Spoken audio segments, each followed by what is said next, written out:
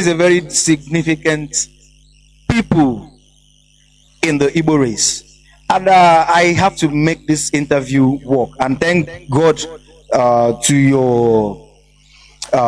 your invitation, actually, which we have to make it, and you make out time. You made out time for us from your busy schedules. You made out this time.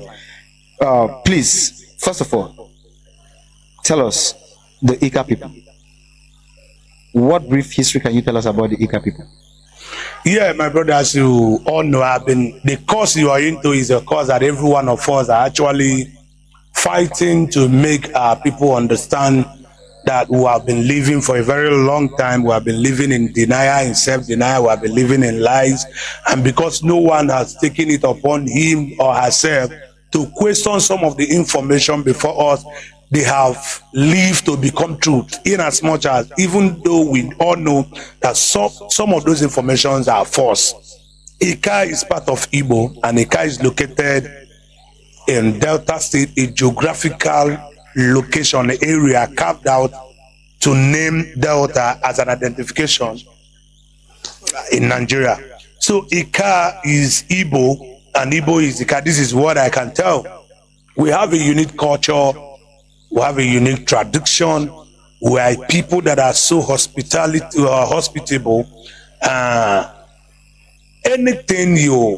Things you will see in our land are things you will actually see across the Niger, coming to Anambra, Imo, Owerri, Abia. When you come to Delta State, you find similarity over 90%. This is who we are. Ika is nothing but Igbo. Ika. I keep repeating this name because, first of all, I'm passionate about this project. I'm passionate about the Unified Igbos now. And I have started locating and identifying the same people who has the same passion with me.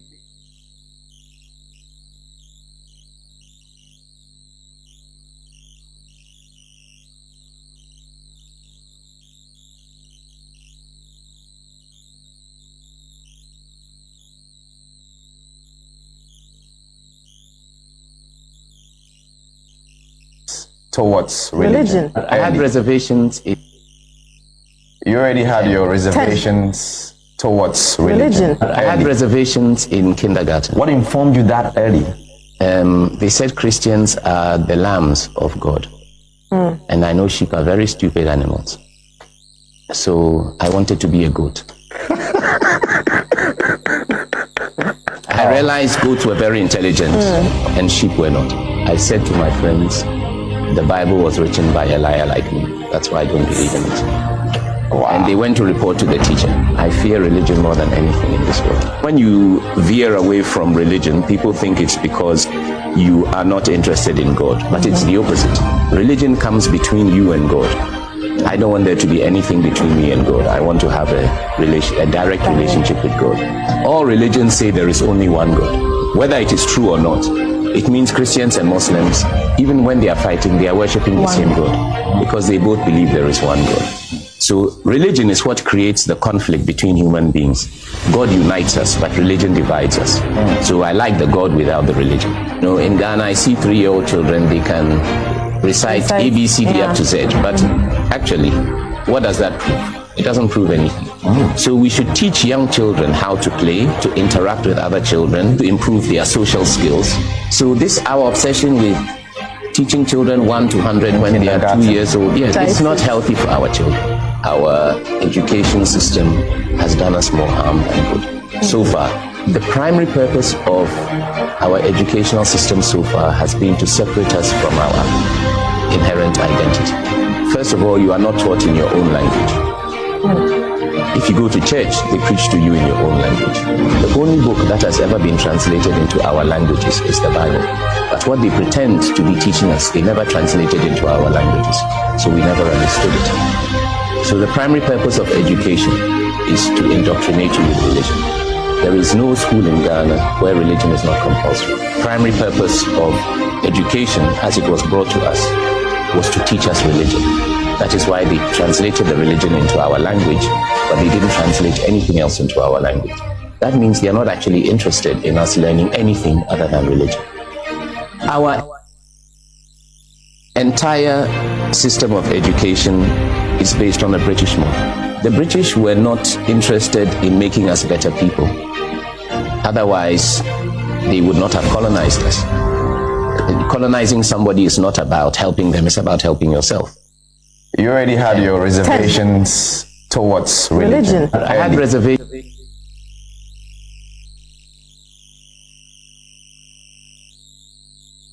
Chukwu okike abịama, Chukwu na-afụ na ife afụ na nzuzo, Chukwu mara onye aka ya dị ọcha na onye obi ya dị ọcha. Nwoke si na ya ji ọfọ, nwaanyị si na ya ji ọfọ, mana ọfọ mara onye ji ya. Ụkpaka na-agba n'udo mmiri ọ chụrụ ọzụọ. Gaa n'ogbe o mechi ụzọ osi mpịara na-azụ ụmụ igiriga ọgụ nke mmụọ. Ọ gịnị ka m ga-etu gị ka o zuolo gị? Asị m n'oge akara aka eluo, ịbụ mmụọ ka mmụọ, ibe ka ibe.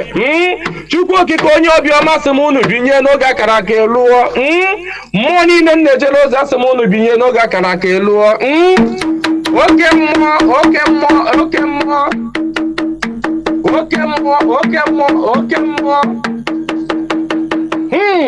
Mmụọ niile m na-ejere ozi asị m unu.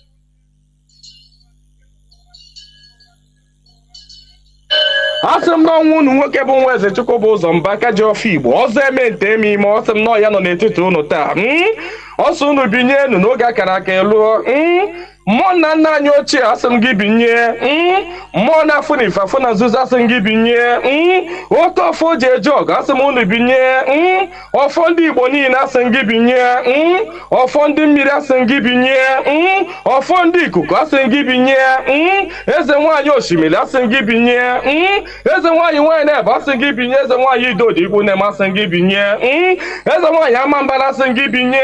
Eze nwaanyị osimiri nji aba asị m gị binye. Eze nwaanyị ala Igbo niile asị m gị binye. Eze nwaanyị ọgba asị m gị binye. Eze nwaanyị anike wawa asị m gị binye. Oke arụsị na n'ike o jụrụ nwaanyị aga anị asị m gị binye n'oge akara aka eluo. Igiriga ọgụ mmụọ. Asị m na gboo dike mbọsị ihe ike mere ọ ga-achọkwa nwa dike. Asị m dododo unu binye unu bịa tara ọjị na chijiri eji efola. Asị m unu binye unu bịa tara ọjị na chijiri eji efola. Nna nna anyị ochie, mmụọ niile nwụrụ anwụ ka anyị dị ndụ. Mmụọ niile nwụrụ anwụ ka ụmụ Igbo dị ndụ. Mmụọ niile nwụrụ anwụ ka Mazi Nnamdi Kanu dị ndụ. Mmụọ niile nwụrụ anwụ ka ụmụ Biafra dị ndụ. Asị m unu binye n'oge akara aka eluo. Asị m na gboo dike mbọsị ihe ike mere ọ ga-achọ nwa dike. Ọ sị na mberede nyiri dike na mberede ka o ji ama nwa dike. Ọ ya ka m ji akpọ unu n'isi Ọhamadike. Ọhamadike bụ Mazi Nnamdi Kanu. Ya bụ Mazi Nnamdi Kanu. Otu mkpụrụ anya ji isi ụgwọ. Otu ọnụ na-ekwuchitere mba niile. Ụkpaka na-agba n'udu mmiri na-agba n'oge nke ya. Asị m unu binye n'isi ya. Nye ogologo ndụ na-arụ isi ike. Napụta ya na eke, napụta ya n'orie, napụta ya na afọ, napụta ya na nkwọ. Asị m na ahịa akara aka anaghị eri nwa ngwụrọ, na ahịa akara aka agaghị eri Mazi Nnamdi Kanu. Asị m unu gaa napụta Nnamdi Kanu na eke, napụta ya n'orie, napụta ya na afọ, napụta ya na nkwọ. Asị m mee ka ọnụ niile kwụrụ njọ n'isi atụgharịa kwụ mma. Ka ọnụ kọrọ ogiri ọnụ kọrọ ogiri lacha. Chukwu okike abịama onye jiri mmiri siri ike kpọọ aja were aja siri ike kpọọ mmadụ. Asị m na taata bụ ụbọchị eke n'ala Igbo. Asị m na eke ga-eketara Nnamdi Kanu ndụ. Eke ga-eketara ya nwere onwe. Oke ga-eketara ya ndụ. Oke ga-eketara ya Biafra. Oke ga-eketara ya nwere onwe. Oke ga-ekegburu ya ndị iro, kegburu ya ajọ mmadụ na ajọ mmụọ. Asị m na mbọsị ọ ga-apụta ekwensu ga-anọ n'ụra, ndị ilo ya ga-anọ n'ụra. Ọkwa na ekwe osu. Asị m gịnị bụ ekwe osu? Asị m na mbọsị ọ ga-apụta ya bụ ndị ilo ga-anọ n'ụra. Ọha bụ ndị ọha nwa bụ ekwesu. Asị m na ha ncha ga-anọ n'ụra. Na Nnamdi Kanu ga-apụta n'ike na ebube. Nnamdi Kanu ga-apụta n'ike na ebube. Asị m na ọnụ kwụrụ njọ n'isi ya ga-atụgharịkwọ mma. Asị m ọ bịara igbu Nnamdi Kanu gbuo onwe ya. Onye si na Nnamdi Kanu agaghị adị ndụ, onye a ga-eji anazere mmiri. Onye si na Nnamdi Kanu agaghị apụta, onye a ga-eji anazere mmiri. Ọnụ niile kwọrọ ogiri ọnụ ga-akọrọ ogiri lacha. Osisi abụla oturu ga-emeche wee kwele. Onye asị na Nnamdi Kanu agaghị apụta, asị m na ọnụ ahụ iji wee kwuo ya na ike ejikwa ya wee kwugharịa mma n'isi ya. Asị m na ebe onye ahụ na-atụ Mazi Nnamdi Kanu aka, asị m aka gị ga-akpọnwụ.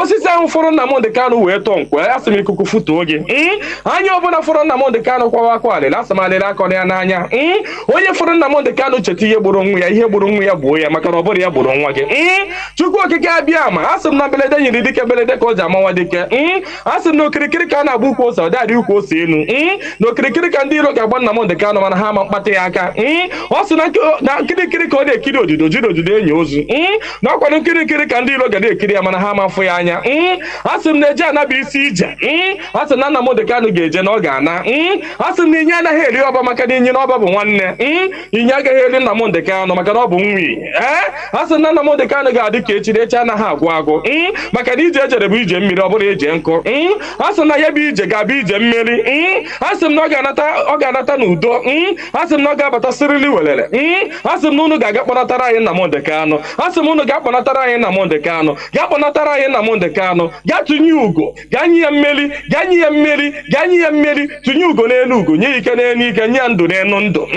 ọkwanụ ndụ ka o ji efu na efufe unu nye Nnamdi Kanu ndụ onwe ike wee kwụrụ jinjin onwe ike wee kwụrụ wee fuo na ofufe a sị na ya kara ka anaghị eri nwa ngwụrọ ihe mere ha ji jide Nnamdi Kanu bụ ka nwee ike wee megide ndị Igbo ka nwee ike megide ụmụ Biafra ka nwee ike wee kwuchi anyị ọnụ ka ha nwee ike wee kachi anyị ọnụ ka anyị ghara ikwu okwu ọzọ mana ama m na dododo Chukwu okike abịa ma ndị nwa na ndị nwe mmiri ndị nwe ikuku ndị nwe anyanwụ mmụọ nna nna anyị ochie mmụọ niile nwụrụ anwụ ka anyị dị ndụ mmụọ niile ọ kwafọrọ ọbara ha n'ike maka ihi Biafra asị m unu binyenu asị m unu dododo na ọkwa na unu bụ ihe nwe ike a ọkwa na unu ga-eji ọgụ mmụọ ọkwa na unu ga-aga bụori ahịa ọkwa na unu ga-aga napụta ya maka na ihe ọ tinyere unu n'aka anaghị ele ule asị m dododo igiriga ọgụ mmụọ eze nwaanyị niile nọ n'ala Igbo mmụọ niile nọ n'ala Igbo asị m unu binye maka na onwe onye nọ n'ụwa na-anaghị aṅụ mmiri onwe onye nọ n'ụwa na-anaghị eri nnu bụ ihe ụtọ si na mmiri wee pụta onye ọbụla na-eri ihe na-eri ihe dị na mmiri onye na-asa arụ ji mmiri asa arụ onye ọbụla na-eme ihe ọbụla ọ na-eme ji mmiri eme ya asị m ihe ọbụla mmadụ na-eme n'ụwa mmiri ọ na-ebubu ụzọ asị m onye ọbụla kpọrọ mmiri asị na mmiri a ga-agbagbu ya asị m onye ọbụla fụrụ mmiri n'anya ga-afụ Nnamdi Kanu n'anya onye ọbụla fụrụ mmiri n'anya ga-afụ Nnamdi Kanu n'anya onye ọbụla mmiri na-awụsa n'arụ ga-afụ Nnamdi Kanu n'anya onye ọbụla mmiri na-emesa n'arụ ga-afụ Nnamdi Kanu n'anya onye na-aṅụ mmiri na-eri nnu asị m na ọnụ anyị ji wee rie nnu wee ṅụọ mmiri na ị ga-eji akwa okwu ọma n'isi Nnamdi Kanu n'aha Chukwu okike abịa ama ise. Good morning, good afternoon, good evening, and good night, great Biafrans and lovers of freedom. This is Radio Biafra HAUSA-SERVICE coming to you through Radio Biafra London. I welcome each and every one of you to this hallowed platform where we worship. Today is another day, Saturday, the 29th day of October 2022, being Orie, Obochi Orie. Therefore, we have gathered onto this hallowed platform where we worship. I know for Venkai here. Eba, invite your friends and well-wishers, please. Even your enemies, do not enter into enmity until you start denying your enemies listening to this hallowed platform. Do something very positive by calling your enemies and say, please, forget about after we continue our enmity, but please tune into Radio Biafra. That is one positive thing you can do today. What we preach here is emancipation, disintoxication, I call it. You know the way they disintoxicate, drug addicts. They rehabilitate them, disintoxicate them. That is what we do here. Therefore, I once again welcome each and every one of you to today's edition. Today being 29th day of October, Orie Market Day. My name remains Mazi Jonathan Chinedu, and our leader is Mazi Nnamdi Kanu, who is in the enemy territory, who has been released, discharged by the Nigerian courts.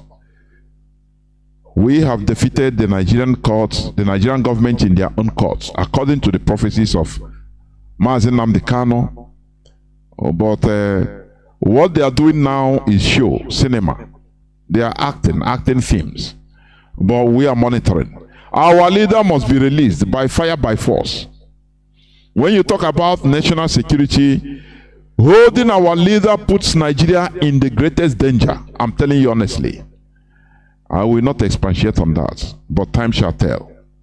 Therefore, without taking much time or any more time, I will bring in my co-presenter. Mwada, please, over to you. Can you hear me? Yes, Mazi, I can hear you very well, loud and clear. And good afternoon, Mazi, Jonathan. How are you today? Good afternoon to my fellow Biafrans all over the world, those that are listening right now, going to listen, and will listen later. My utmost respect to Mazi Ohamadike One. We continue to release our prayers, shower our prayers unto him, that he continue to remain strong, smart as he is, as we anticipate his release, which is going to be very soon. And we must not fail to appreciate and thank DOS, headed by HODS, Mazi Idudiem, for his brilliant, masterful, deliberate job in steering this ship to where we are today. We immensely appreciate all of them, as I immensely appreciate each and every one of us, from the least among us to the highest. Without wasting much of our time, welcome to the program. My name's Marian Hader. Thank you for listening as we yield back and as Mazi, Jonathan begin to unpack the Pandora box we have today. God bless you all. Thank you very much. We must continue because we don't have anything like reverse gear or stopping. If we stop, we are all finished. What are we stopping for? Our life depends on what we are doing. That is why we must continue what we are doing. I once again welcome each and every one of you. Today is Saturday, Obochorie, the 29th day of October 2022. Before I continue, or we continue towards the subject matter of today's discussion, as usual, I will just read few news headlines before we continue. Now, arrest of one of the headlines. It says, arrest of suspects. UK's updated advisory heightened fears in Abuja. UK's updated advisory heightened fears in Abuja.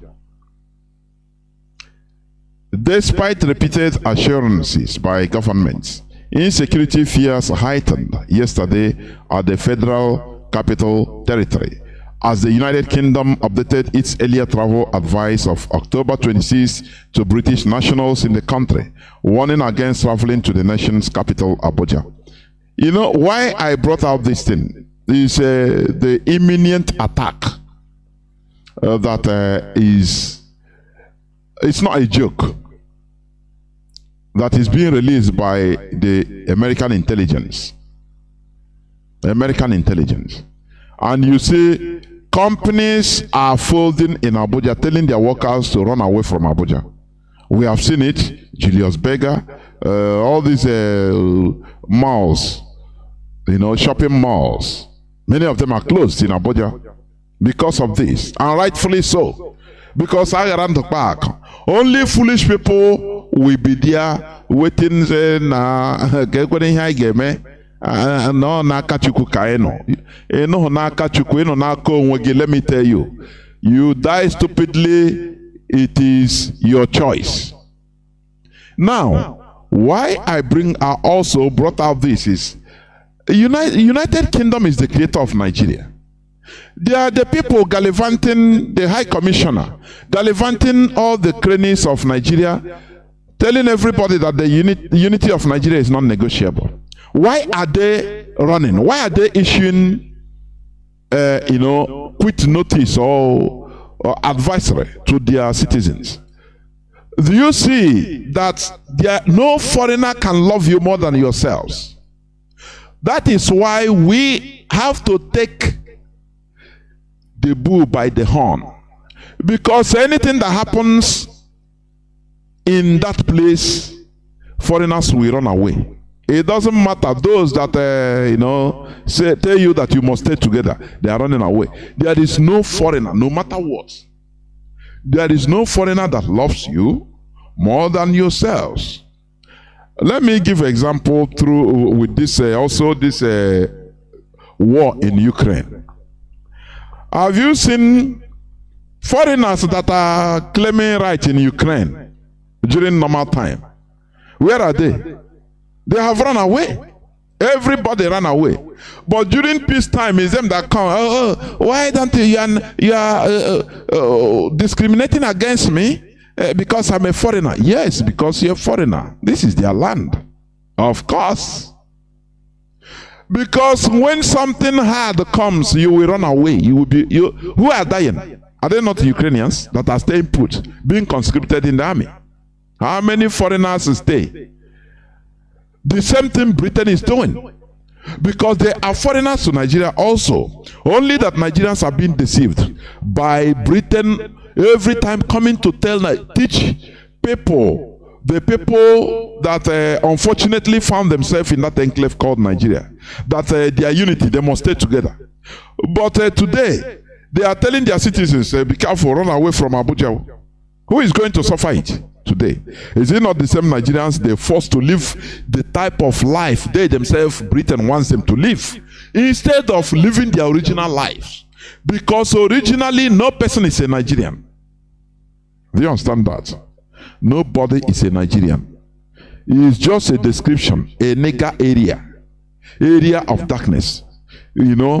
People, unfortunately, even the sons of light that we are, Biafrans, unfortunately found ourselves, due to our errors and most other issues, made us to find ourselves in this mess.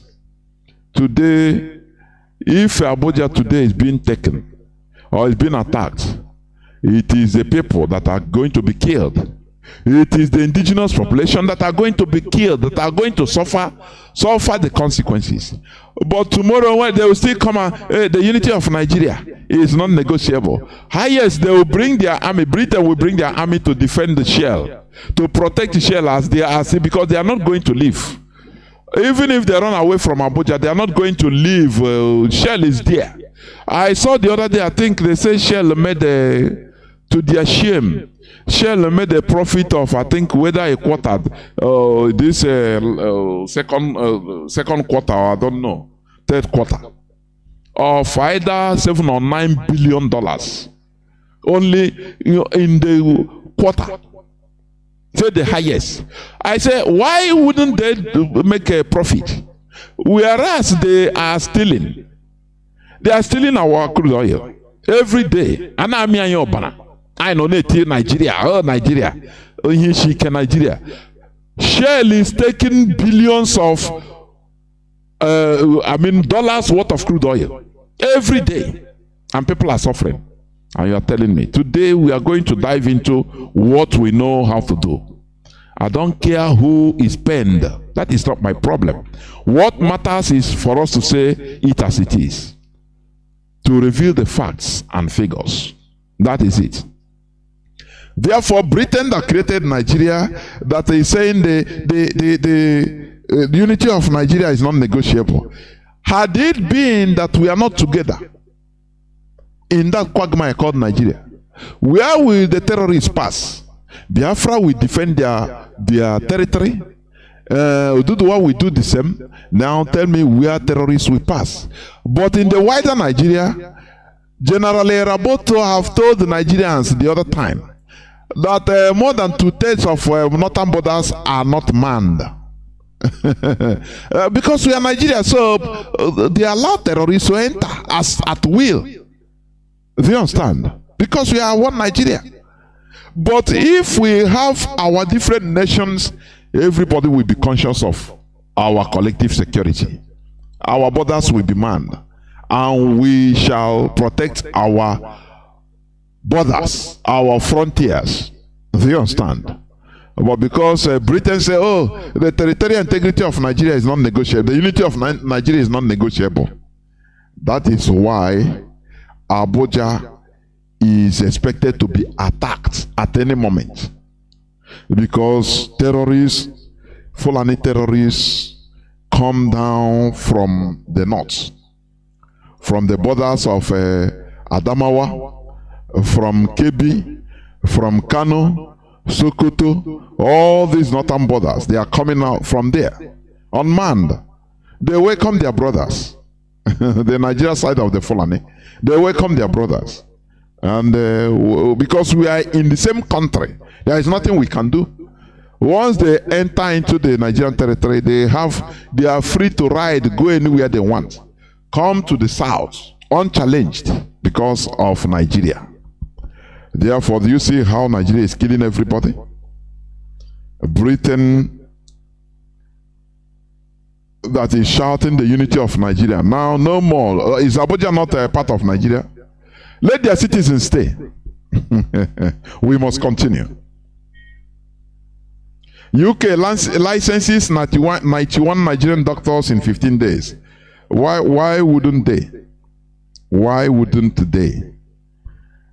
Because they are sucking. When they are sucking crude oil, they are sucking human brains from our land.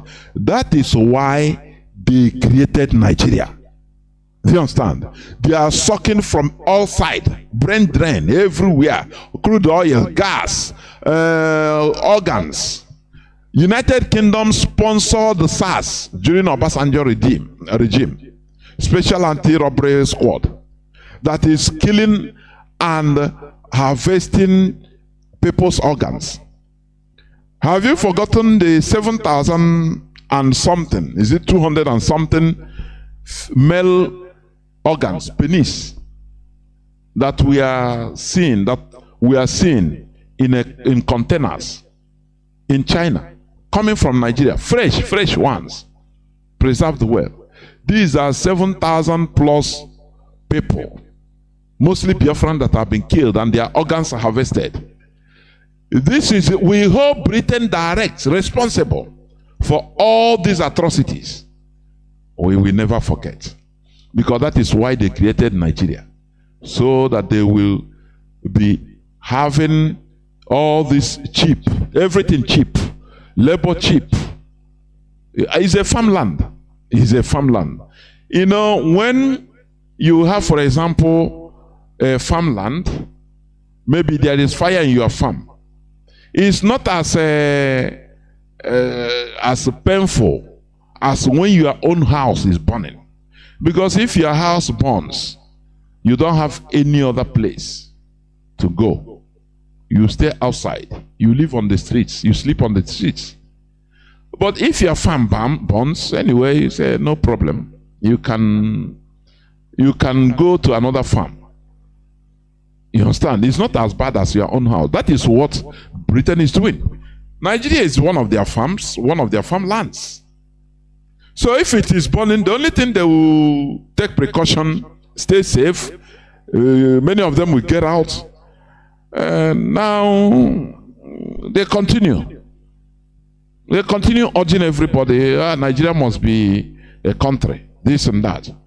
But if, imagine that Abuja, London is under terrorist threats. Imagine, just the whole world will be running hell. I say the whole world will be shaken. Imagine that they have intelligence that London, some terrorists wants to attack London, the metropolitan London. Imagine what there will be earthquake everywhere. Do you understand? Because it's their house, but their farmland is burning. So what would they do? They did what any other person can do or should do. Say, please, our citizens, run away, take a refuge, because there is power. There is fire in the mountain in our farmland. So once everything stabilized, now you can come back, because it's your farm. That is what we are suffering. That is why they are, they licensed 91 doctors in 15 days. They are taking sucking crude oil, sucking the brain, our brains, sucking everything suckable, turning our land into desolate places. Do you understand? Look at the destruction, environmental degradation and destruction in our land, in our coastal area. Just look at it. Something that it will not take less than 70 to 100 years of real rigorous cleaning or cleansing. That they are doing it is in their farmland. Nigeria is their farmland. But we must continue because we have to let them understand that we are human beings like them. That we should cease to be their farmland. That is what is expected of us to do as human beings. And that is why we are doing what we are doing. That is why IPOB is championing this balkanization, the destruction of this farm, so that people, indigenous people, will be saved. Life will be saved. That is the only thing that we are doing. Nothing more. Even our ordinary Almajiri's life will be saved. They stop dying unnecessary deaths, avoidable deaths. Almajiris that are moving around, eating filthy food like pigs, wearing rags as clothes. All of them is among the people that we are trying to deliver. We must continue. There is one news I see here also. I want to read it. Alleged, let me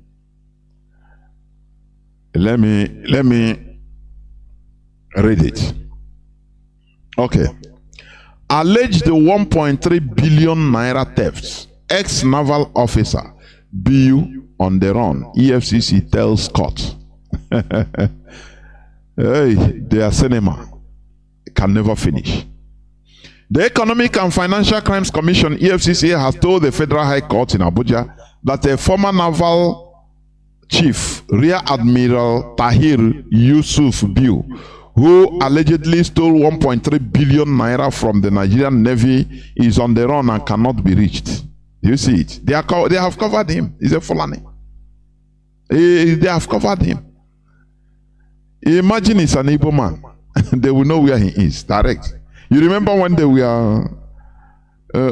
were smoking out Okoro HAUSA like a rabbit, and he turned to a prayer warrior immediately. My God, Jesus, into your hand I commit me. Oh, they are coming. My Jesus, they are coming. But they go to court when they all of them, they are together. They'll go and say, my Lord, the suspect has absconded, finish. And the man is there. Do you understand? Do you know one thing? Let me tell you. Do you know the Fulani? They can use any passport, West African passport. They can change to any West African, even East African, Central African passport they want. That is why people don't understand the mess we are in.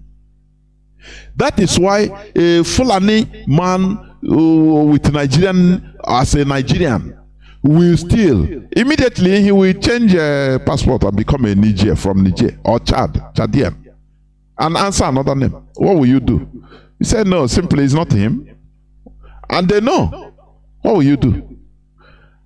It is the indigenous people in Nigeria that are fools, I'm telling you. Otherwise, they would have joined hands together with Biafrans in order to fight this menace. The Fulani, they are a menace. I'm telling you, let me also remind you of this news. I think it was 2021 or 2020. Listen. 1/3. Let me see the date. I think it was 2021. Abubakar Hima. Abubakar Hima is 1/3. It's a notice, even his face is there.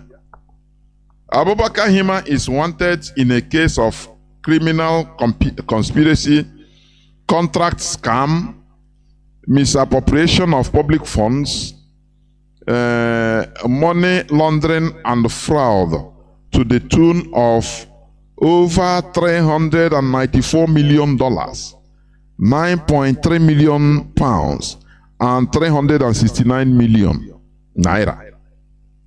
The suspect, who is the chief executive officer of Associated Equipment International, SAI, is alleged to have received the sum for the purchase of equipment for the Nigerian military. You see it? And the man is from Niger. The man is from Niger. Have you forgotten? The thing came out, I think it was 2 years back. Where is him? Do you see how they are mesmerizing the brains of every indigenous population in Nigeria? Fulani, they will forward one person as the frontliner, and they say, go, no problem. We have a yam and a knife, so there is no problem. Go, we just announce in order for public to chop, that ego, to make sure that money has no trace again. No person will ask for it. They say, but go and catch the man now. He's wanted. He's from Niger Republic. This one now, they say, he has absconded.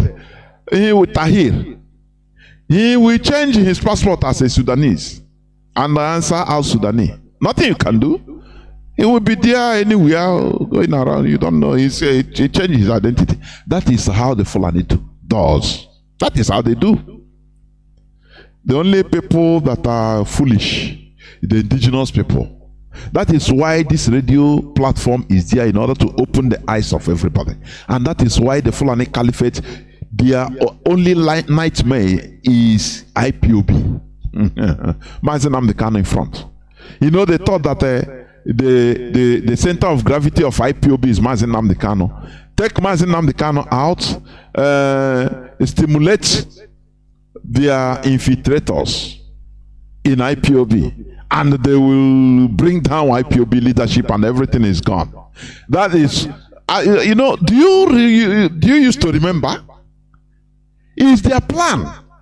As long as Mazi Nnamdi Kanu, he couldn't be bribed, he's unbribable. They met him, the governors, they met him, they promise him, say anything you want, but drop this agitation. He said no. They try, nothing. Now they try to kill him, no way. Now they say, okay, we'll kidnap him. Now we stimulate the sleeper cells in IPOB. The agents, the Nigerian agents, Caliphate agents in IPOB, they will stimulate them, activate them, so that as Mazi Nnamdi Kanu is there, it's not there presently. Now they will attack the leadership of the struggle, and they will use money.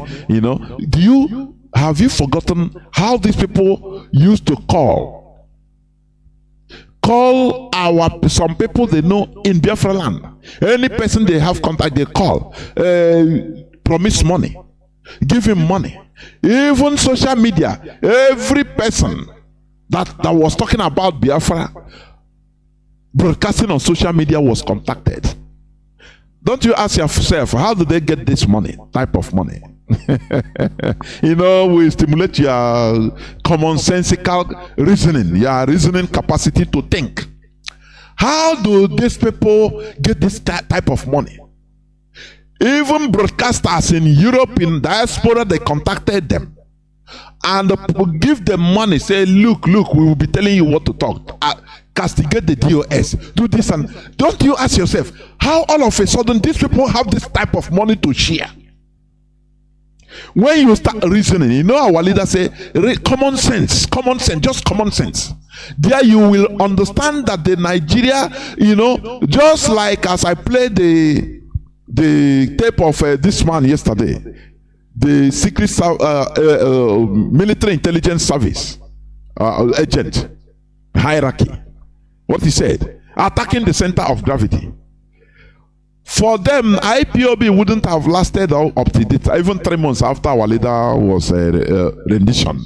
For them, after 3, and they gave them their infiltrators gave them the assurance that don't worry, as long as there is cash, don't worry now, we will destroy IPOB under 3 months.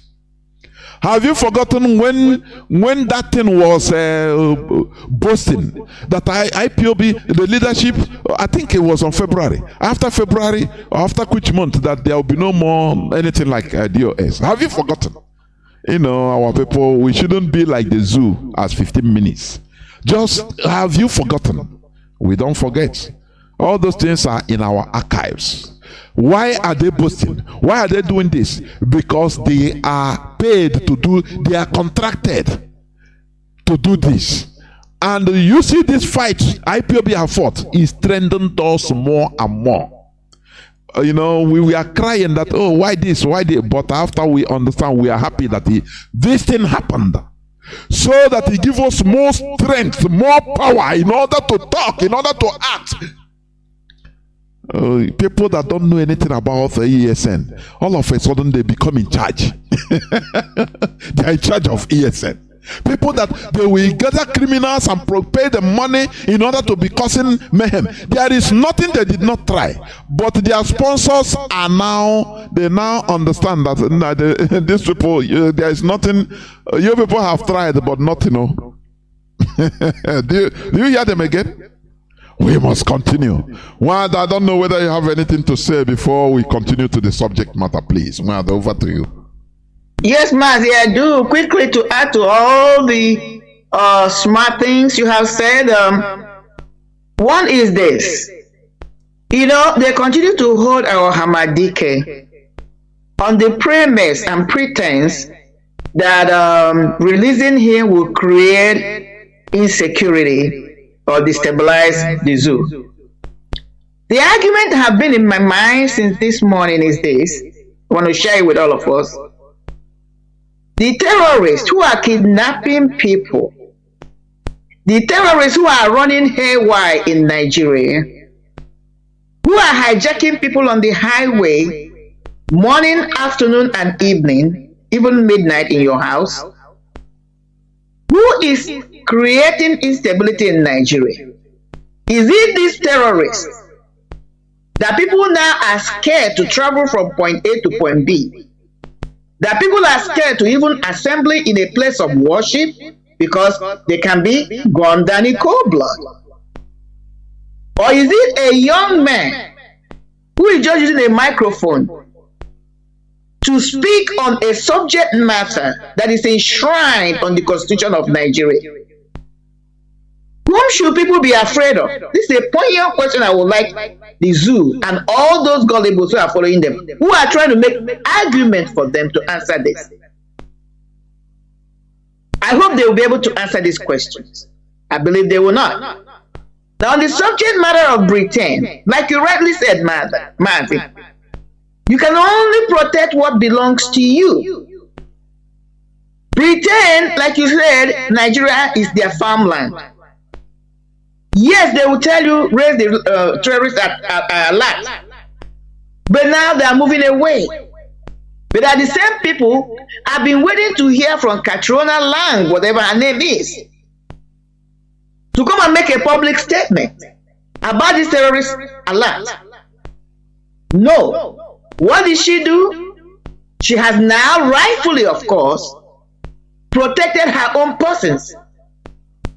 Can people now see that even when you have a citizenship of a country, it's not the same thing when you are, that is when you are naturalized as a citizen. It doesn't carry the same weight as when you are a naturally born indigent. Just what you explained about Ukraine, the war that is going on there. Can our people wake up to understand that we as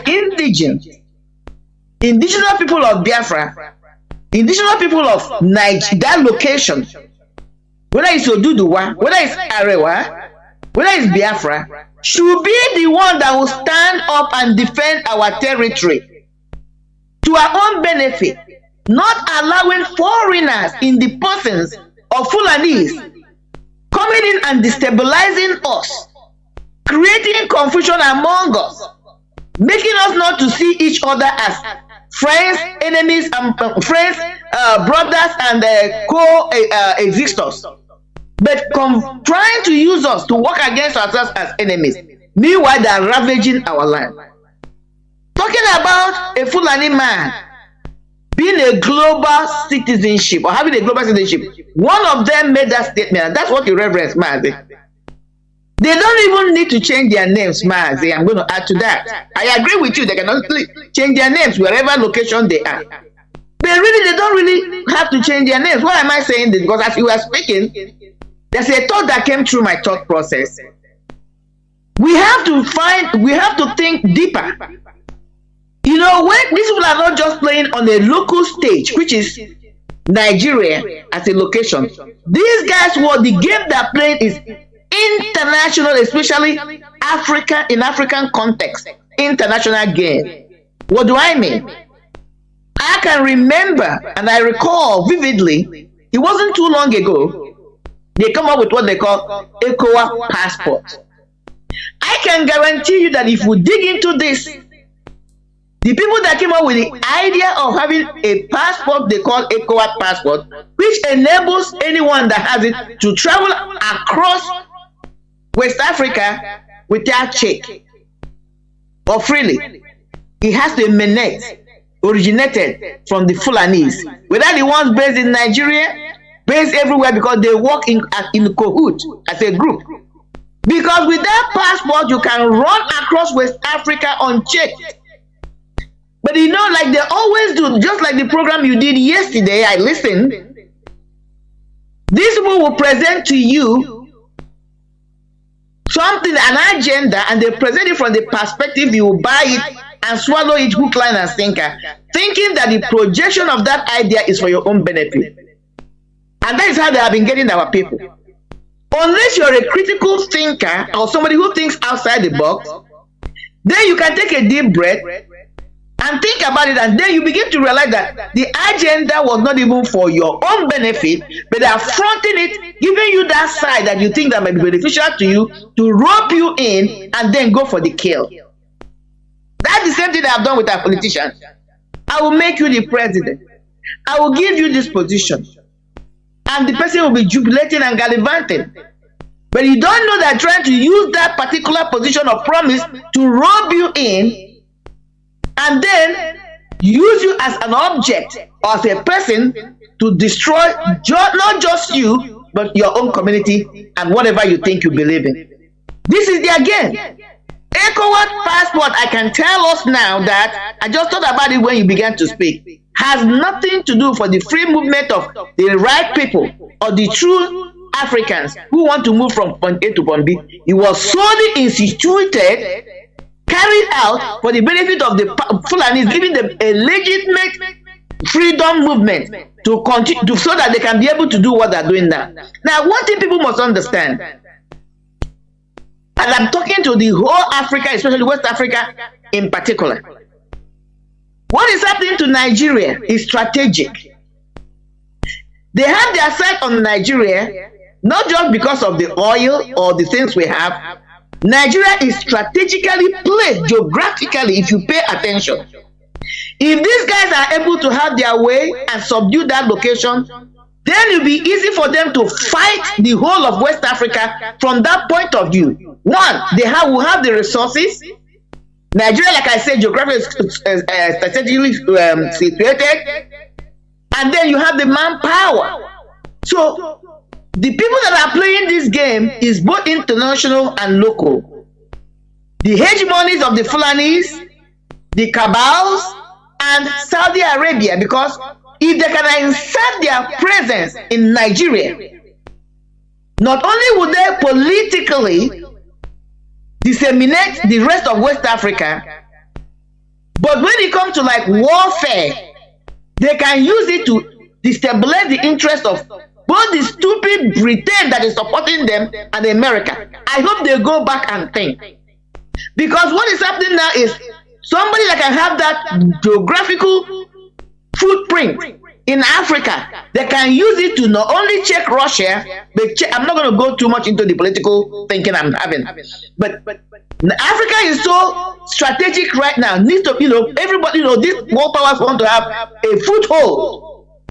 And Nigeria is one of the strategic position places you can have your foothold. You can be able to do a lot of damage to Africa. That is why Africa must rise up. They should stop seeing this fight of Biafra as a Biafran thing. After all, I remember when I was in a school, I contributed money to Mandela's quest for South African freedom. That is why when I see things that is happening in South Africa, I'm not already like some of our people that go there and begin to misbehave. But South Africans should understand that the freedom they're enjoying so far, whether it is absolute, whether it is half measured, the rest of Africa, especially Nigeria, especially the Biafrans, contributed immensely, not only financially, in every ramification to the release and freedom of Mandela. So they must understand that. So what we are doing now, I am calling on every West African government. I am calling on every African government to support us, because the downfall of Biafra movement will affect all of them, whether they like it or not. I'm going to rest here and as we continue, and I'll continue to express my mind. Thank you, Mazi. You're on point. I'm telling you honestly. We must continue towards the topic of our submission today, which is upholding our values, the second part. Last Saturday, we talked about it. It is on the series of no religion is superior to others. Now, upholding the top or subtopic, upholding our values, the second part. Now, last Saturday we mentioned the Usu caste system in our land, which we are still digging deeper, and we must continue talking about it and other things of sort anyway, because here we don't shy away from anything. They made us to demonize our own traditions, our own values. They changed history. They wrote history for us.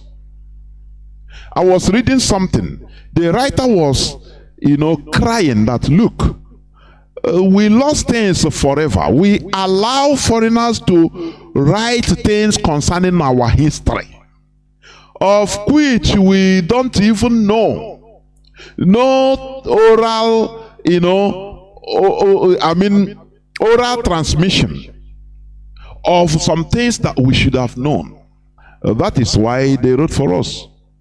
And now they made us to start outlawing Usu, which we're supposed to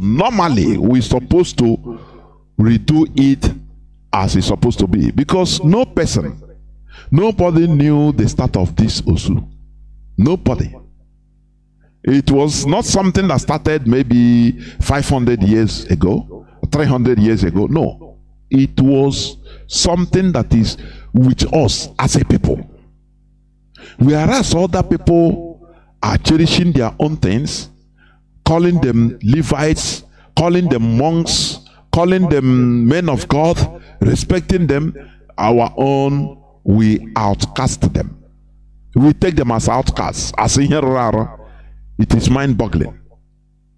And people that are made to deny themselves, what else can't you, that is why, do you see, anything we are reading, anything mainstream thing that we have been going on since, we have been told that is how it is. Let me tell you, we need to question everything. I'm telling you, concerning us.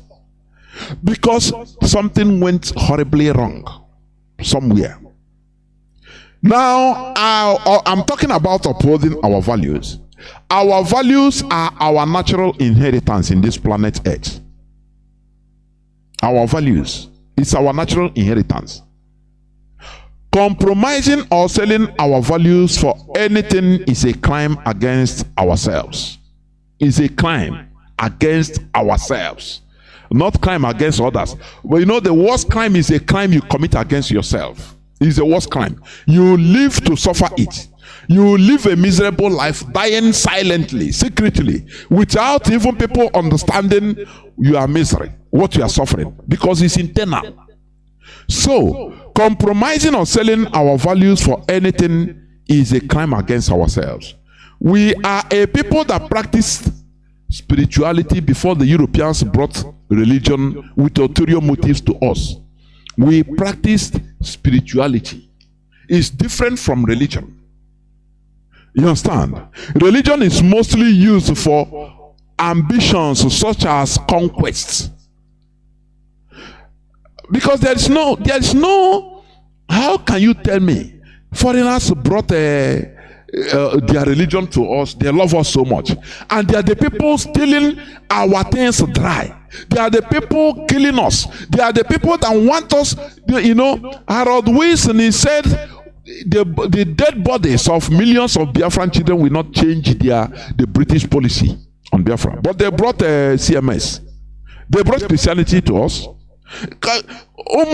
Think, please think. Think. They didn't bring this thing for our goodness. No, they love us. No, it's a political conquest, mental conquest, subjugation and slavery. That is it. It's pure and simple. You know, our history is full of things that make you cry the more you enter inside. It's just like onions. The more you watch closer, the more you shed tears. I'm telling you honestly. Religion is mostly used for ambitions such as conquest. And you know, this conversion, now convert to go this, and this is another form of colonization, nothing more. Conversion is another form of colonization, nothing more. Now, before the period of British colonial rule in the 20th century, the Igbos were politically republicans with a centralized chiefdoms of Nri, Aro Confederacy, Abo, and Onisha. Frederick Lugard introduced the Eze system of warrant chiefs. Okay? Now, I'm coming to something. Listen attentively.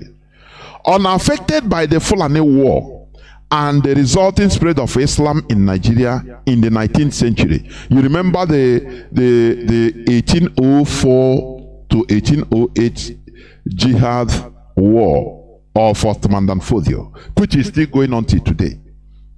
This Islamic war, religious war, was started by Fulani and is still going on till today. It is only the stupid and foolish indigenous people in that so-called Nigeria, they thought that everything, no, Nigeria have stopped everything. No, no, no, no, no.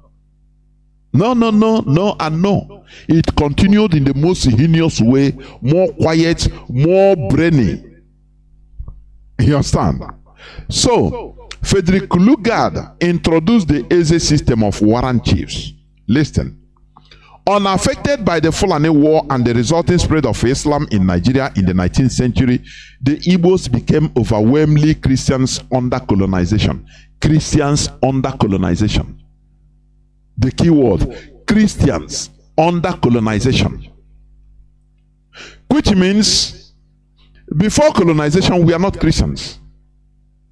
We were colonized because we are softened by the ideology they brought to us. Divided and softened. That is the reality. I'm telling you today. Take it to the banks. Okay, there were parts of British colonial territory, such as the Igbo region, which had no tradition of chieftaincy intuitions.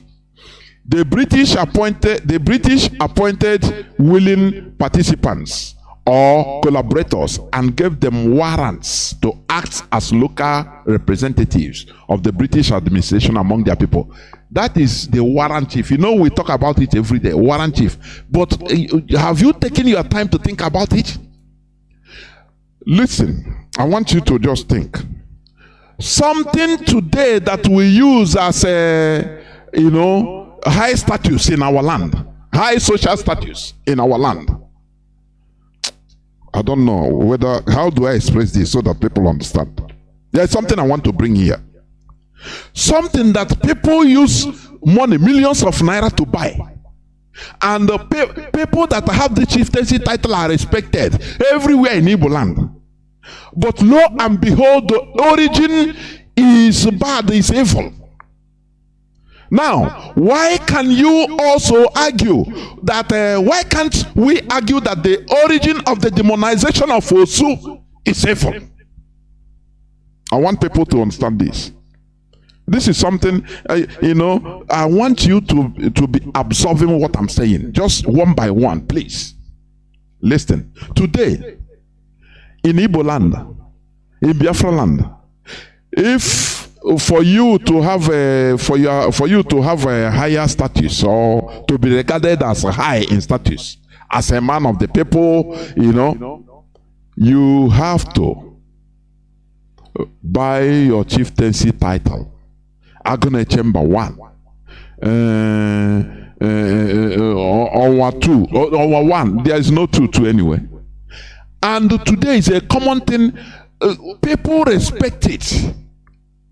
Even if you don't have chieftaincy title, people relegate you now. Now, but when you study the origin of this, you understand that it is evil. It is meant for saboteurs, compromise the people that work with the British. And today we are eulogizing it. Today we are following it. Oh, how can I put it out so that people will understand this? How then? Mazi, you're making progress. I'm hearing if I can understand you. I don't know whether you can explain it further. It's inside me. I don't know how to bring it out. I want people to understand. If we can be made to be praising today, saboteurs, people that made us to fall. Now that lineage of action of status is still there. People are buying it with millions of naira and being praised everywhere in our land. Now I'm asking, why shouldn't we argue that this Osu that we have been made to demonize their outcasts, their this and that? Why shouldn't we argue that this thing, it is not after all as they told us? That is what I want to bring out. I want people to think. It needs profound thinking. There are people today that are even they want this December they will buy chieftaincy title. But do you know the origin of chieftaincy title? Warrant chiefs, those that are willing to collaborate with the British in order to subjugate us. This is what we celebrate today. This is what we celebrate today as one. Chief this and that. One chamber 1. I gonna know be 2. I gonna this and that 1. This is what we cherish today. But originally, the source of it, the origin of it is evil. People should think that we have been we are put into the wrong path. Pursuing shadows, I'm telling you, in this life, we have problems, and we need to remove we need to dig more deeper into things that concerns us, things that concern us. I'm telling you. Now, let me continue.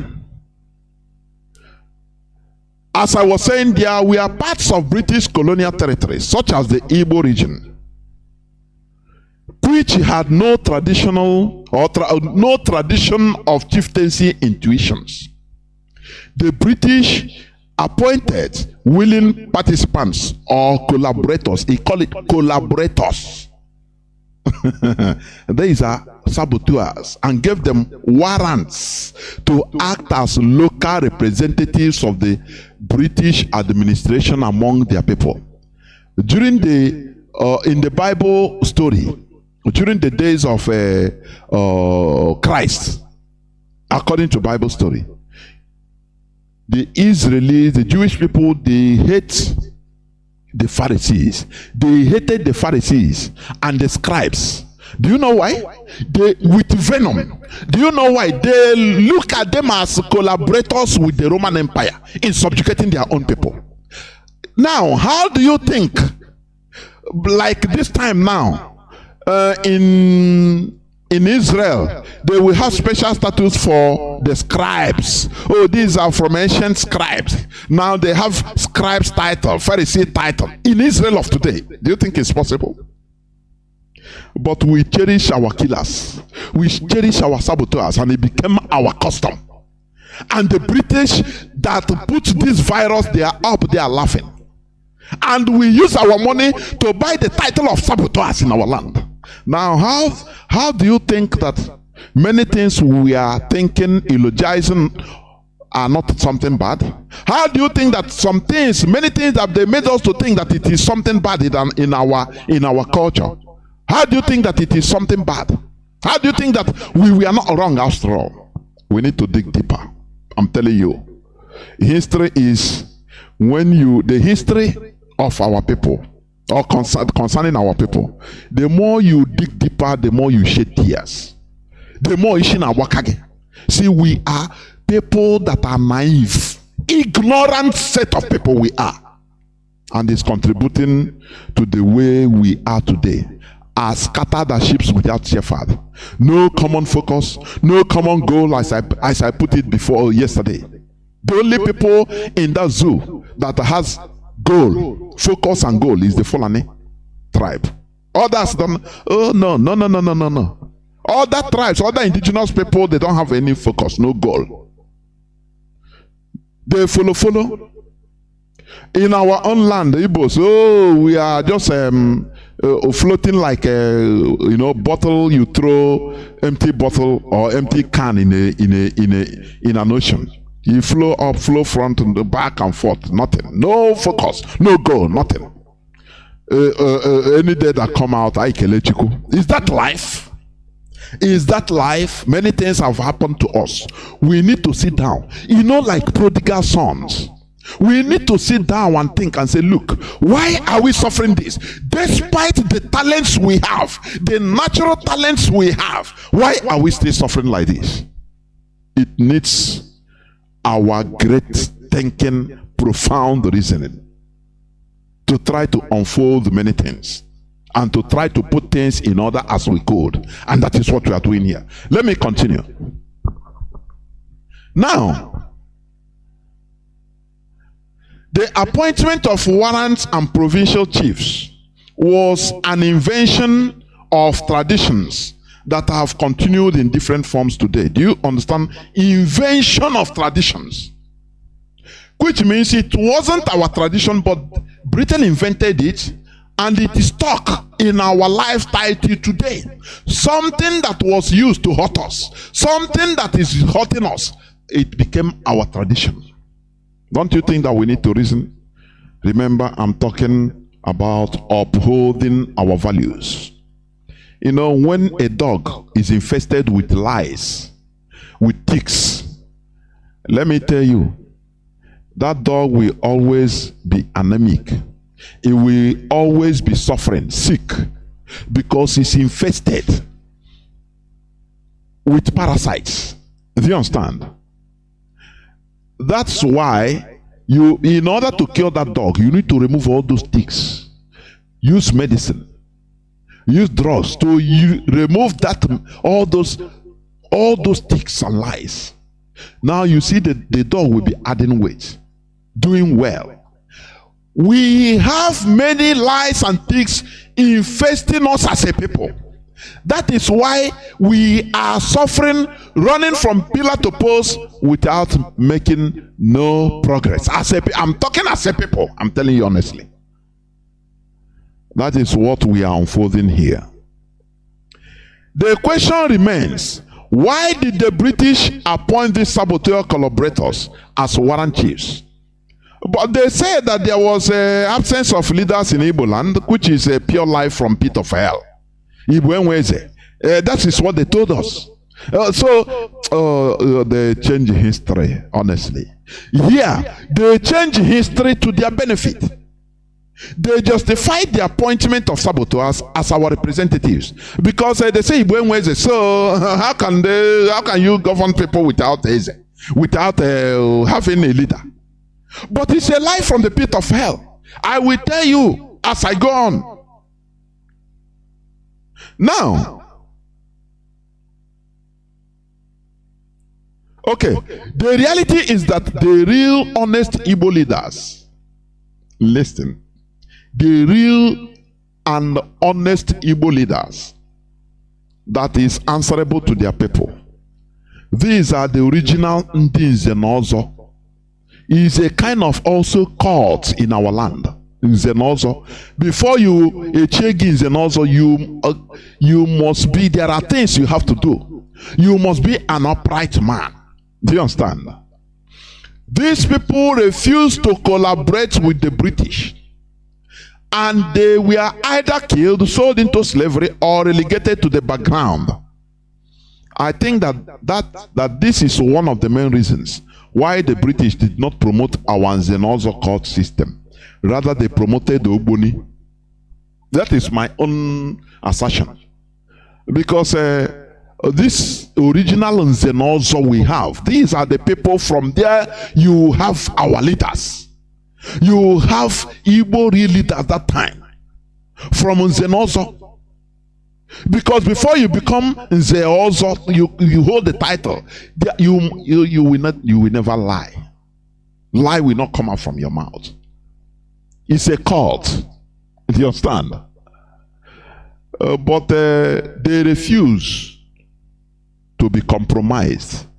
Now, Britain, what they did, they go and start recruiting miscreants in our land, saboteurs, collaborators, empower them in our land to be the heads, give them warrants. That is the warrant chief you are dying to be. That is what it means. If you understand me, the original leaders in our land, now they refuse to be, they refuse to compromise, to be compromised. Now, what Britain smartly did, now they write in the paper that Igbos don't have leaders, so we are the people that come and brought leaders to them, brought the kings. Now, these are your kings. Do you buy that type of crap? Before, I used to think like that. That, oh, we used to use it as, but after I found out that this is a smart move, Britain put it in history, wrote it, because many of our things are dead or wrote it. Oh, we found that these people, they don't have kings, so we put that's why we appointed the chieftains to them. No, that is not truth. We had leaders. We had these and also from there. From there emerges the kings, our original kings. But they were uncompromisable. That is the reason why Britain now bypassed them and now give power to criminals and name them their chieftains. You know, the same way the Upholding Caliphate is doing today in our land. As one of our brothers rightly said yesterday, those they put as governors in our land, just watch them. These are criminals, pure criminals. Now they bypass. You bring out good people, they say no, no, no. When the people bring out from them, from the people, they bring out, say, look, this is who that we want to represent us. The caliphate will say no. They will smash him and use the federal power to install, put somebody that is a criminal, that doesn't care for the lives of his people. Somebody maybe that go 419 in Lagos, like Hope Uzodinma, people that you can twist anyhow and they accept because of their political interest. Criminals, in short.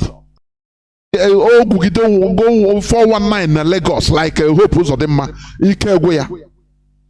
people that you can twist anyhow and they accept because of their political interest. Criminals, in short.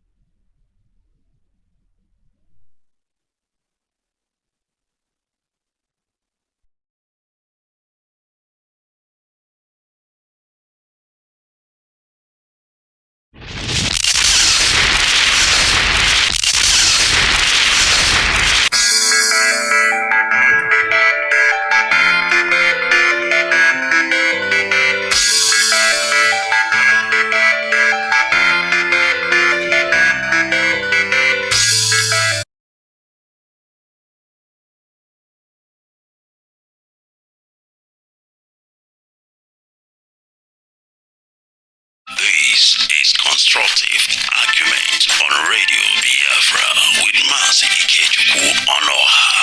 Bring your argument.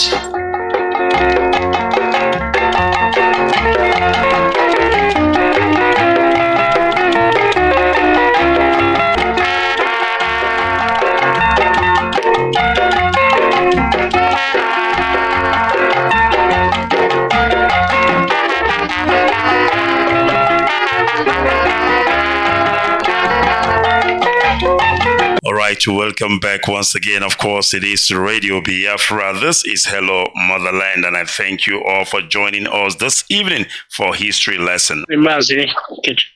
Good evening and welcome to Constructive Argument. Thank you very much, Mazi. We need to go ahead straight. It is an hour that we have this evening. If you can take it from now to the top of the hour, Biafrans are listening. Please go ahead. Greetings, all Biafrans. Regards to our leader, Mazi Nnamdi Kanu, and we pray shortly that he be released. It's been a privilege and an opportunity to share with you the history that brought Biafra about, and we're still in the history. It's dynamic, it has not stopped, and we are therefore living the history.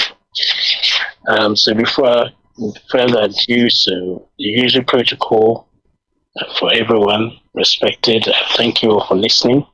So let the words of my mouth and the meditation of my heart be acceptable in thy sight, O Lord, strength of my Redeemer. Sing.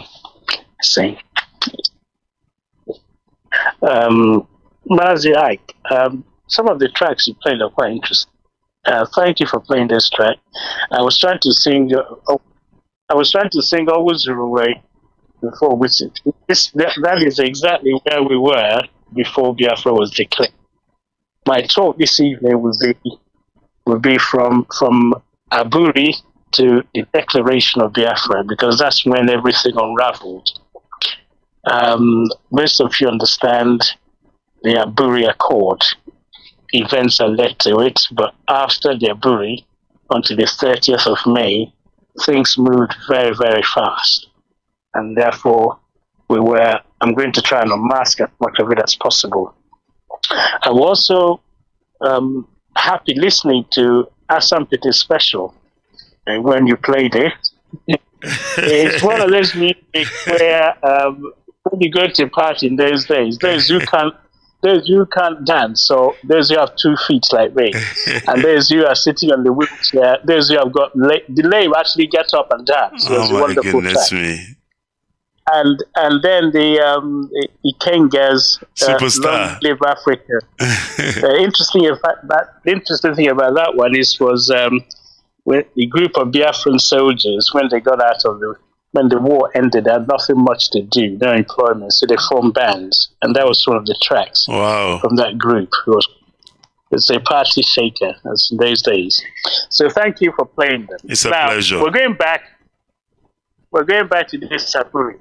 What exactly happened from the 4th and 5th of January 1960s was that an attempt was made to calm nerves, to find a solution to how do you now live together in a country where a section of population have been massacred.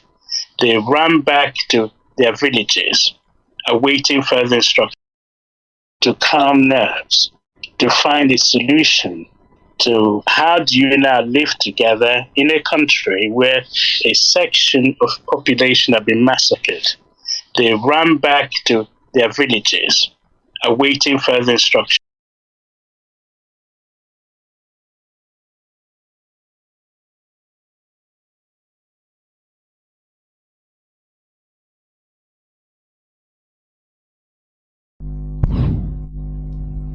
We must continue.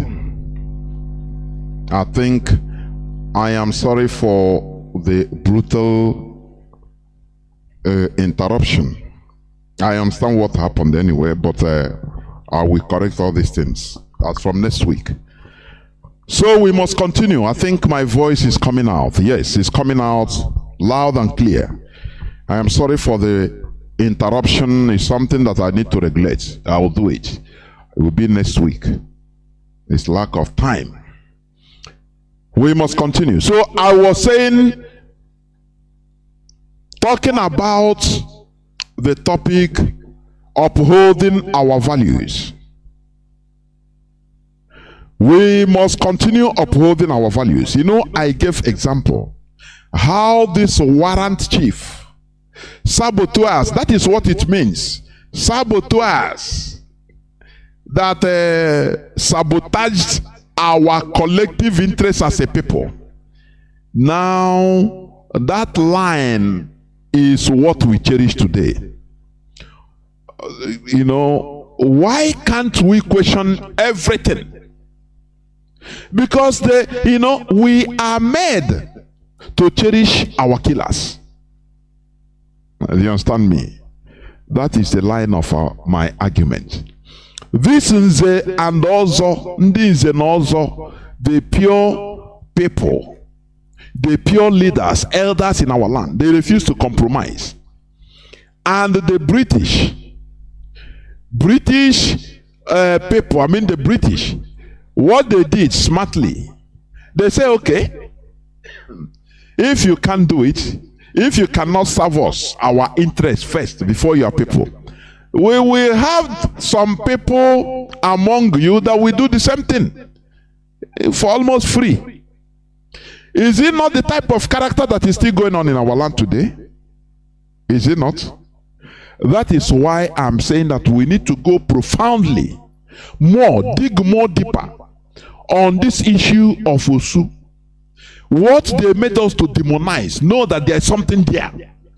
It is not something they tell us, it is not true. We need to investigate on our own, because no person can do it for us. It is only us that can do it for ourselves in the right way. You understand? As I was saying, the reality is that the real honest Igbo leaders, the original Nze also refused to collaborate with the British, and they were either killed, sold into slavery, or relegated to the background. I think that this is one of the main reasons why the British did not promote our Nze and also court system. Rather, they promoted the Yoruba Ogboni, which is what is here now after today, Ogboni.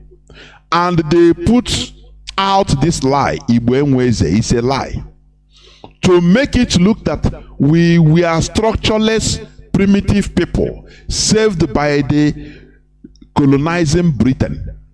Do you understand? That we are structureless, that we don't have kings, we don't have leaders. It's them that came and gathered us together as a people, and it is a lie from the pit of hell. Because if we are not structured as they lied, how were our ancestors able to resist the then British army for 31 good years, from 1883 to 1914? How? If we are structureless, how were we able to resist them? Through the Kumeko warriors. How? Please. I want people to think. They tell you that when Royal Niger Company came and they negotiated with Obong of Calabar and this and that of Aro, but they told us that we didn't have Ibwenweze. It is them that structured us and put us as a people, gather us together. But they negotiated with some of our leaders at the early time of their arrival to do business. How, sometimes I feel ashamed. I say, even without IPOB, we wouldn't have been thinking, including me. We wouldn't have been thinking something, something as so conspicuous lie as this. Oh, we didn't have leaders. We were structureless, primitive hunter-gatherers. Okay. Until Britain came, and now they structured us and put to warrant chiefs. Oh, that is when we were. That is life from the pit of hell. But they tell you, Royal Niger Company, they came, they negotiated with some kings, and it is some of our king, our leaders, that gave them place to stay to do business. They were doing business with some of our king. Now, but they tell you we didn't have king. Well, how do you compare these two things? How? I tell you how. I ask how. Now, let me go to the brief history of Christianity in Igbo land, please. Just brief. Note, Christianity was first introduced in Igbo land 165 years ago when it formally came to Onitsha on the 27th day of July 1857. Remember, amalgamation started in 1914. Remember, these people, they came with this religion to soften us, to destroy us, divide us, so that they can be able to colonize us. Do you see the idea? Okay, I'm coming, please. 25th day of July 1857, or 181 years ago, when it made its inroad attempt in Abo. That time it was called Abo. In Abo in 1841, which ended in deaths of most of the missionaries via malaria and their subsequent running away from our land. They tried it the first time. They came in Abo. They came to Abo to establish. After it was this CMS, is it Christian Missionary Society, something like that. But you will hear it in the details anyway. A man called Thomas Fowell Buxton was unquestionably the chief genius behind the phenomena we know today as Christianization of the Igbo. Thomas Fowell Buxton. He was a British businessman and ideologue. You know ideologue? Somebody that creates ideology. He makes you, tricks you to accept his ideology. These are professionals. They brought. when you quote, for God loved the Son and he gave his only begotten people, or God loved the world and gave, you know, this is the type of people that came to tell you that. The people that there are many, their interest is to exploit us. And I don't need pushing. Now I quote this and that rubbish. A man called Fowell Buxton was unquestionably the chief genius behind the phenomena we know today as the Christianization of the Igbo. He was a British businessman and ideologue. During the British abolition of slave trading in 1807, the nefarious act was still carried out on the coast of West Africa, and this man, Buxton, came up with this idea: let us stop this slave trade by making these people Christians and also profit economically from it in return. That is the Bible and the plow. Do you understand? That is the origin of the Christianization of Igbo. Today you are quoting. When Akpaga Kanu, you quote. go and study history. The origin is something questionable. Is to exploit, because they know without controlling our mental behavior, without colonizing our mentality, it will be hard for them to physically colonize us. Do you understand that? Buxton argued that Britain has a lot to gain economically by selling Christianity to the Igbos. Do you understand?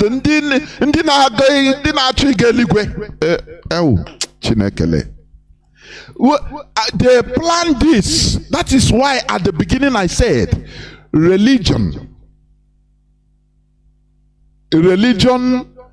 is mostly used for ambitions such as conquest. Conversion is another form of colonization, or is a form of colonization. Let me put it right. Conversion is a form of colonization, because when you convert somebody, you colonize the person mentally to be thinking the way you made him to think. Do you understand? So this man that originated, that started the trip, the venture of Christianization of Igbos, Thomas Fowell Buxton, born 1786 and he died 1845. Few years after he came to establish Christianity in Abo, he went back and died of sickness, malaria, equatorial sickness. Many of them died. Do you understand? That was the reason why that Agbo issue was abandoned until later, many years later, when they came to Onitsha. Do you understand? Okay. Boston argued that Britain has a lot to gain economically by selling Christianity to the Igbos. Are they not gaining today? This argument led the British government to approve the Niger expedition, which was fixed for 1841. By 12th May 1841, a team comprising 170 men, 162 of them are whites, or we are whites, while the rest were black, embarked on 3 steamships and set out from England to Niger area. It's a different 2 ways. Niger area. Do you understand? It's not Nigeria. It's from there you have Nigeria. Niger area. The area of the Niger. They set out from England. When our leaders say Nigeria is a slow world, this is true. It's a racist construct. It's true. Now, this man brought to the British government that, look, these people, the Igbos, you have a lot to gain when you say Christianity to them. Economically, you will wipe them. Do you understand? You will suck them economically. You will rip them. He continues making that argument, pushing the British government until they accepted. They say, okay, let us try. That is the reason why. By 12th May 1841, a team comprising 170 men embarked on 3 steamships and set out from England to Niger area of West Africa. They landed in August of 1841 and commenced negotiations with Obi Osai of Abo. But they said Igbos don't have king. But they commenced negotiations with Obi Osai of Abo. That time it was called Abo, A-B-O, A-B-O, oh, not even O, A-B-O, A-B-O, A-B-O, Abo. And his council of elders on 27th August, the trading group went about their business of negotiating and setting up trade, while the Christianization group of the Church Mission Society, that is Church Mission Society, CMS, which formed the minority, and had such persons like Reverend J.F. Shum, a German missionary and linguistic, Samuel Ajay Crowther, a Yoruba freed slave who was a catechist and later priest and bishop, and Simon Jonas, a church teacher and an Igbo freed slave, had some interactions with Obi Osai, the ruler of Abo. Are you listening? These freed slaves, and rightly so, I cannot, blame them. I've said this some time ago. Our people, we committed the most horrible crime of selling our brothers to foreigners. Now, those that we are freed when slavery was abolished in 1807 by the British, because the main reason why slavery was abolished, forget about any other thing. It is not because of morality or anything. No. There is no morality. Because Britain, United Kingdom, had no need again. Europe, the new world had no need again for much population of people working in farmlands. Because that time was the time of industrialization was taking ground. So machines were working many things that human beings are supposed to work. Something that 1,000 human beings can work, one machine will work it. So they say, we don't need people coming to our land again in the form of slavery. So let us stop it. It is the main thing that made them to start stopping slavery, to abolish slavery. Otherwise, they say, our country will full of these black people. So let us stop it. That is the main reason. Do you understand me? It is not a question of moral. No. All these governments, they don't have morality. Forget. All these world powers, there is nothing like morality. So when you are invoking, you are moral, are you seeing what is happening? They don't see nothing. What matters to them is their interest Oh, that is their number one issue. Interest, their benefit, nothing more. Even if you are dying, it doesn't concern them. Unless there is much pressure now, they try to play the ostrich. They try to play hypocrisy. To come out and say, you can pressure them in order to you embarrass them. That is the only thing. So, these people, they came. These slaves are Jai Crowder. He's a Yoruba man. They changed their names. And Simon Jonas is a freed slave from Igbo freed slave. They brought them. Now they had some interactions with the Oba Osai. Do you understand? Let me continue a bit. With their robust finances, okay, I want to let you understand how competition entered also in their so-called Christianization. When CMS entered, after Roman Catholics say, oh boy, nah, things are happening there, let us come. They came.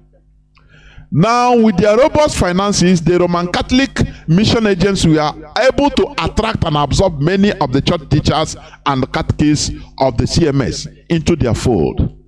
In fact, an entire congregation of CMS converts in Osomala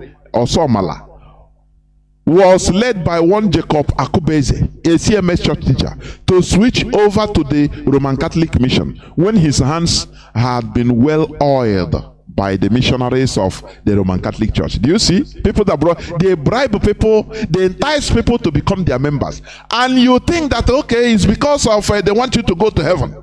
Oh, Jesus died for you. You are so stupid by thinking like that. It is their interest. That is why they bribe people to become their members. That is why they bribe people today. That is what other religions are doing, like Islam. Is it not? They induce you. They bring anything to you, help you, pay your school fee, your children's school fees, and start teaching you Arabic. Now, somebody like that, how do you think that he wants you to go a better place? Because he wants, when you enter his religion, he can be able to control you mentally. He will now set a standard. When you do, he say, no, this is not how to, no, don't do this as a Muslim. You want to perform your natural tradition. He said, no, it's not good. Now he kill you, you die. You die mentally. Your mental state will be in his hand. That is what the Europeans did to us. It's not out of they want us to go to which kind of heaven. They don't want to go. It's a benefit. Now, in our land, they were bribing themselves. They will go and meet this mission and say, come, I will pay you. Don't worry. They pay you money. You carry your members, come and change to Catholic. Catholic bribe CMS. CMS bribe, just like that. Now tell me, what does it mean? How can you switch on your tradition? That is why I say we practice spirituality, not religion. Religion is politically something they used to conquer, nothing more. Otherwise, how can you be converting? Convert if that is the case. Now, okay, Dubai has outlawed even Nigeria from and other African countries, even Muslim countries, from entering Dubai, from giving them visa. What if it is because of love for you to be one of them, this and that? They should outlaw only non-Muslims and say, okay, as a Muslim you can come to our land, no problem. You are brothers. Honestly, let me continue before I bring one other, because I know we must continue. Now, another method deployed by missionaries of Roman Catholic mission in winning many converts within a short time was the purchase of slaves, which they extensively embarked on before they changed strategy by seeking out noble men they considered seducible. One of such men was, his name is Idigo of Agleri, who received a seductive gift of a horse from them as a support for his other ambition. That time, the time before a child also, they know the type of woman being you are. That is our cult. That is our tradition. But they came, they demonized everything. Itigo fell completely flat for it. He broke the laws of his clan, and for fear of attack from his clansmen, who warned him not to entertain the strange religion among them, ran away. The man ran away. Because his clan, the lord of the clan in Onzo say, you will never change into this strange religion, because we don't know what it is. You must stand with the truth always. And for fear that he will be killed, he ran away. That is how our people were before. That is how to maintain law and order. If you ever go against selling our people, selling the oath you took, our people will come after you. And the man ran away. Okay, with the Roman Catholic mission support, Idigo went and founded a Christian village with his large family in an occupied land within Aguleri in 1890. It was from among his Christian village that the first Catholics and early educated people in Aguleri were drawn. Do you understand it? He ran away. He was bribed to change from CMS from Catholic to CMS, or from CMS to Catholic. But he ran away after receiving bribe.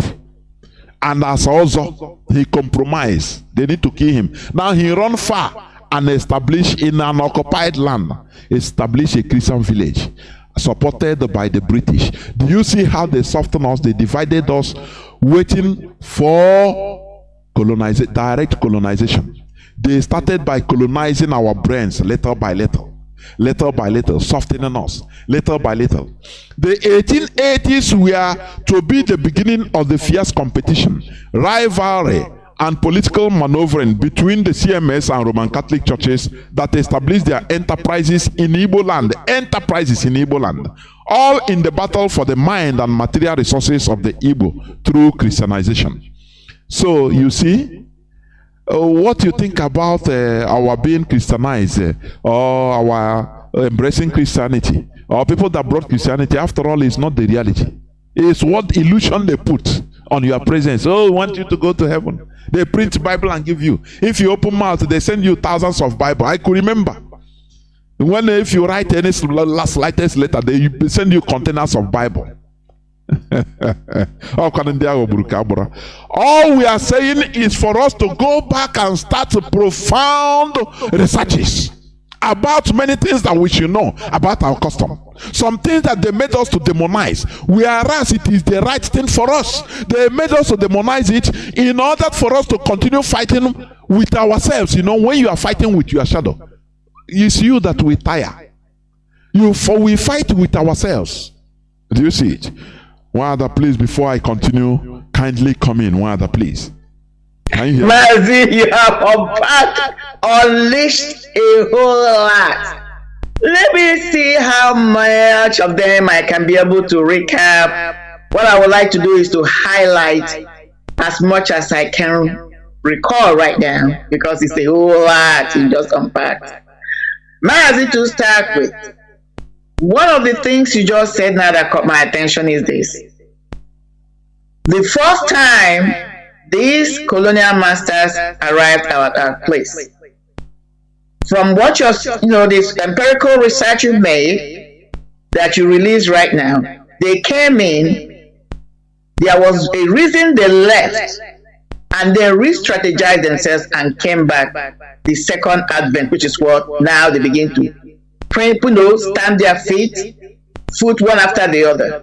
The argument somebody like me will make, or is making, is this: if we did not have any structure, any institution, hierarchy that was governing the people, what was it that resisted them, that made them to flee, and then went back home, redrawn their plans, convinced the monarchy to come back this time with church in one hand and trade in another hand? That's a very good argument. And we know it's because there was a resistance. There was people on the ground.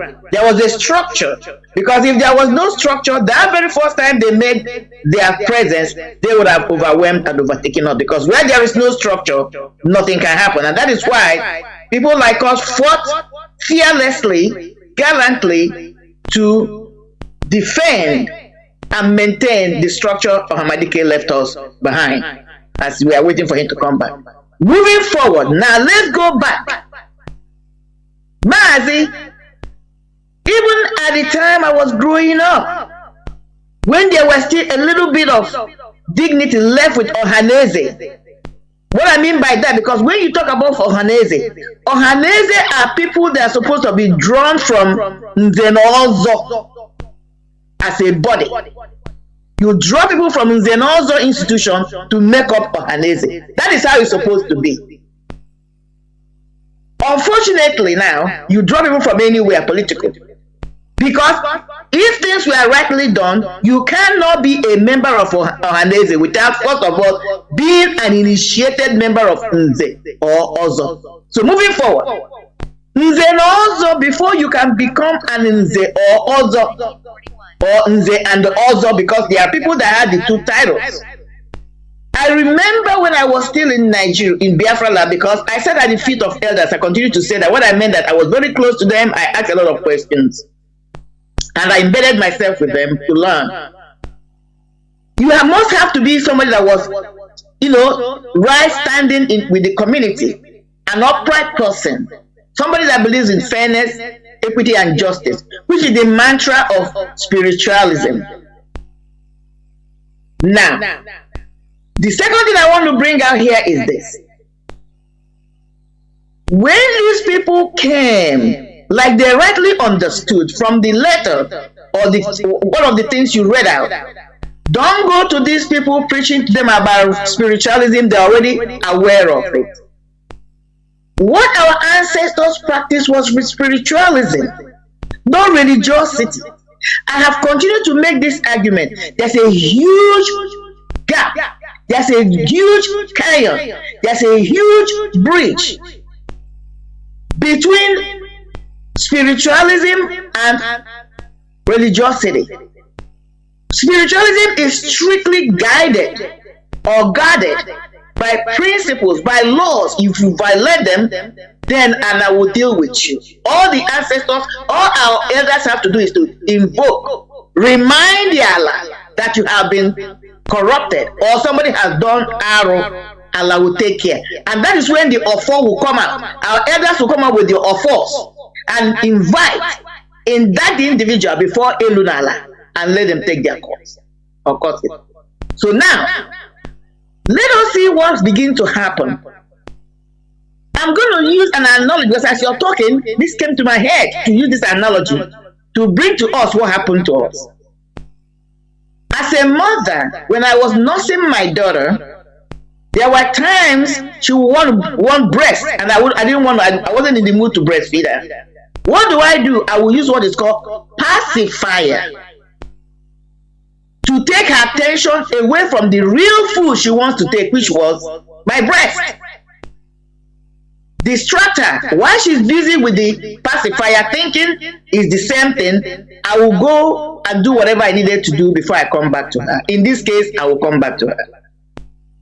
Religion to us was a pacifier. When they came in and realized that what we had was spiritualism, with that spiritualism, if we are left with it, we'll continue to go our way. There was no way they were going to conquer us. What did they do? You can call it generic, you can call it fake, any way you want to qualify it, but I'm using the analogy of pacifier today to bring to us that which looks like, felt like, felt like, but if you had looked deeply inside, was not the same thing. Why am I making this argument?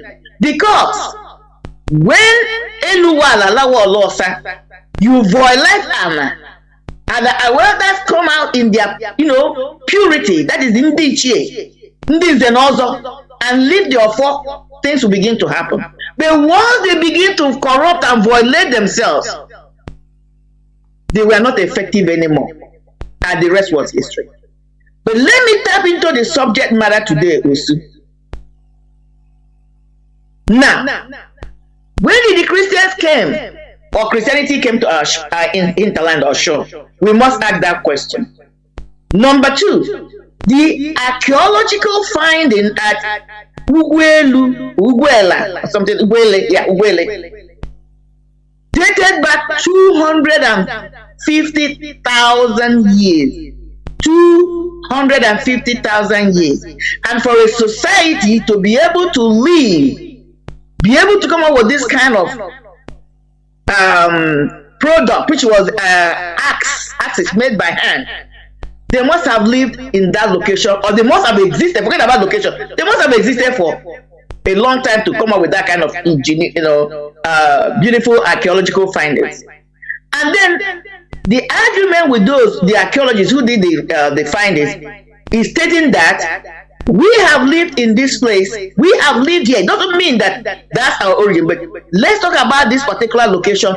We, the Igbos, have lived there. Our ancestors have lived there more than 500,000 years, 500,000 years.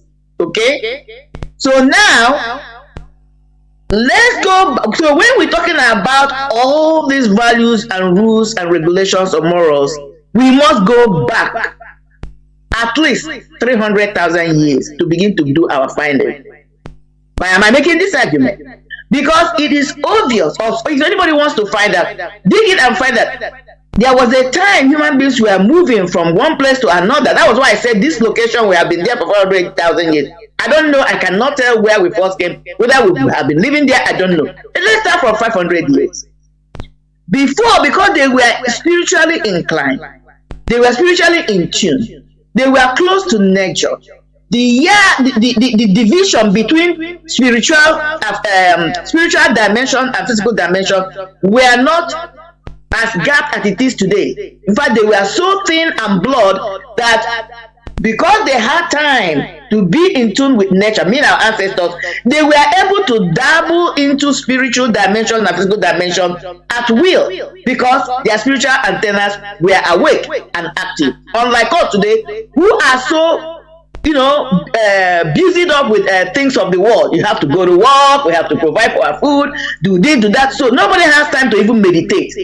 I remember, when we used to travel back home, my father was an engineer with Nigerian Railways. Anytime he was on leave, that's what it was called, we'd go home. And I would see the elders there, some of the elders then, very early in the morning, just like as he was stating in the book of Job, they will come out with the Ofo and Ogu, with Oji and Ose and Shna, and they will pray, call on ancestors. They will call on the sunshine, the sun. They will call on Chukwokike. They will call on Allah. That was the very first thing. Because they will come out and then talk to God, talk to our name for the day, to bring blessings and whatever they wanted before they start their days. That was how it was then. How many of us can seriously say that when we wake up in the morning, the first thing we do is to, even whatever religious setting you are, you come out and take out time to really talk to God? On a serious note, we can say we are all at fault. So let's go. So our ancestors were in tune with nature. That's where I'm going. Mazi, why were they doing this? You see this prayer that you, Mazi, Sampe, you've been playing. In fact, it was a few days ago it caught my attention. There's a place, I don't know other people caught this thing. I don't even know Mazi Sampe whether he knows the magnitude of what he's saying in that place. Because I know people like him, when they're praying or when they're saying things, they don't think about it. They just open their mouth and let the spirit inside them speak. That's why I'm making this statement. This place caught my attention where he says, everything in life was made from water, and that even sand was constituted from strong, solid water, and from sand human being was created. That place is so powerful. I'm not going to dabble strongly into it. I'm trying to bring something why our ancestors so much has to respect Ani, because I'm going to the origin of Osu, Ani, and Elu and Chuku. Now, what he's saying there is This is a knowledge I came into many, many years ago. And I would like some of us, if they like, they can go to Google, Google and research on it. When a certain vibration is played, is based on the frequency, because everything in life is frequency. Even we as a human being, to be solid, there's a frequency that made us to be solid. There's a frequency of, a vibration you will play on its water, collected water. You see, it will start forming into crystals and different shapes and sizes. I'm not teaching that now because that's something I taught many, many years ago. So that's what my brother was invoking there. When that frequency came, the water, which was the origin of creation, began to solidify part of it, where God wanted it to solidify, and became sand or whatever. From there, it began to solidify. From sand or clay or whatever you call it, because the all sand, humans were created. So that is why you cannot do anything in life as far as spirituality is concerned without involving water and land. Let's go to Osu. Again, like I said, what they did was they gave us pacifier and took the real thing. That's what they did. They're doing it today. Just like what is happening in our presence today. Look at how the Fulanis are bastardizing their judicial system. That was what they did to us. Before I know Upholding. Because they continue with what they are doing with their judicial system, a time will come. Nobody will see the judicial system as a place where people can have, common man can have justice. People begin to look at it as a corrupt system.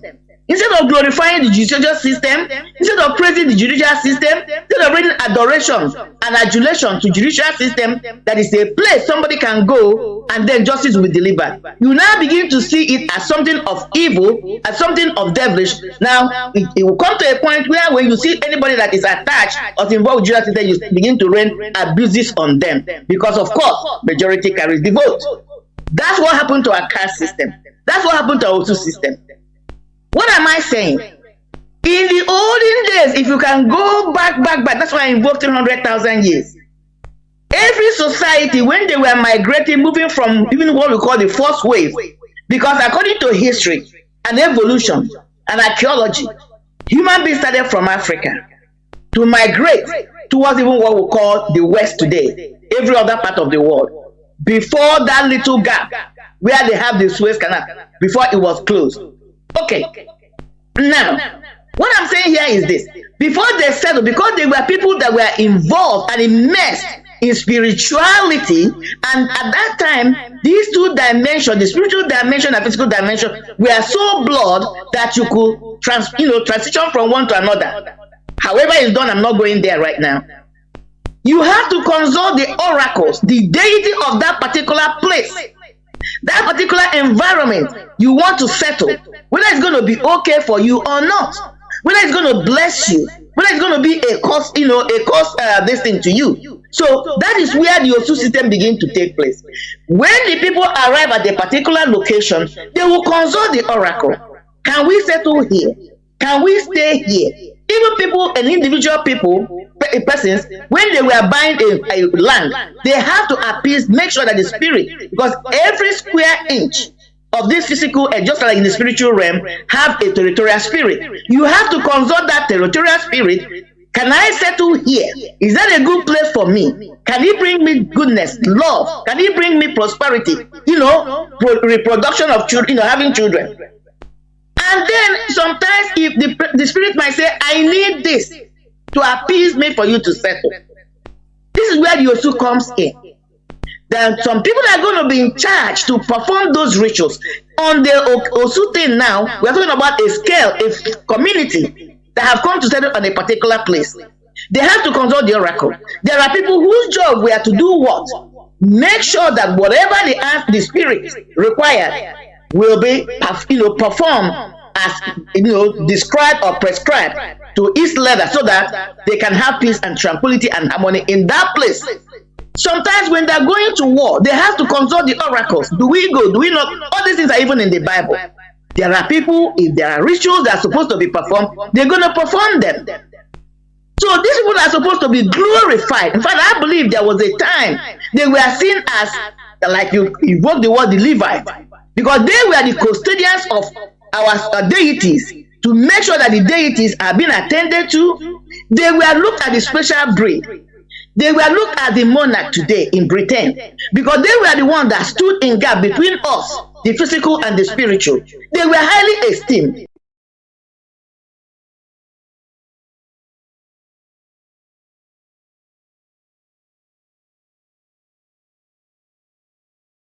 Just like the Levites say, we have between the spirit and the realm.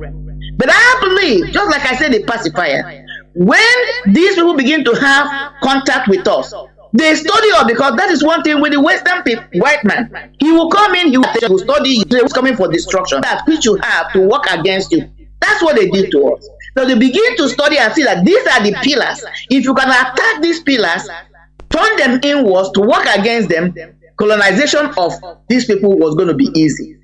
So now what did they do? Add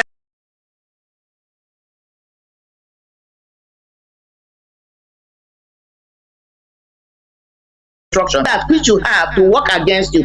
That's what they did to us. So they begin to study and see that these are the pillars. If you can attack these pillars, turn them inwards to work against them, colonization of these people was going to be easy. So now what did they do? Add tacit on our behalf, going in between the spiritual realm and physical realm. Instead of now them being esteemed on a higher platter, now they will now being looked upon as something negative. That is where the problem started. Because the question I ask is this: all these are so-called Ohaneze, are so-called present Nzenozo. Where are their offers? They don't have offer. They don't have Ogu. So our Ani is crying. Our Ani is neglected. And the people that is where the subjugation or the conquering of the Igbo man begins. Because when you abandon your God, what is it that can defend you? Because every physical thing that happens in this life, whether you like it or not, emanates, starts from the spiritual dimension or realm. Anybody can believe me, they may not believe me, but that's the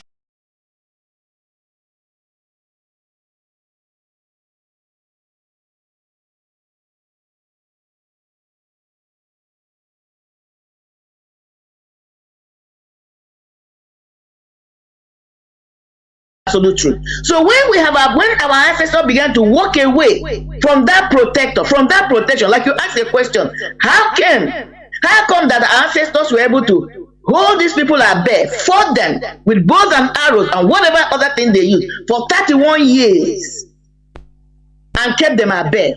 Then all of a sudden, like a whim, like the cookie that crumbles, we crumble. Something happened because they systematically begin to remove all those things that made us who we are, made us unique. All the forces, which is what we are trying to restore now in a good way anyway, they are doing it again today. They have not changed the game. It may have evolved, but they haven't changed the game. Like people like Uzodimba, look at all the people, even the so-called Haneze, they are choosing them for us. We are not choosing them. While in the olden days, you have to consult the oracle to make sure that the next person in line is pure, worthy to be our leader. But this today is not done that way. It is done by who is willing to work with the masters. Why? They are choosing these people because they know they are corrupt. That is why they are choosing them. Because if you are not corrupt, no amount of intimidation can hurt you. I can guarantee us today that these 3 Supreme Court judges, they were removed. I can guarantee us that the federal government of the zoo first approached them to do this nonsense. These 3 new the instituted did, and they refused because most likely they are men of integrity, and they don't have, the federal government have not came and did this foolishness, which is the sinking of their ship. So what are we saying here? The game has not changed. They might have changed a little bit of the system or the way of delivery. It's the same game. So Osu was not, I do not believe that Osu was a negative thing until it came to a time. And that is why we must go back, find out what it was and ratify it. Because if we are talking about going back to our old spiritual way of life, somebody has to be, there's people that are going to be custodian of faith, who will study and know how to appease the gods, what to do. Who are those people going to be? They're going to be the Osu people. Osu in that sense is not a bad thing. In fact, should be a glorified thing. Mazi, let me give you this example, then I will let you come in, Mazi. I was blessed and opportune to travel early this year. I'm not going to say the place. You know, because in our place today, if anybody is doing like a spiritual work and you want to do sacrifices, there are some of the sacrifices might call for giving an alms, giving a, what do you call, saraka, giving gifts or cooking for people. Do you know if you try to do it in a society, nobody will take it. They will say, you have come to kill me. You have come. Maybe they're right, I don't know.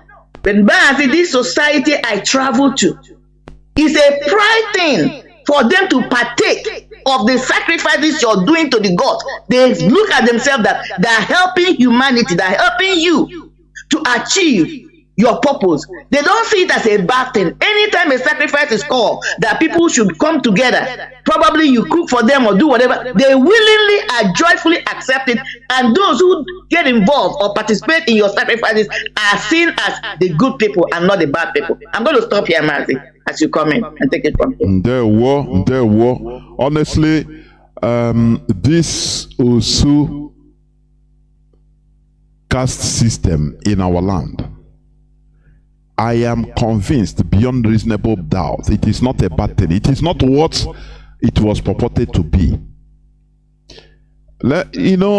One thing I believe, if this thing really is a bad thing, let me tell you, even Britain would have helped to promote it. They would have helped us even to promote it. But even 1956, the Eastern National Assembly, the senators in Enugu, they abrogated a law against any person, against Osu, or any person that is, demonizing Osu. They not any person that is demonizing Osu, against Osu, that Osu caste system, there is nothing that should be called Osu again. If before independence, Britain allowed something like this to be done, which means there is something there in that Osu. It should be highly researched because there is something good there. They want us to demonize and with ignorance to thwart everything, to scatter it. Do you understand? That is one thing I see. Britain didn't colonize us because they love us. The Britain didn't colonize, Europeans in general didn't colonize Africa because they love Africa. No. It's because of something they will gain. Colonization is exploitation, subjugation. Do you understand that? Slavery. That's it. Slave masters are colonizers. They colonize your life. That is the thing. They colonize you because they love you. Okay, look at slaves in America. They were taught a Bible. They were made to read the Bible. Do you see it? Okay, do they love them? They love them, eh? That's why they want them to read the Bible and go to heaven. Can't you think religion is for subjugation, is for colonization? Don't you understand that? What we practice is spirituality, is our normal value. The clip, one of the clips I played, we had a man, he said that religion, religion is the problem, in short. That religion comes between human being and God. But spirituality is something that, is between you and God. It links us up with God. It links us up with God. It connects us back to God. Yes, direct. Is the things you need to do. You communicate with with God. That is it. But religion, when you want to do it, they say, no, it's not like that. We want to, you become our own face. Change the face, convert. Become our member. Do you see how Britain, this man, what is his name? The man that brought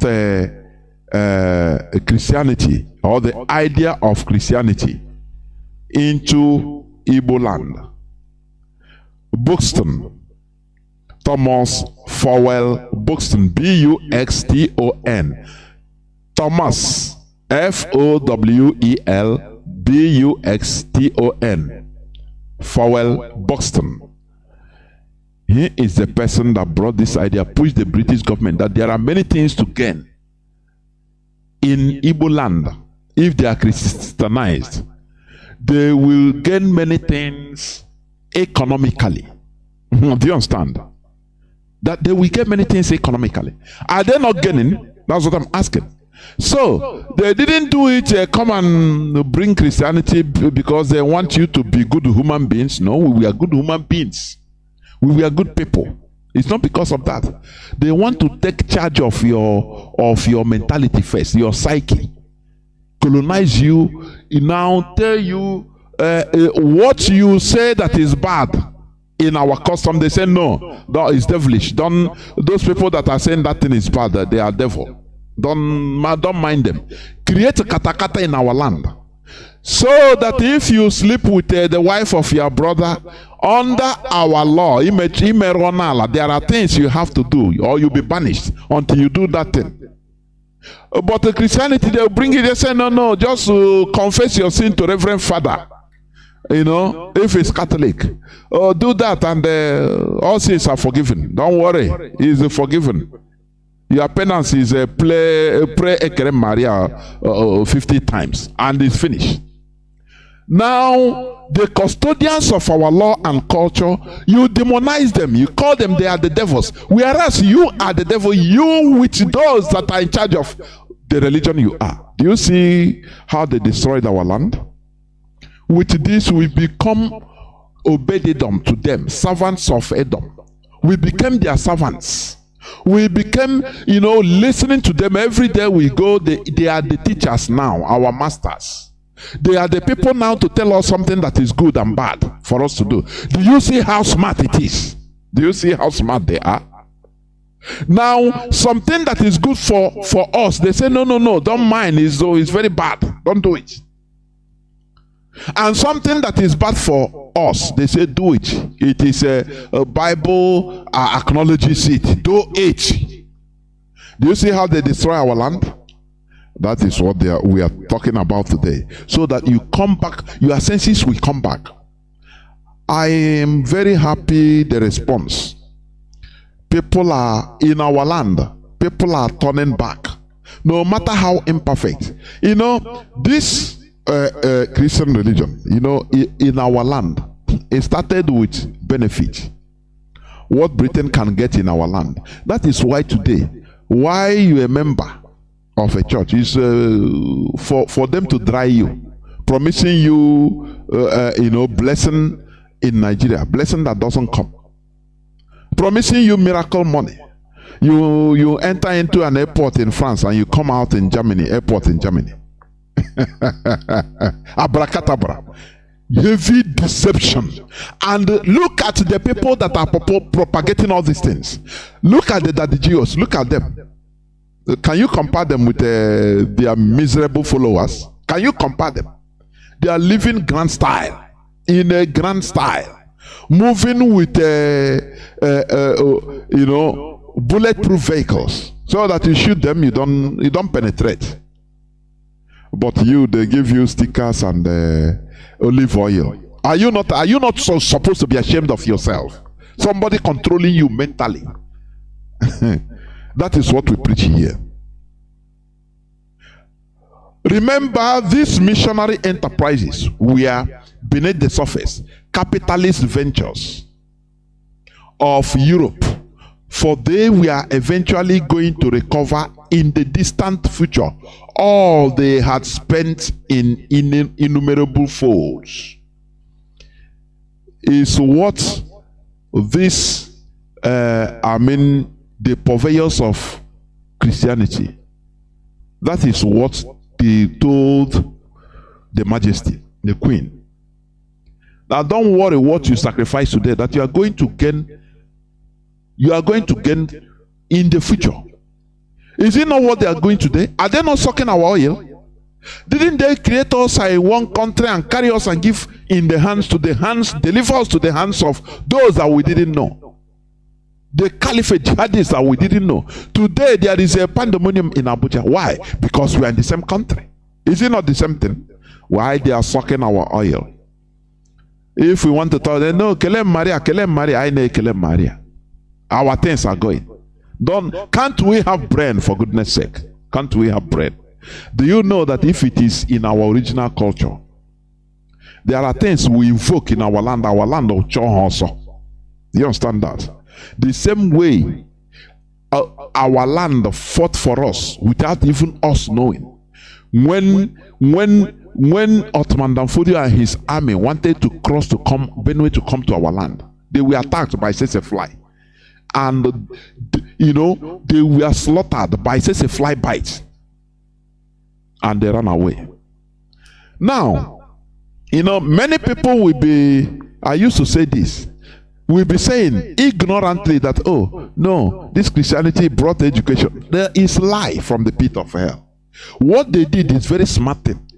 They attached education, their education, to Christianity at that time. Now missionary schools, they put it in a way, it's too thin line. If you don't have brain, you cannot understand what they play there.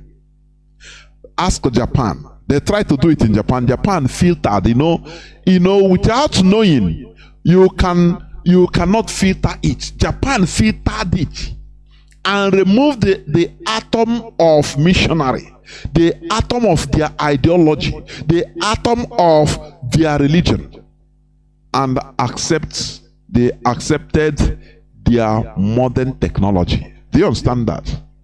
That is what happened. They attached this the same way they attached, missionaries with their businessmen, and they came to our land. Do you understand? And if you don't take time, you will not know. You will not understand. According to history, when they were negotiating with Obi Osai of Abo that time, he was excited. He was really excited. Why? Seeing black people, among them are Samuel Ajay Crowther.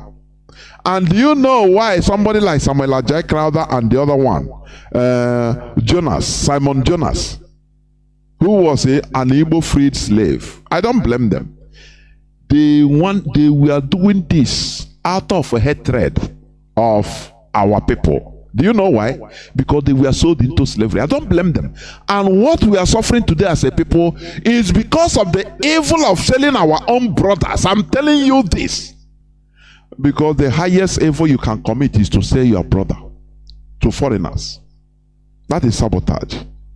And one of the reasons why the first church in Onitsha was able to hold, well, it's not because they were interested in the church. Listen, it is because of they want foreigners to support them.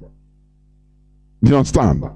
They want foreigners to support them in order to fight against their neighbors, Obosi, Aguilera, all those neighbors, because they were having some problems with them. So they need the foreigners. They need any support they could get, whether foreign or local, in order to fight against all those their neighbors. That is why I have been saying this, that our problem is lack of enlightenment. Had it been our people were enlightened, they would have understood that there is no way a foreigner can help you kill your brother. It doesn't matter how, animosity you have with your brother, or how their brother, what type of animosity you have against you. A foreigner, when he helps you to defeat your brother, you are also defeating yourself. That is the reality. He will subjugate you. That is the truth. So when you study history, you start seeing the faults of our people. Samuel Ajay Crowther was a slave freed the slave from Yoruba land. His own people captured him when he was little and sent him, sold him. So when he was freed, that annoyance against his people, if you are in his shoe, you will do what he did. I don't blame him. Now he came back. When he was transported, they were transported back to Sierra Leone. He was contracted, he volunteered to even travel to go and start converting those evil people, evil-minded people, brothers and sisters that we have the mind to sell him. Do you see where things started falling apart? Do you see it? Do you see? That is the reality. It's not made up, it is reality. And the view of seeing black people among all those white people, and they were reading and writing white man's language, excited the Obi Osai. You understand? We have our own way of writing, but they say, these black people, so they can write a white people's language. He speak in Igbo for him, to him, speak Yoruba, and they speak in white man's tongue. He say, read it. He say, let us try. You know, our people love something foreign. We love it. That is, that we love it too much to the detriment of our local issue, local thing. These are our problems. Mazi, quickly, even this place you're saying now, one can even argue that after during the negotiation and when it came to the signing of whatever document they signed, these are so-called brothers who came with the white people, most likely helped to marginalize us, because remember, they were brought by these white people. They were allegiance to them. So even they will misinterpret the document to our people, and our people will be like, okay, everything is fine. Meanwhile, that's not what they have told them to tell the white man. Like, for example, you can say, okay, we want you to come and trade. I'm giving an example. We were willing to trade with you, nothing more, nothing less. We're not giving an inch of our land. And then our so-called brother who was in between will say, oh, I've spoken to the Eze or the Obi. The Obi said, whatever you people say, we're in agreement. And question asked, because he is the one going in between. And he who plays the piper dictates the tune. The white man was his, where his allegiance lay, was the person he was going to pay allegiance to. And moreover, remember, they're coming from a place of distraught, anger, most likely, or probably revenge, because you were sold. And who knows the story the white people told them? Oh, they sold you because they say you're an outcast. Oh, they sold you because they say you're an Uhu. They sold you because they felt you're worthless. They didn't want to have anything to do with your ancestors. They didn't see you as human beings. So now we took you in. Your ancestors in, we groomed them, we made them a better human being. Look at where you are now, you're educated. So the person hearing this kind of story, who doesn't know their foundation or what really happened, that these same white people they're working with, like the story they have been purporting that Ancestral stopped the killing of twin babies. Okay, it's only that on Radio Biafra, or that you begin to hear the debunking that it was not really true. So, but most of us grew up believing that somebody like Mary Helesta, whatever her name was the one that stopped the killing of twin babies. So stories like this, you tell it to somebody whose ancestor was sold into slavery. What do you think the person is going to do? If the person even coming from a good point of thinking, he will say, okay, let me come and right the wrong right. Okay, so the person might even think I'm coming to make what was wrong, make it right. And they will do everything and anything to make the wrong right. So these are some of the things we must weave in, we must research and see what happened. Another thing I must bring in on this topic as we are navigating today is this two thing. We must understand that because one of the arguments people make, I hear people make it, they were relegated to one place, they were set aside, they are not cast, you are not supposed to marry their beloved, they are not supposed to marry somebody they love who is not a member of them, they were marginalized, they are not supposed to mingle with the people. Oh, you can't. Yes. Just like I said an example last week with the royal family in Britain. They are hemophilias. That's why they're beginning to want to marry outside America. There's a disease called hemophilia, which passes through maternal DNA. Okay, so what it means that when you any little cut on them, they will bleed to death. Okay, so these things have been ravaging them because they continue to marry within themselves. You know, they're scattered all over the globe. This royal family, when they started, you have some of them in Canada. It's still the same bloodline in Canada, wherever. So they were married within their blood system, and this hemophilia continued to, became a problem. That is why they begin to marry outside, like people like Marco and people like Kate, the wife of Philip.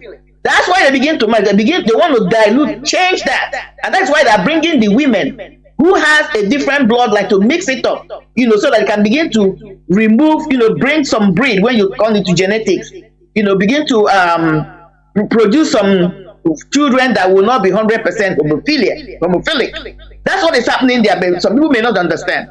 So, but other than that, they have no intention of mixing with what they call the commoners. They are the royal bloodline. They want to preserve it, keep it pure. That was the story of the Osu.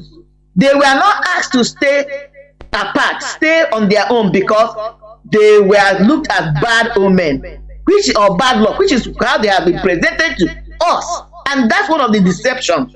No, they were asked to stay, keep that bloodline pure, because when you come to spiritual things, it goes deeper into your bloodline. Okay, they didn't want this bloodline, these people whom have been sacrificed, who have been dedicated, which is the sacrifice there, not that they were killed. They have dedicated their life to the upkeep of the deities. Their bloodline to continue, just like the Levites, continue without any corruption from the regular. We are the commoners, they are the royalty. Because another thing I must bring in here, that when people are having relationships, having intercourse, that's one of the things that goes into a genetic and deeper level of one's being. It affects your DNA. So in the spiritual realm, it's even deeper. So you can get some spiritual, let me leave the bit. You can be corrupt spiritually when you're having sexual intercourse with somebody else, and that is one of the reasons it's considered like an immoral thing, because you must be sure of whomever you're doing it. Call it aburo. That's why people were asking questions. Do they have madness in their lineage? Because it's in your bloodline. Curses are in the bloodline. Blessings are in bloodline when it comes to spiritualism. So these people were set aside not because they were bad omen. I must, highlight this argument here. They were set aside because they were pure. They were clean. When it comes to the spirit of spiritualism, they were reserved so that they continue to produce their children who are going to continue to be pure and qualified to continue to carry out the services their ancestors were dedicated to. Because when you look on the reverse, the Osu, I would like anybody to go and do investigation. Osus do not really adhere to the laid down rules of the community. Once somebody is an Osu, because they are the preservers of the law. That is why I cited what Nigerian judicial system is doing now. They're supposed to be upright. They're supposed to be clean, pure. Stay away from politics. That's what the judicial system is supposed to do, so that they'll be able to be the ones to bring in or match their gap between the executive and the legislators. That's really the job of the Osu. That's the legislators. But now they're allowing themselves to be corrupted.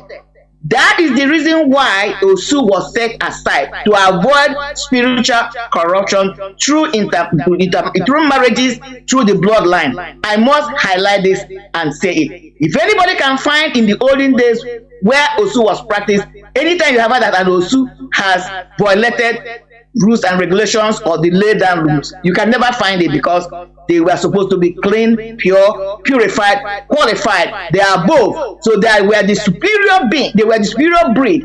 We were the commoners. We must see it from this point of view for us to begin to have a clear and conscious decision, argument or discussions, and there will not be to dedicate this argument and arrive to the right answer. They were the hybrid. They were the special people. They were set aside to avoid corruption. They were not set aside because they were bad luck or omen or evil, as have been purported. I needed to bring this in mind. Therefore, before I open the lines, I want people to understand that, remember, the physical colonization by Britain did not come until they used this Christianization to divide and soften us into weakness. The first physical colonization was not there until they used this their ideology they brought to us in the name of religion in order to weaken us, to soften us, to make us controllable. Because anything you do, you see, you go and make confession. You must tell your father. You must tell your spiritual father. Now you are no more liable to our normal values, our culture. No. Now you are answerable to your new spiritual father. As I said before, Japan is a very wise country, nation. They managed to filter, and today you see how far they have come. You see how far they are going. They disallowed their people. Japan bound, they outlawed Christianity for 265 years. Not 1 year, not 10 years, 265 years at that early time, to make sure that no trace of that religion gained ground. Because there was one thing they found out at their early stage with the missionaries. They found out they allowed the Europeans to land. They allowed the missionaries to go into their start preaching. They found out that people start rebelling against their own shrine, against their own kings, against their own laws. Had it been Japan did not fight them, they will equally right. Britain, Europeans would have equally right that, oh, Japan, we are savages before. They didn't have kings. We are structureless set of people, because they will appoint their own chieftaincies in Japan. They would have done it. But Japan said, no. What type of people are these? They want to bring rebellion from our people. They tell them in the churches, go and destroy your shrines. In Japan, don't disobey your local king. Disobey your local laws. Obey heavenly laws. And what we are preaching to you is a heavenly law, so that you obey it and go to heaven. Japan found out the trick that they want to manipulate their people into rebellion to conquer them. They said no. They started fighting. It's not easy. They started fighting this. And today you see where Japan is today with their Shinto religion. When they know that they have complete control of their people after 265 years, now they open up. They say, okay, the person can come, no problem. By that time, there is nothing you can do again. The people have taken, in this modern time, their culture as their supreme value. That is what we are preaching. The only remedy to this mess we are in today is to uphold our own values, which is natural to us in that part of the world. We should cease demonizing, stop demonizing our own values, which is the first step in this disintoxication exercise championed by IPOB. More researches are needed to dig out more facts about our rich and pure values, which the Europeans demonized and corrupted us so that we could easily fall prey to their deceptions. Today, are we not shouting? There's when something is sweet, you give the name, you refer to. You go see and you try to find out what is this thing sweet with, like. One thing we should ask ourselves: why is it that these people, okay, they converted us, they Christianized us, but today they sell us into the hands of the Janjaweed, another religion?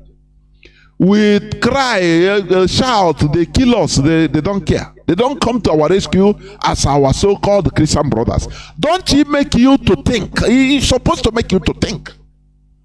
He's supposed to make you to reason and know that there is a deception there. It's not what we think. It's not what we thought. Therefore, this is where I'm going to stop. I don't know whether you have anything to say more before I open the lines. Otherwise, no, Mazi, I think we have said a whole lot. Let us consume it. We don't want to overwhelm us. Of course, yes, course. Ma'am.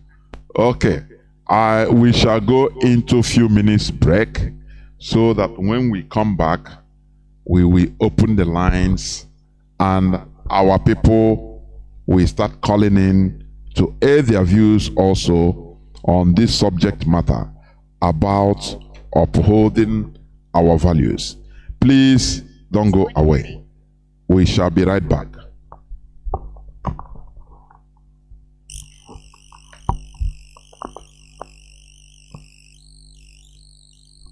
Ably led by Saint Mazi Nnamdi Kanu, whomly called on traditional rulers, aka Ndeze, Town Union.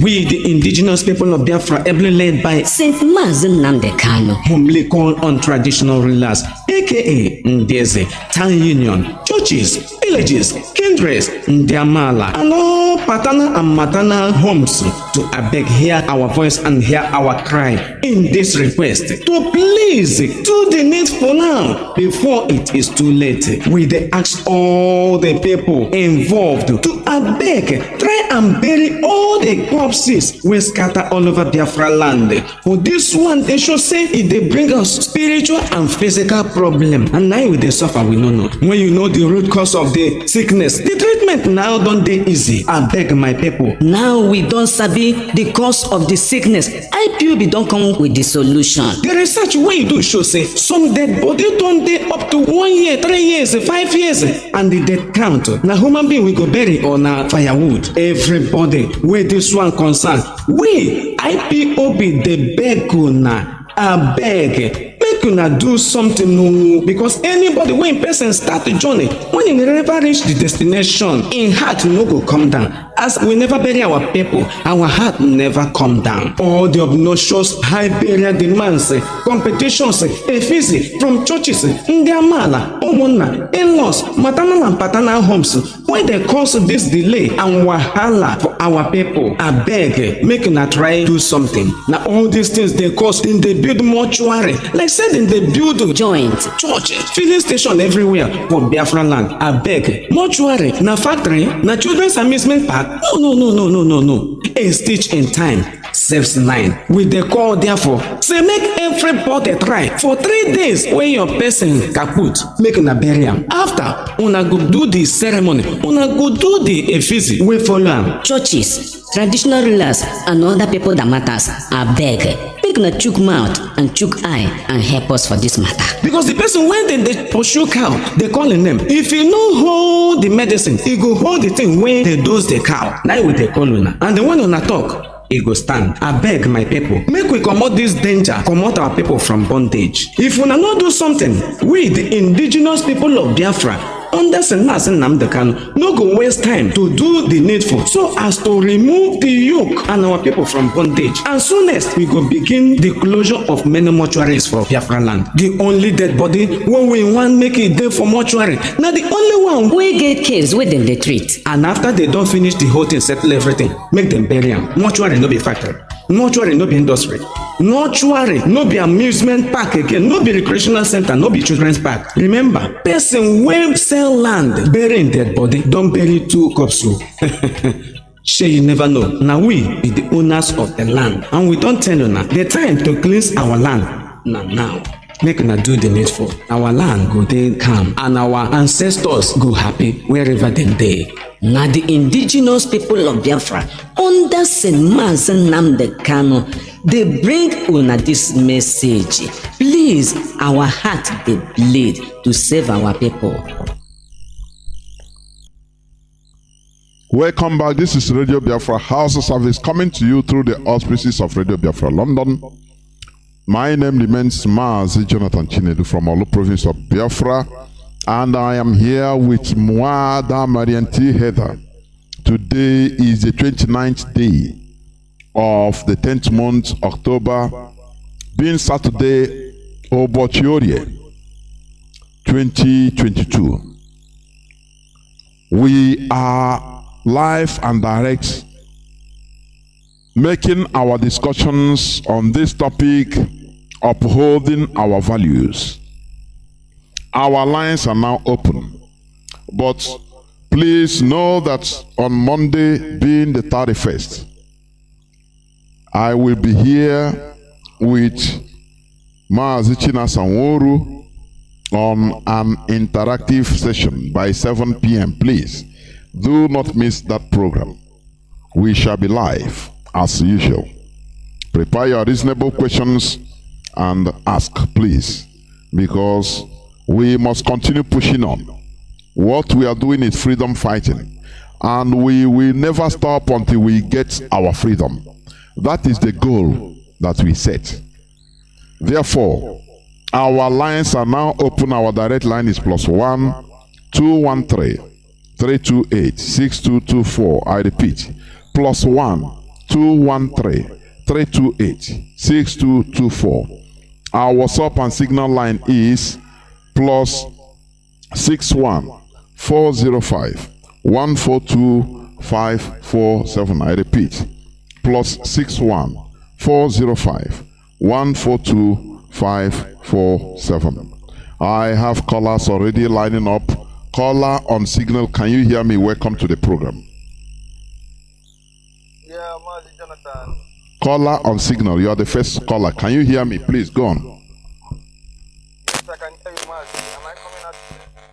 Mazi, can you hear me? Please go on. Yes, Mazi, I can hear you. Okay, yes, go on now. It's okay.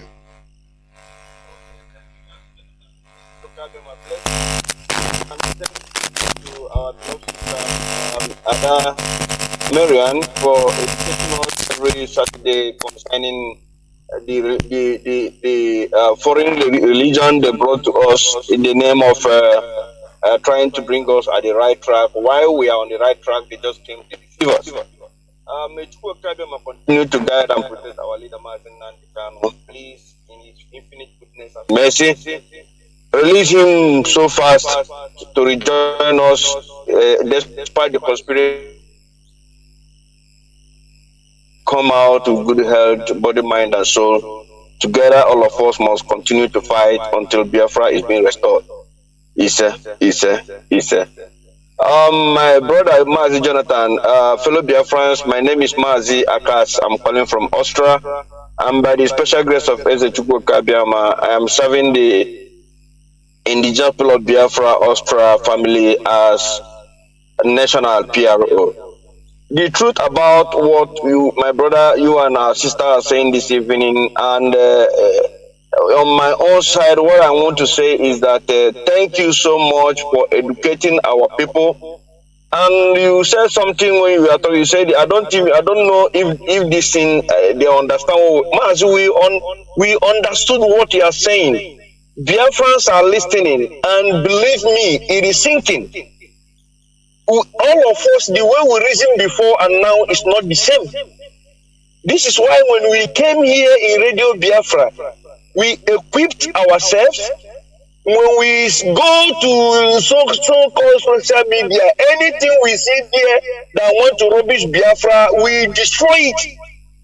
Here is where we go come and pick our bullets to go and shoot anywhere we find anything that want to contradict this kingdom of God we are fighting for.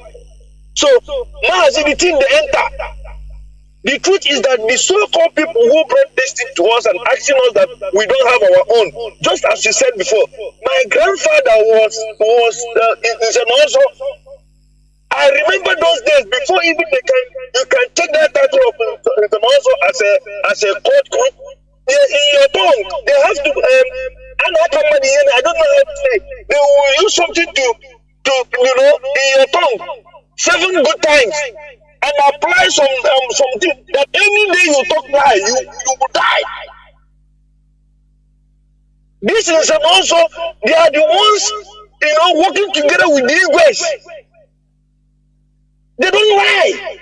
So they know that when the British came, just as you said, they couldn't, penetrate this in Samosha. They now go and create their warrant chiefs. Just as you said, people are paying money today. They are paying millions of naira to buy it. When they carry lock up and give them chief. The one foreign has brought us is the one now we are using our own money to buy, because they know. If truly, before you can be able to enter, to be in this midst of Nzamazo, you must be an upright man. I don't look at the only person to come in. You can't be part of them. And the same people who is telling us what we're supposed to do. Mazi, tell me, how can this be truth? How can this be truth? You are telling me my own brother is also. But the same person you are telling me is also, me and that person is training in the same I go to him and buy something, she says something to me, she buys from me, and at the end of the day, you want to tell me not to marry my husband, the person that is close to me. How? I don't know. Thank God for Radio Biafra. You see this thing they created in our place. And also, if you watch these people, they are trying to actually segregate with them. They are the most richest. They are the most richest, Mazi. Among us, Diego, anything they touch, it goes. And they are telling me not to mingle with my own brother. The same Christianity is coming into a family, divide brothers and sisters. When I want to go, if I'm the one that is going to CMS, if you want to go and marry Catholic will say no, you must marry for CMS. If the one going to Pentecostal want to go and marry a Catholic, they will say no, you must marry. And they are telling me, these people, everything this evil they brought to us, we are sending it back to sender. It can never be part of us. We can never be part of us. Our eyes are open, and they cannot do this thing to us anymore. Thank you for giving me and you too. I love that word. Back to sender. Back to sender. There, we must. Yeah, Mazi. Quickly, because Mazi Akazi, thank you. God bless you, my brother. Because what Mazi was saying, just said here, everything they touches are blessed because they are dedicated to the gods. The gods are blessing them, the servants of the gods. In fact, if anybody should say, I don't want to mingle with the rest, it should be them. Because they're special people, people of God, people that are servants of God. That is why anything they touch turns to gold, because they're special breed. But what did they do? They turned the whole thing upside down. That's the confusion and illusion. Of course. Of course. You know, we have been fooled enough, honestly. Sometimes it's a him and you honestly. But Mazi Nnamdi Kanu came in order to pick up the fragments, the remnants of who we are or who we were. Caller on signal. Welcome to the program. Can you hear me? Caller on. Caller on WhatsApp. Can you hear me? Caller on WhatsApp. There, Mazi. I don't know whether you have a radio there. Please, you turn it off. Mazi, are you using earpiece? Please remove it.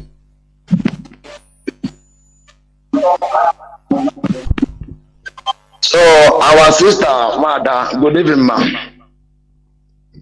This topic that you and Mazi written this evening is fantastic. Is fantabulous.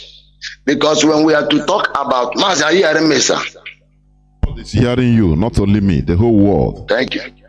So this Christianity of a thing that we are talking about have spoiled a lot of things. That the GO. I can remember years ago, a particular church told us that if you are watching television, that you will go to hell. As I'm talking to you now, the same church are watching television right there in their churches. They are coming on television even. They have their own television channel. Do you see the deception? God have changed. The God that told him that thing before now change. Say no, I made mistake before. Diara. So Mazi, when you look at all these things, you know that our people, they were fooled by themselves, not by the foreigners. Because there are some people, if they tell you that they have repented now, the first thing is to go and burn their father idols. And they forgot that 1967, that Nigeria was fighting against us and Britain, that some of the things that helped us, we the Biafrans, was some of the things that they are condemning today. Because I know some of the things that my father told me. They are deceiving us too much. Anywhere you are coming, you will see church. Yes, I'm a preacher, but I told them that my calling is to teach people about customs and traditions, which the pastors cannot tell their members, because if they are preaching such a thing, they will lose their members. But I so much thank God for what God is using all of you doing here in the Radio Biafra, and also our leader, whom God have chosen, because our leader is our Moses. So if you are pouring drink on the ground and they will tell you are calling people, dead people, whereas Moses is dead. Moses is dead. Elijah is dead. Some of those people that they are calling, they are also dead. But if you mention your forefathers, people that started before you, they will tell you you are into sin. All this heaven that they are using to deceive us. How convinced are we that there is something like that? Because they have discovered, they study we African and know that once you mention heaven, forget it, that this person will follow you like a goat. They will not drag, they will follow you. That is our problem. But I thank God for all these teachings, because God has set it in a way that our people shall be saved, and nothing more. Nothing more. Some of them that have been prophesying, God said to me, Nigeria should be one. Rubbish. Some of them that are saying that trash, where are they? Some of them, where were they when their church collapsed and killed so many people? This one that just happened in Suleiman, that gunmen was the people that attacked the convoy. Okay, people that are teaching you that God will protect you, but they are protecting themselves with gun, with security. So what is this? What are they showing us? So that the same God that can protect us cannot protect them. Mazi, it's time for God to judge all this rubbish that have been happening in our land. Mazi, may Chukwu Kikabiyama bless you. Bless Wanda and every member of IPOP. Shalom, sir. There, well, thank you. There, well, let me try to pick this caller on direct line. No, I don't know why. Because coming in on direct line, I want to pick it. Caller on signal. Can you hear me? Welcome to the program. Caller on signal. Mazi, Jonathan. Good evening, sir. There, well. Mazi, my name is Mazi Fanny. I'm calling from my location. Madam Miriam, good evening, my greeting from you. Good evening, sir. Mazi. All right. Mazi Jonathan, first of all, I thank our leader, Mazi Nnamdi, the man who saw tomorrow, who give us this radio station for we to, be educative and they know what you're supposed to know. I thank our leader. If not our leader, and the Dedo Biafra, by now, everybody, if you come to our land, you will see church will overcome the people. Church will dies. Then we beat church. Church will not come plenty pass people. Mazi, the question we should ask, I always ask people is, okay, many churches in every street. What is the difference? What difference is the church making? What positive difference? Is it reducing crime? The answer is no. Is it building up anything good for the society? The answer is no. Instead, it's bringing more evil, wicked character, every type of bad thing in our land, and we continue cherishing it because of emotion. We need to say it as it is. Mazi, go on, please. That is it, Mazi. What you said is true. In this program, religion matters. When I called last time, I told you that I could remember the time that I was despising my ancestors. I was talking a lot of evil thing against my ancestors due to the deceive of these men of God called, what am I going to call them? People that claim that they are men of God. Because what they taught us in the church, that our ancestors are this, are evil, are that, are this. Mazi, if I want to pray, I will start sending Holy Ghost fire against my ancestors. I will start saying all lot of evil things against my ancestors. But Mazi, in this program, I come up here and apologize to my ancestors. And since that time, I apologize to my ancestors that I'm sorry that the white people makes me to turn against them. Mazi, something is moving well in my life. A lot of things have changed in my life, financially and other things. In my business is moving fine. As I'm telling you the fact, let me just, if you're a member of this great family, and you don't devote your time to listen to this radio Biafra for you to learn something, you are not worthy to be called one of us in this great family. You are not worthy to be a one of us. Because if you claim that you are one of us, you can never come and sit down and listen to this good orientation, good message that coming out from Radio Biafra. Mazi, that person is not worthy to become a one of us.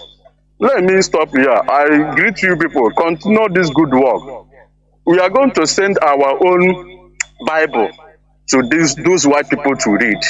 And we are going to do it when Biafran come, because they have deceived us. They are going to read about our own very soon. Thank you, Mazi. Let me stop from here. You people are trying. Say to that. He say. Well, I love that, honestly. We carry our own, we go and start preaching to them. That they should accept our own after all. That this is all those things they are doing, they are sinners, of course. Caller on direct line, can you hear me? Caller on direct line, can you hear me? Please go on. Please go on. Welcome to the program. Yeah, fine. Thank you so much, sir. For the fact that I am blessed to be a member of IBAB, I want to use the opportunity to thank you and thank mommy out there. Daddy, Mazi, Nnamdi, Kanu, Ogatrege, maybe. Nirogi, Gana, Trege, Maha, Ganado. So I want to say something quickly. Mommy, if you are listening to me, this question is belonging to two of you, please. You said something when you were trying to make an analysis of where and how human being, migrated from. You said the human race migrated from Africa. I don't know if it was what she said, if I had it right or what. You did. She said that human being, migrated from Africa. Now, Uncle, on your own side, you said that there is one small boy that was born in 1756 who brought Christianity to Africa. I don't know, before I start making my questions or maybe my presentation fine. No, is it what two of you said? No, I don't know. No, listen, I talked about the origin of the Christianization of Igbo. One man that pushed the idea of Christianizing Igbos. No. Let us be factual and real. He's whether he's stupid, he's a man, and he did something. That's it. Today, only his idea and his action made our people to be misbehaving. So he did something. That's it. His name is Thomas Fowell Buxton. That's it. From 1786 to 1845. That is the reality. Not to Africa, but to Igbo land. Go on, please. Okay. So what I'm trying to put in place here is this. I want to know the morality behind that man, from what my auntie said and what you also confirmed, that we, the Africans, or should I say the Igbos precisely, our grandfather have saved 500,000 on earth. And this young man came and introduced this Christianity. And all of a sudden, we are now fighting for what somebody who does not have a value system like us. We are fighting it with our blood, killing one another, disturbing all the residential areas in Biafra land with die and go, and nobody wants to go deep to understand what these people are doing to us. You see, so I want to know, this man, did he really understand that we have a tradition before? Do they came in conquest? Yes, I know it's conquest. Do they meet our forefathers and have this one-on-one argument that, yes, the Osu issue is not supposed to be existing? Because I want to know why they stopped this Osu. They made Osu look as if it's an evil thing against the humanity. Because I've watched those people who are called Osu, even when I was in primary school. These people are brilliant and they are good to go with. And yet people are condemning these people. You know, so I want to know how they managed to rival our grandfathers and push away our tradition, and yet give us a tradition which they seemingly have taken away all our brain. Nobody reasons again. This is just a little thing I want to ask this night, sir. Thank you. There were. You are calling on direct line, so you have to listen through the radio. First of all, as we used to say here, conquest is something that is inevitable. It has been there since human existence. Exploitation in this planet is allowed. When, for example, a lion is hungry, let's say he's praying for God to give him food, what do you expect? Is it a manna to fall from heaven? No. He's waiting for God to bring him a deer or a warthog, a wild pig, in order to kill him and eat. And that deer, while killing the deer, is painful. The deer will be insulting and cursing the dog, say, you are wicked, you are evil, you are this, you are that. Why are you killing me? But the lion have to eat. He has to feed. This is just a simple analogy in this world. For people to be powerful, you must exploit. It's allowed in this world. If you are not an exploiter, you can become exploited. You see Japan today. Japan use their brain. They refuse to be exploited ideologically, because one thing brings another. Colonization is something that it is not a one-day job. It is a process. This man, this Boston I was talking about, that brought the idea of Christianization of Igbo people, Igbo land. He pushed it to the British government, to the Majesty, in order to allow he wrote out the benefits. These are the real intellectuals that are fighting for the progress of their country. For us, it's exploitation. You understand? But for the country, he is a hero, because he initiated something that Britain is enjoying, benefiting heavily today from Biafra land. Do you see how the world is? Do you see it? That is the world we are in. That is it. So, while we are there fighting ourselves, tribal wars, you have people that we are more enlightened. They told themselves, instead of us killing ourselves in this Europe, let us look beyond the horizon. Anything we can hustle there is our advantage. Now we focus our energies in fighting wars and creating wars there. That Europe is peaceful, living good standard of life today. is because they put wars in other places like Africa. That is the reality. That is the world we are living. It is the bitter truth. Because we Africans, we couldn't look beyond our horizon.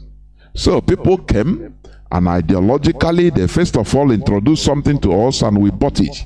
And today we are fighting ourselves because of what foreigners introduced in our land.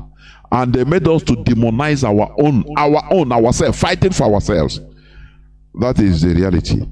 I have a caller. Mazi, okay, let me answer. Let me put. I have an input. Okay. My brother that asked the question. This is why I'm going to navigate your question, answer your question. Look at the situation that happened to us, which is happening before our own eyes unfolding. As somebody who has a glass of water, and that glass of water is half. Somebody can look at it as half full. The other person can look at it as half empty. Now, let me begin to unpack what I mean. It's happening before our eyes today. You ask a question, how come we had an existing system, solid, morally sound, and somebody walked in and was able to mess us up? And then took things that were valuable to us, turned them upside down. The gatekeepers of our deities began to turn them around. We began to look at them as something negative, something dirty, something that wasn't meant to be, and then begin to castigate them, the two system, which was a way of bringing us down, because everything our ancestors did then hinges on the spiritual aspect of their lives. They relied heavily on the spiritual aspect of their life. So for you to subjugate them, undermine them, or destroy them, you must go to that core, which was their spiritual life. And then how do you do that? You must first attack that which was the protector of the people who were carrying out the jobs of those spirits, so that the land will be paid to Canada. It's happening before us today. I'm going to use us as an example, because as you started talking, this came to my mind to use it to analyze, to give you an answer. IPOB today is the only group that is speaking, advocating, fighting for what? So that we as Biafrans, especially Igbos, will not go into extinction.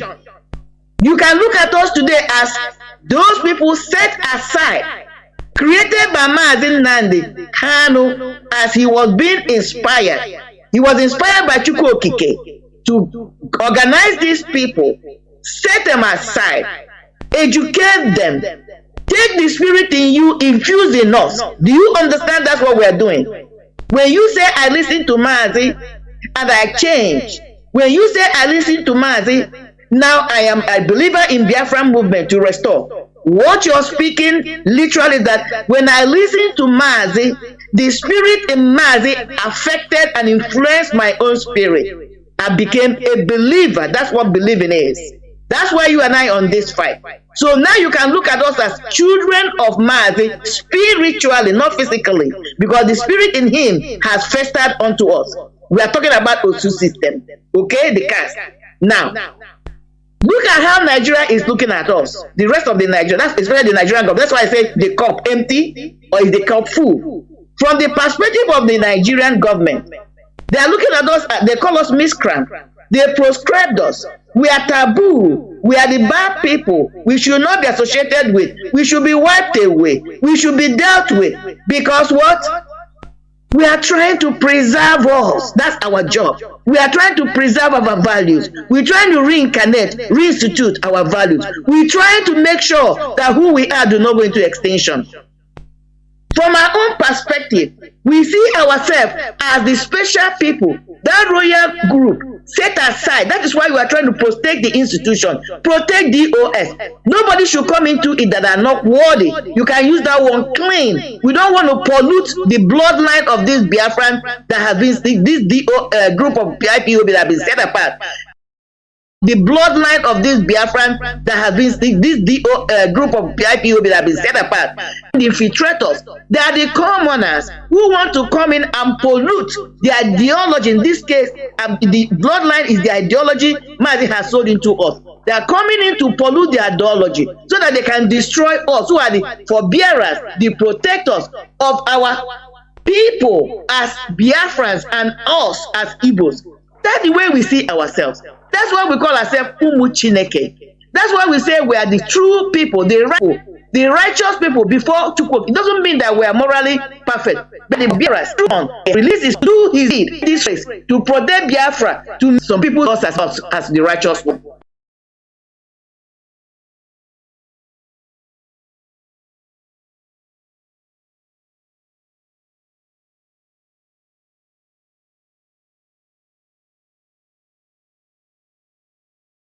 Why is Nigerian government against us? Exactly what they did. Because if the time over, then you will not stand up. DOS would have been history. Now what they be calling us already, they say they progress us as terrorists. Who have it? They have been calling us terrorists. No way.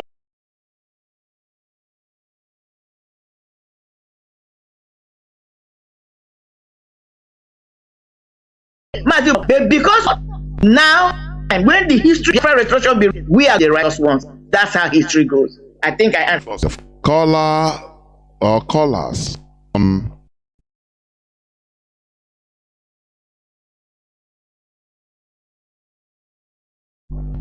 Six up, hold on. Caller, what's up? There. Let me hold on, please. Call direct line. Can you hear me? Call on direct line, please. Come on. Can you hear me? Go on, please. Good evening, sir. There, wo. Yeah, I'm calling from Biafra land. Mazi Arome. To be honest with you, Chukwu Okike Abraham did not bring religion. Come on, what Chukwu Okike Abraham brought is relationship. Love and man. I want to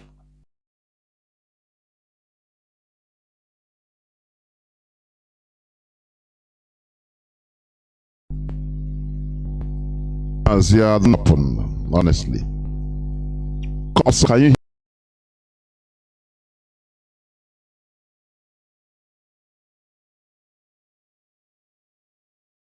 hear me?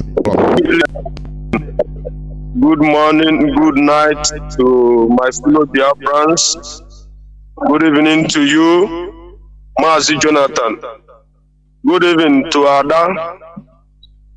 Good evening to Mazi Nnamdi Kanu, the leader of the most populous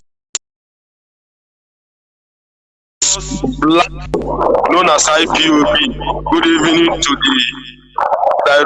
each and every member of the Directorate of State. From me here, as I'm from Aguilera, BC. Aguilera is in Omambala province of Biafra land. I greet you all. Mazi, I'm pleased that this program should continue. Why our people have gone mentally lost? Our people have deviated from what we are used to be known as, to what we don't know what it will turn into. Coming to what you have, the program you are treating this night, I want the world to know that Biafra is the dignity of humanity. How? Do you know that the LOC in our communities, that they are saying that Christianity came to our land purposely to destroy our life and destroy everything we stood for? That is why when you are praying to our God, to Chukwu Okike Abiama, a so-called Christian will be there wishing you if you see what is going on in his mind, Do you know that Omenana is the most peaceful religion in this world? Do you know that Alusi is the chief security and the method of governance in our land, Biafran land? Let me explain in a jiffy. For instance, now from Inaguleri, this thing that the Fulanis are ravaging, do you know that the entire Aguleri population goes to Otutunzu? We have Otutunzu. We don't take Otutunzu. Nobody, no man born of a woman will tell you in Aguleri, will tell you that Otutunzu is God. We have Chukwokika Abiyama, whom we know and refer to as the most, and is only God. Alusi, we know. Alusi originated. Alusi is the law of our land, our political system of governance. That is our organic system. That is the most organized technology in the world that our forefathers gave to us, and we need to develop them. Do you know that these people saying Holy Ghost fire to every more than Nabani? Do you know that they are paying to go and consult more than the author in the name of science and technology? Why the ones in our land, they have totally destroyed them? You use cup of cement. You use a cup of cement to mold one person you call Jesus Christ. Mbosi ya punu na anya ndị Igbo. Mbosi ya punu na anya ya man of 492 na aka. The science email na chiara nu yi na dese na enye nwanne gị n'ụkwụ. Ibe kwesịrị na ajụ ka ịnata ide atụtụ tia na abịa idebie. Do you know that chiara that we can develop it? Ayi eji na alụ ndị ọchọlụ. Do you know that chiara na even chiara na course even na to kill chiara is also in that thing. Imana develop here. Use one as a weapon of mass destruction and to control the world and tame the world. Because this world, you can't blame Britain. You can't blame Israel. We are not the same thing. We are born and brought up in that Alusi. Alusi is our system. Osukas or whatever. Osu, they are like the Levites. They are noble families. You are going to study. Don't you know the history of those people? Security what it means is that let the taboo go.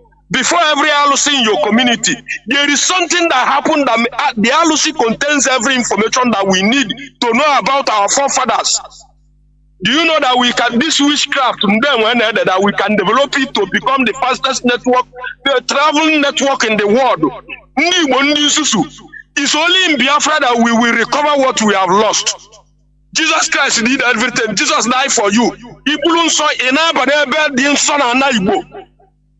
Christianity is the worst thing. We need to package it and take it back to the Europeans.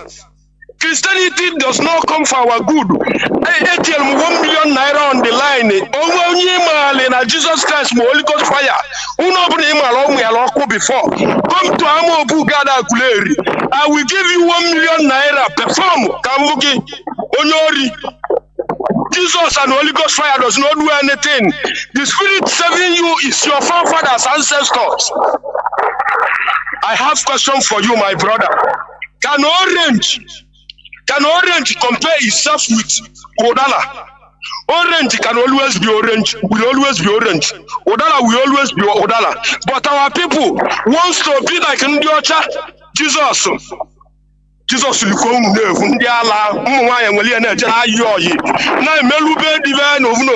Jesus Asro. That the GO, nobody can Suleiman, Jesus saved me, I thank God. If not for the bulletproof will you be saved? Don't you know that you are a 419 scanner?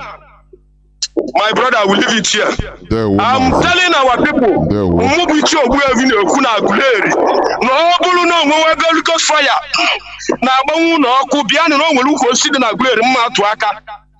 Holy Ghost fire we aba unyosi aboku nyegu 1 million naira ma obuna emu yari oku nyemu 1 million ndi ori elileli To hell with you and Christianity and your Jesus. Fuck you. Ndewo. Let us mind our use of language, please.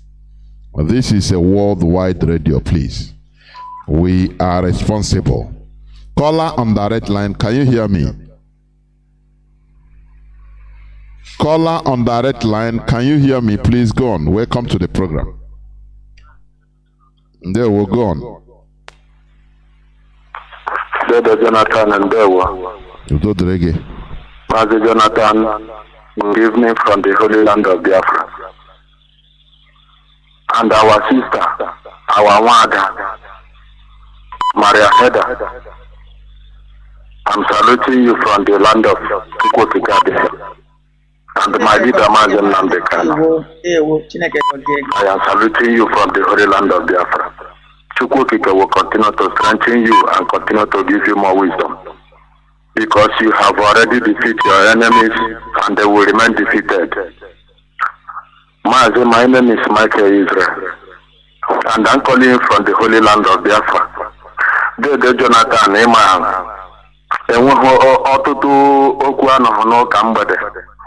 Because you have really lectured us enough tonight. You and Wada, the star is shining everywhere, I'm telling you. You know, one of our brothers speak on this platform, Mazi Jonathan, he told you that it's Mazi Akas. He told you that you should continue doing what you are doing.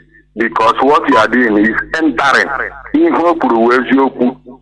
What you people are doing, honestly, is really entering. It's piercing into the score.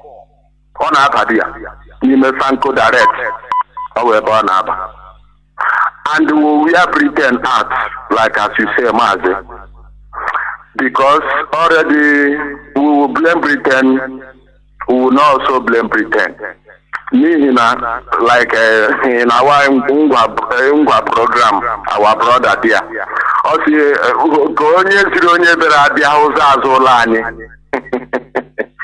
Dede Jonathan, the foreigner who sure the backyard, and that is where the problem lies, Dede Jonathan. But one thing that I know is that Mazi Nnamdi Kanu, IPOB, Chineke na God. The zoo is already done. Our leader is going to be released by fire, by force, if they like it or not. Thank you, Dede Jonathan. Ndewo. Thank you. Ndewo. We must continue. We are gradually winding down towards the end of this program. Caller on signal, welcome to the program. Thank you for holding on for 25 minutes. It's not easy. Go on, Mazi. Yes, I am here, my brother. I know. Ndewo. Good evening to you and good evening to our sister Miriam. Good evening, Biafrans and lovers of freedom. My name is Ifan Chukwumada Abuchi, and I'm calling you from the Kingdom of the Netherlands. Today's topic again is, I would paraphrase as knowing and maintaining our values. You see, let me touch this before I go to the main point. I'm telling Nigerians, the indigenous peoples in Nigeria, you can't have an independent and secure country as Nigeria with Fulani of Africa, some of them with weapons, intruding into the country, bastardizing our elections and population census.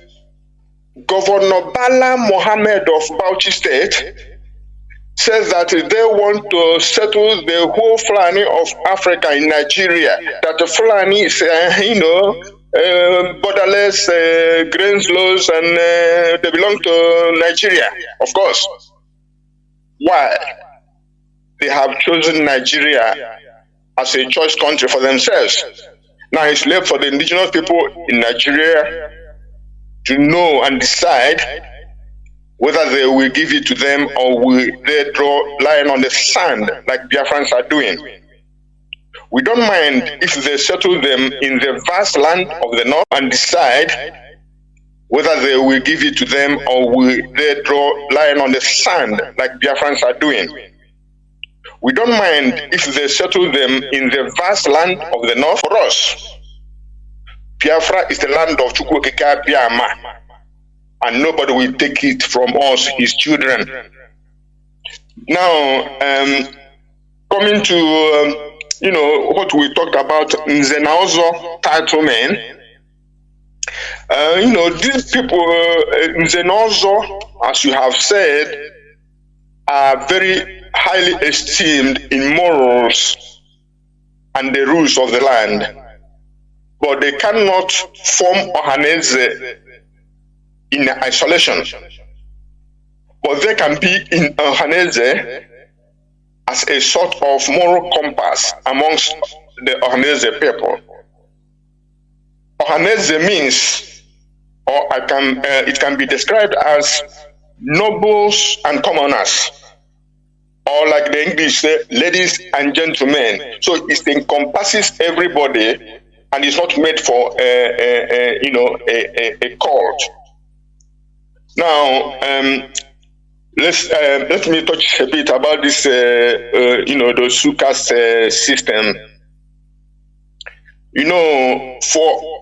For the avoidance of doubt, the SUCAS system has been abolished in Biafra land on 3 distinct occasions. One was by legislation, as you alluded to, in the 1950s, and then by our leader on Radio Biafra. He was very vehement in handling it and treating it. Yet, we don't begrudge anybody, whether they are rich or poor.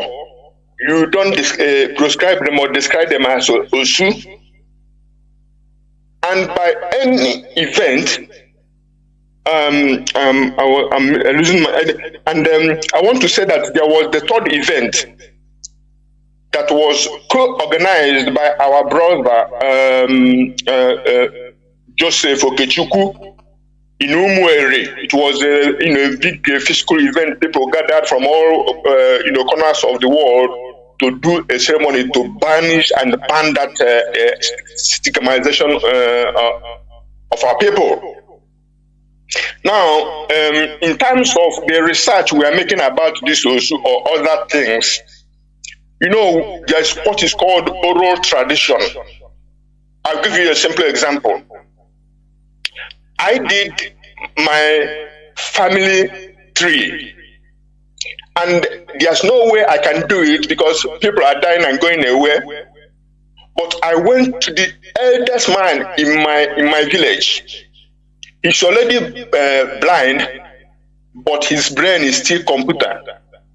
This man told me the history, the genealogy of my town, from the man who established it and his first sons up till my very own nuclear father, my own blood father. It is amazing. Why am I saying this?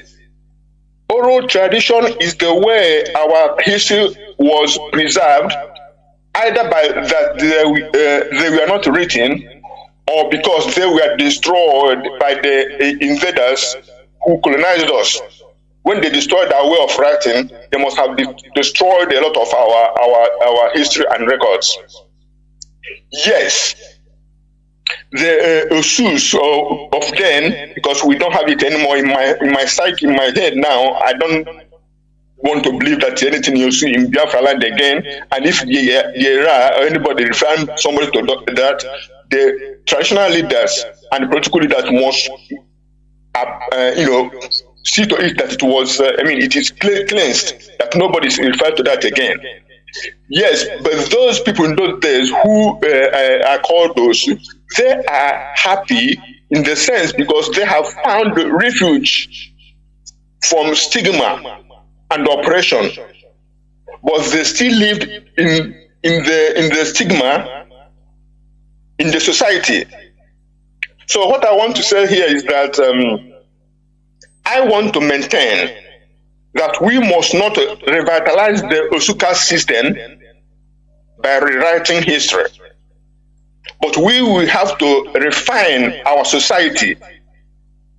We are one and equal people before and under the law of Biafra and under our maker and creator, Chukwokika Biama. And may God bless you all, you, our sister, and our sister in the office, in the studio. And may God bless Biafra. Good night. Mazi, please don't go away. Don't go away. There's something I want to say here. Of which, so maybe you are misunderstanding.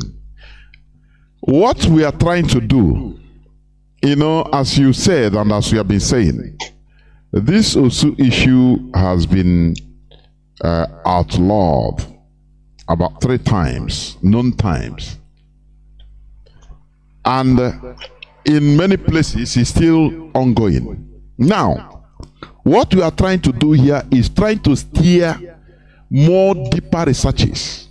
You know, there are things you cannot remove or you cannot stop through sheer intimidation or power. No. You do something through education. Education. Fiat regulation. You can't do fiat regulation. Yes, or sheer intimidation or regulation. Hey, no, stop it. No. If we go into more researches to find out really who are these people, how did they start? Is it really what we say they are, or is there something somewhere that we didn't understand? You understand? After all, every other country or many other countries have their traditional way of life, of which they have a set of people like that. I gave an example the first time, like the Levites, which today in modern Israel, they are have their traditional way of life, of which they have a set of people like that. I gave an example the first time, like the Levites, which today in modern Israel, they are. Look, these people are not what we really thought they were. Outcasts, this and that. They should be even proud. That time you will see that even they will be accorded their prestige. There will be no more need for making laws for abrogation, to talk about. You see people even trying to bring themselves out, say now, even our family, we also serve. You understand? Which, like in Israel, there are Levites still today that maintain. But in our own land, don't we think that this type of people, now who are the Levites? What is their job? Oh, they are dedicated to God, to their deity. Yes. Is it not the same thing? That is what we are trying to. No, it's not. No, my brother, it's not the same thing. It's not the same thing. Okay. Shall I say why it's not the same? Shall I say why it's not the same? Okay, go on. Yes. Yeah. Why I say it's not the same thing is that the last time I was telling you that that there are priestly class, and by these people they call those who we know they means they are termed or tagged that. No, we you don't how know. Mazi, our studies. Wait. No. Wait. Where you are going? Okay. No, don't say we know. I'm putting this to be open. You don't know. I don't know. We know. No. You don't know. Wait, Mazi, let us say something that we are factual with. When you talk about priestly, look, the Levites, they are following the priests. Just like in our land, when a priest, when the na priest or ndị na-egburu ya ọkụkọ, this and ndị na-serve the priest is dedication. So what we are putting out here is for more profound researches. When the researches I read, scholarly researches, the man concluded, he said, look, in all these things, no person know the reality of this Osu. He puts there for researches to go on more. Forget about what they tell us, what they write, what they say, this and that. Government come and say, now, I gave an example of if we can be made to be cherishing warrant chiefs today, what can't we, how can we can be deceived in any way? We can be deceived into, castigating our something we should cherish. That is my point. So don't say we know. When you talk about priests, there are priests. Yes, these people are also part of the priests because they help the priests. Even in the Levites. Yes, they are like that. They are the lineage of Aaron are the priests. But the Levites help the priests. There are, if, for example, the ancient Israel, there is a way where they will reach. In the altar, there is where they should reach. Now, these Levites, they will come forward, reach to this side, more further. They are the people that helps the priest. So I don't want that word "we know." I will not tell you that we know. It's not conclusive. That is why I put it out. Okay. People are listening to my voices. People can come in in order to, make suggestion. It's not conclusive. I'm telling you honestly. Because when people that are met, Mazi, look at our argument here. People that are made to deny the identity. What else can't we, even sometimes I'm not even sure of anything we are doing. I'm telling you honestly. I mean, as a people, because of people that are made intimidated in order to deny their own identity. What else can't be possible? So when we make this, for example, this also, if we find out that it is not people, it is not what we thought. Now these are people that are blessed. These are people that should be accorded this type of respect. With that education, I'm telling you, everything will die a natural death, and people, it will follow its course, because the way you are going, you are still, discriminating that these people are this, although they are this, but let no person talk about it. It is not what I'm talking. No. Yeah, that is the point you are trying to make. Why I'm saying that is that when I was in my town growing up, I was involved with a lady, and somebody who wanted to contest the lady with me started spreading rumor that somebody who they call Osu had a canal knowledge of that girl, and therefore I shouldn't be going with her. So I went into research and asking questions, and even confronted the girl, of which I regret today, knowing what I know, because she denied flatly that she had anything to do with him. And people in the area of that guy who was accused told me how that thing came into existence. Now, if Biafran kind of council of Biafra will come up and give those people a priestly status, that's fine. But mass servers are not priests. I want to bring out here. You are even promoting the discrimination of these people. Do you know what? Do you know? No.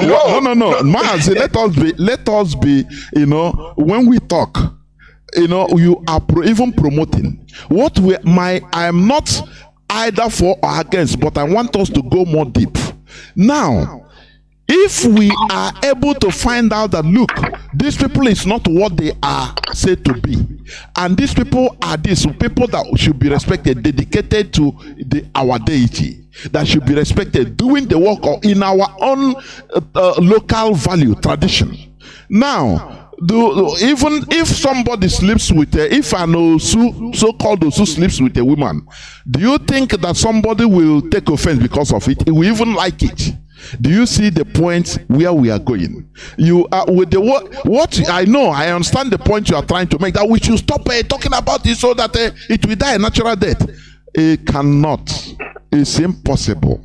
Mazi, I would like to, because this our brother, this Mazi in there, he tried to say this the last time we had this. Yes, I know. And it's coming up here. But I want to ask him one or two questions, then I will make a statement.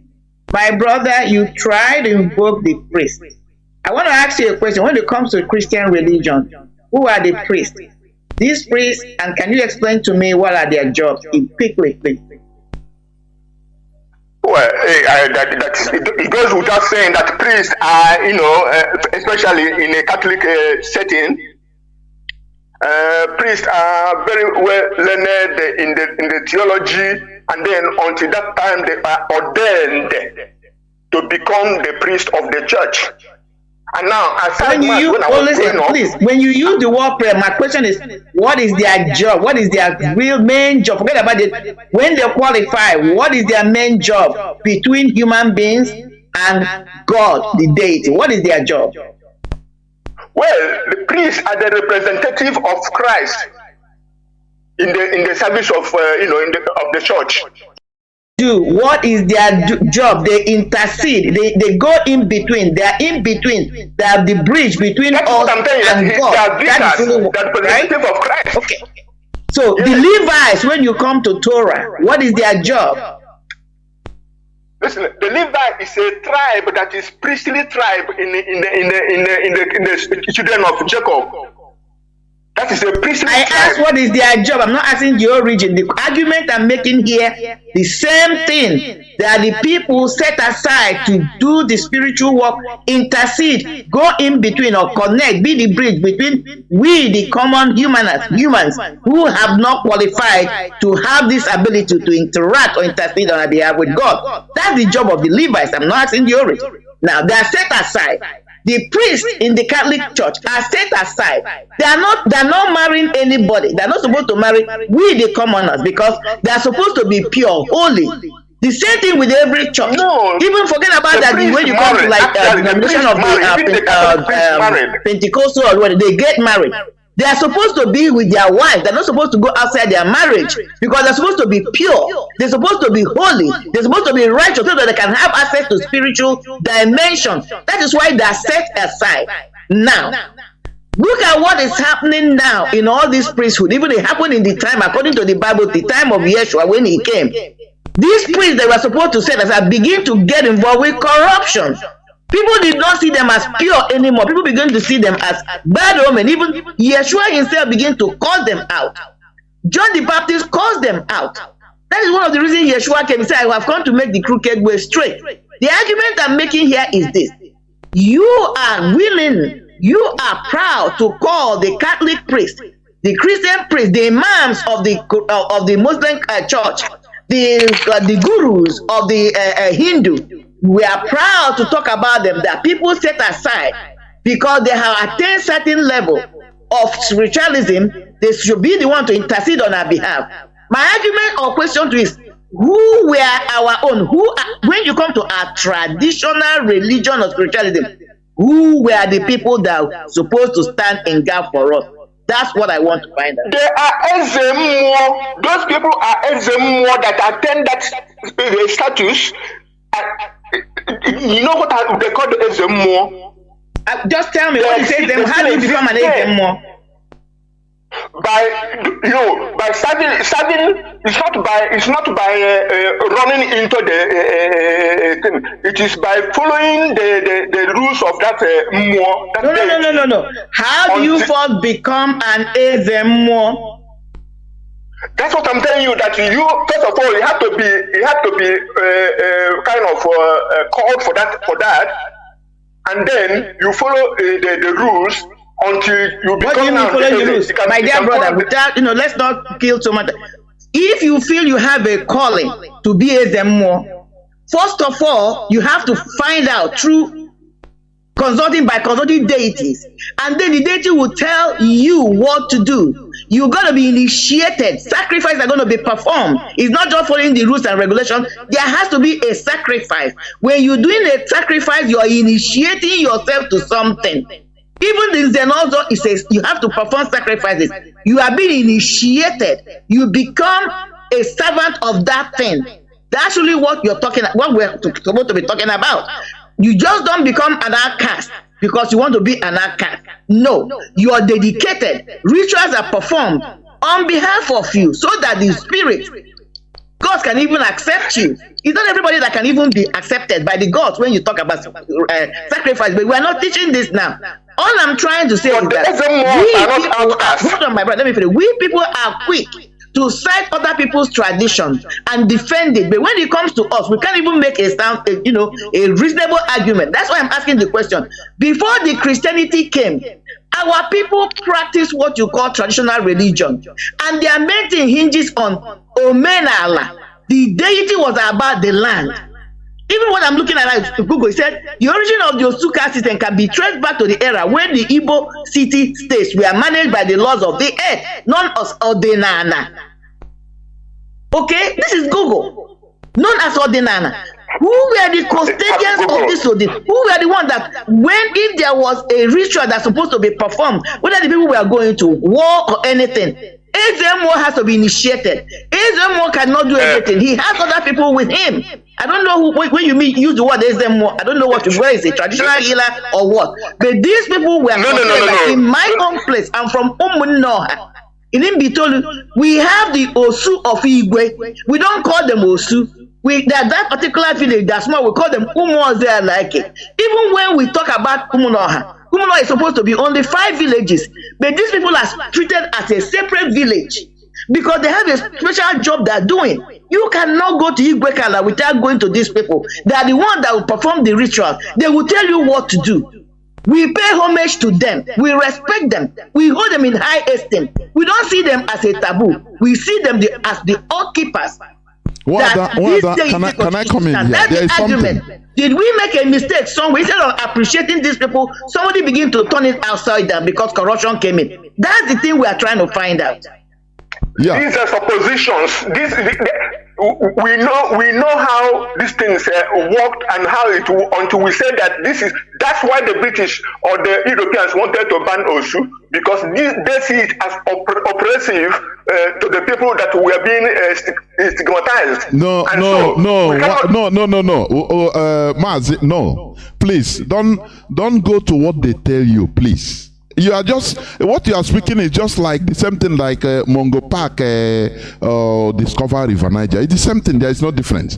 You know, there is a basic problem. I know what your problem is. You are still calling them outcasts. That is no. You use the word.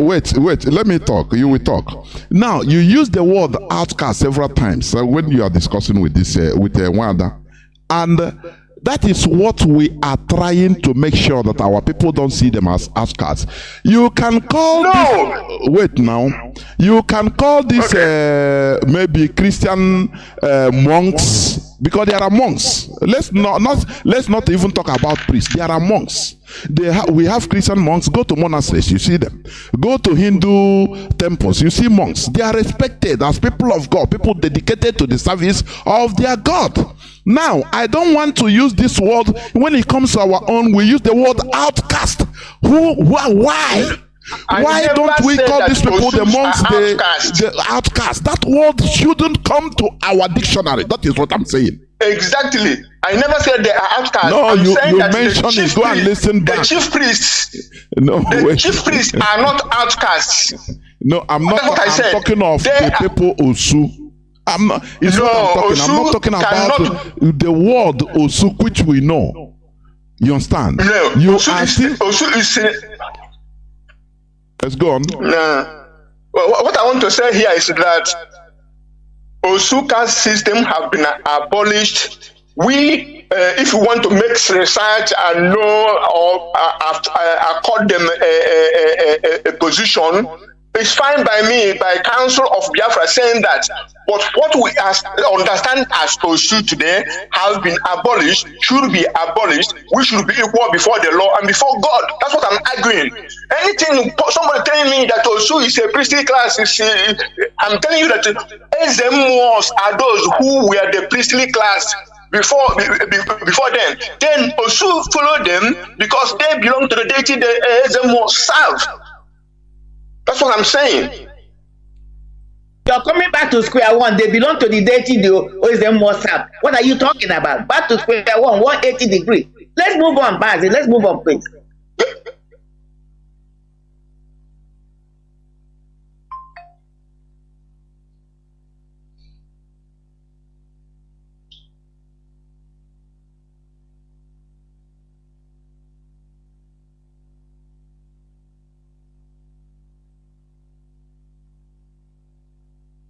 And that is the problem we are facing as Igbo people, because we don't want to dig out who we are and make corrections where needed. We don't want to find out who we were. We just want to continue to move. When you don't know your past, how can you know where you're going?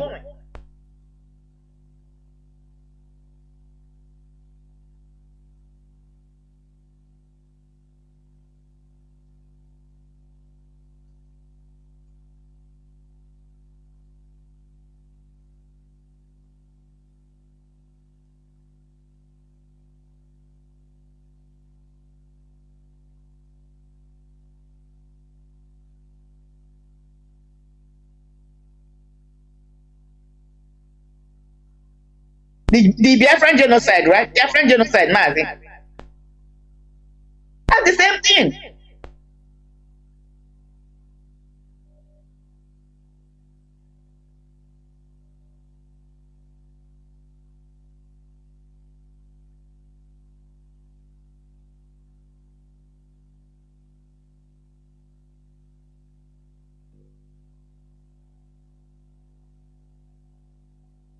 What they have been tagged to be, what they have been tagged is that because man, even this argument you're making now is the same argument some of the elders are making with this Biafran agitation. Did you guys see the war? Did you know what happened to the war? Why do you want the war? Forget about the war. Let's move on. It's the same argument.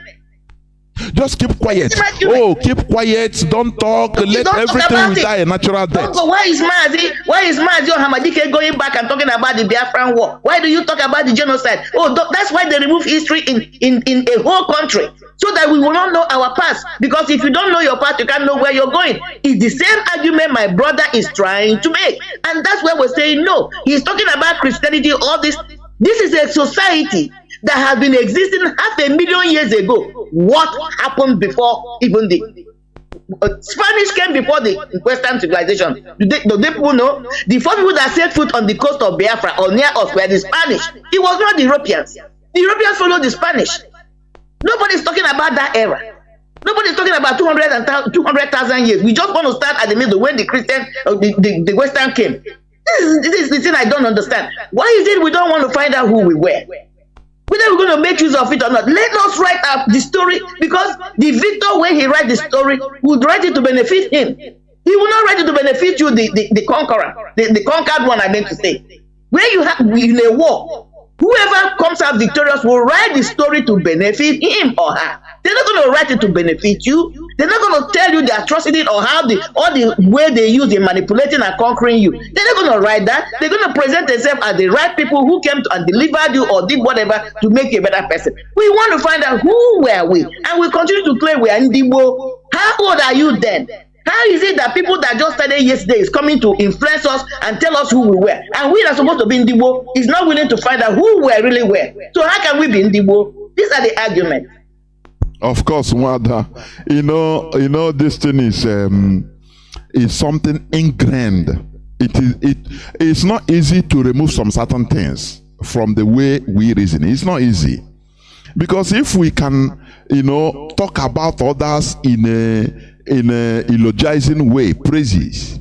Oh, these people, they are priests, they are mass servers, they are, we respect them. But when it comes to our own, we say, no, it's abolished. Don't talk about them. Because we were made to castigate them, call them outcasts. Now, okay, because of that, owing to that, you don't talk about them, it's abolished, stop. No, that is not a solution to a problem of a people. It's not a solution. The solution is to dig out, to find out the reality about them. Now, that thing will clarify everything. The coming of Biafra, all these things we are digging out, it will be published in the books, which will be taught to our people, our children, exactly. Our children. That's what we want to find out. Yes. Make all the crooked ways straight. Exactly. Because they use the crooked ways to subjugate us. We can't leave it that way. You continue to pile up, and most of claim, okay, we came through oral history. Even the Israelites you're talking about, their story was passed down through oral history before they started documenting it. That's why you hear somebody like Moses. He told the story. He was inspired. They did spiritual researches or whatever they did. They didn't just start writing them down. He came through oral history, but they went back. Some of them, they were able to collaborate. They were not able to collaborate. You can say that. It's with every society, because there was a time human beings were not writing. So are we going to say because it's a difficult task, we can't do it? That is the problem we have. We don't want to engage on hard things. We want to get things that are already made. We want another people to define who we are, tell us our story. How can we do that? That's it. That's the difficulty. But we must continue. Many people are calling, honestly speaking. But I will pick just few calls. Caller on the red line, can you hear me? Go on, please. Very brief, because we are winding down. Mazi, Mazi, there were. I'm Chika from Obingaba, but I'm not from Republic to the Mazi. Mazi, today's topic, you know, there is your Mazi. Everybody going to understand that. Of course. You see, our people today, you see how they fight to defend another people's religion. Has it been that Islam first of all conquers? And some people going to defend Islam, they defend Quran. If you talk, they will say don't blaspheme Prophet Muhammad. They will kill you as the key for Northern Jew today. As the Fulani is the key other black, their fellow black people in the north. So see how people they defend what they don't know. They go to die with another people's religion, but their own na evil. That's a problem there. But thank God for Hamadike who brought this enlightenment to us. It's not easy. It's not easy. That is why if you go to the street where I'm living every day by day, you will see somebody standing on the sun, carrying microphone, disturbing neighborhood, preaching under the sun, carrying hanky, cleaning his face as the heat, as the sun is beating him. He's there, acting comedy, in order to convince people that is around him, for them to see him as a man who is a saint. Because he's doing all this is in order to suck money to eat from their own pocket. There are people that are suffering with him. It's entrepreneurs. Some of them will be telling you any enemy that are fighting against you, enemy in your village, enemy in your father's compound, enemy around you, Holy Ghost fire. And that person, with that, what he's preaching is ignorant because his brain, he doesn't know that the real enemy are the government. It's the government policy that make us scatter all over the world and be suffering. It's happening anywhere we find ourselves. We are suffering all over the world. That is the policy of the government. The government is the real enemy, the physical enemy. But those people who are preaching ignorance every day by day on the street anywhere, they are diverting their attention. They're watching those people that are around them, not made them to believe that is their fellow brother who are still suffering the same way they are suffering are their enemy. So that's the problem, my brother. Because this religion, the white people brought for us. Today, what people have left, who are in charge, is our fellow black brothers, is our people that are in charge now. Now, using it as a business center, campaign ground for the evil Nigerian government who are killing the innocent people. And the same people today are campaigning for the politicians inside their church, telling their followers whom to vote and how to go and cast their PVC. But the same people are the people. If you tell them what the government are doing, the same government that are compelling their members to go and vote are killing the same people which they're supposed to protect. But they will never rise and face the government. They will never rise and tell the people that they are controlling in their church, collecting tax and offering from their pocket. They will never tell them the truth. See, look, this government is the enemy. This government is why you are suffering. This government is why you don't have life. This government is why there's no good road. This government is why there's no seaport. This government policy, it is why you are running away from the land that God has given to you.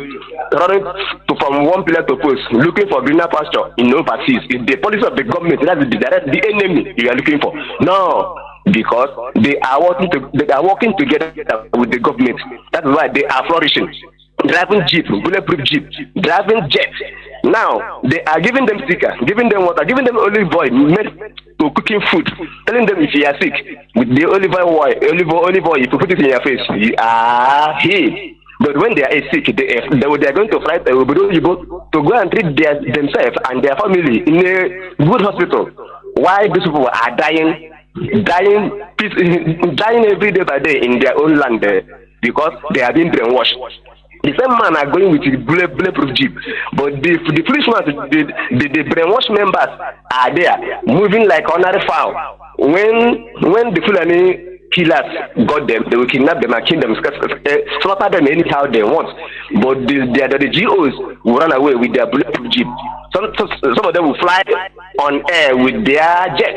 So, Mazi, who is deceiving who? Mazi, who is deceiving who? Mazi, this institution now is a oil well in Nigeria. The religion in Nigeria is an oil well.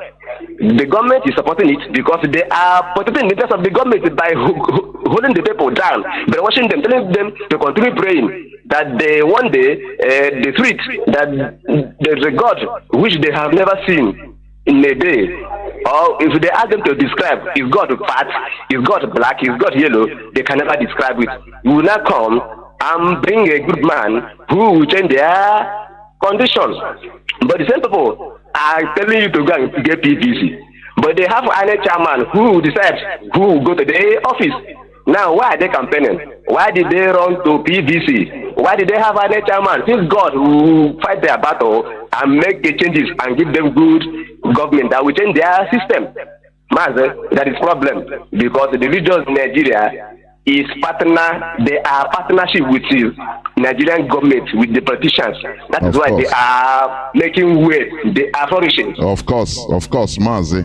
There, Mazi, please round up. We have come out. We are not going back. You must fight them because we are the students of Radio Biafra. Thank God for Mazi, my liberator, the servant of my time. Mazi, good night. I feel the mention from moving Baba. I'm signing up from good. Thank you very much. Caller on WhatsApp. You have been there since 40 minutes, whopping 40 minutes. You're a patient man. Please go on as brief as you could. There we go. Mazi Jonathan and our sister. I want to say something here. I want our people to know that in Aruchukwu today, they don't colonize somebody as a chief. And a chief now. I hope people should know that one, that Aruchukwu today, onye ọbụla nọ sị na ya wu chief na Aruchukwu o chiri ya side. And ọ bata na Arụ onye na-akpọ ya chief. Onye papa ya dị ndụ akpọ ya nwa Mazi. Onye papa ya nwugoro anwa akpọ ya Mazi. And the eze Arụ ọha enwe and other people. Onwe ihe dịka chief na Arụ. In my community, only people that take care of the arrows in my community. So a certain people now say na ha ga happen at that place nyere ha no their land. So ha no na court. Well, ndị nyere ha now olden days ke nyere ha that land. Then the elderly men enwe now. One of them na akpọ ha aga court. So a friend of mine is from that place ahụ kpọọ m sị mụ nekwa ihe na-eme m sị ya unu na-aga court within that and ndị a merụọ ala e were nkịta were ego were ji bịakwute unu ka unu chụjọ ala why not ndị a bịa unu asa ha mba people from court without like that ihe a continue na-eme and then a na-enye nkịta na mbe na ihe niile na egwu ka ha were chụjọ ala akwụkwọ n'ime ọtọ iti ime ọtọ and okay elderly person or that place. Then the people say na aga church in the midnight were ihe ndị ahụ na-eweta ka njọ ana ahụ na ọ bụrụ na ya nwere ike igbu nwata igbu ogbu onye ọhụrụ means that na ihe right. Not the right means that not the power. Because someone not the nana power. Where ha ga-eji wetewe ji n'ime abalị. Why ha na-ewete in the daytime? So mbido na agwada my friend, being a brother na say na all these things ga stop. Na achi nwete ihe 100%. Ndị ahụ wete ihe ha asa ha mba. Till okwu withdraw ya from court. Which the court said that na ndị nyere ya anọzi her life. The court nyere her the case. Not how one with the case, not how one with the land. So make our people matter that na this ordinary na-ekwu. Na some akwụkwọ ahụ kwara say that na Igbo live before Adam. That na Igbo live before Adam. So ka hapụ na-eme argument. Ihe a na-eme argument. Ka eji igwe ihe ruo na the end.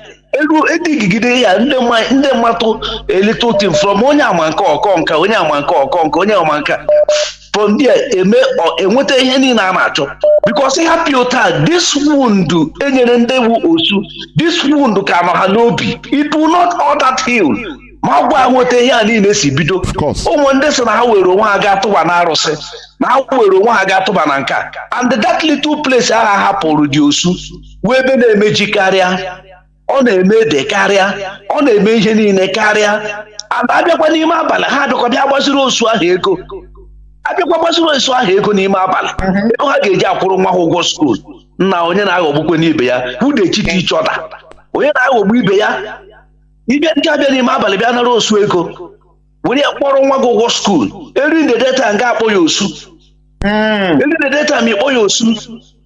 Asọpụ that rubbish. Ime ihe ala ga-ewetara ya osu.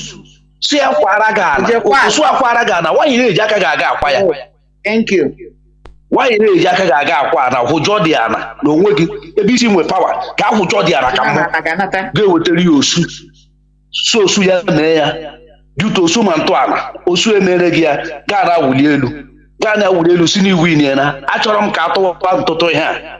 Ka atụgide ruo ebe ọ gwụrụ. Just like this genocide I committed against our people. Ma bịa sị anyị sorry. Na-echetara anyị ya. Pains agaghị apụ anyị n'ahụ because this radio Biafra, I mean, this pain can never go out in our body till ndị niile biere anyị ikpere sa anyị na-ekwu osede anyị enweta obodo anyị anyị adị happy. Our generation to come are happy. Without so, they will not be happy. Onwe onye ga-adị happy. Ihe William sị ka m kwuo. And the last one again, ka hapụ ịga igbo oge. The last one again. Achọkwa nka our people ga-amata ihe mere that jihad war ahụ ebe ahụ ọ kwụsịrị. Where that war stop between the Tifi and the Doma. Between the Tifi and the Doma. Ihe mere ndị Fulani na ndị Fulani ji na-akpọ ndị Tifi Munchi. A na-akpọ ha Munchi. Na-akpọ ndị Doma Akpụtọ. Those things mean a lot of things. Na ha gburu Fulani rie nama ndị Fulani. Then coming to Idoma ekwu eri na ara ma Idoma sị ha na ha were ha wee tie na moto ha lụọ kpotu ka alụ ka bịa onyo.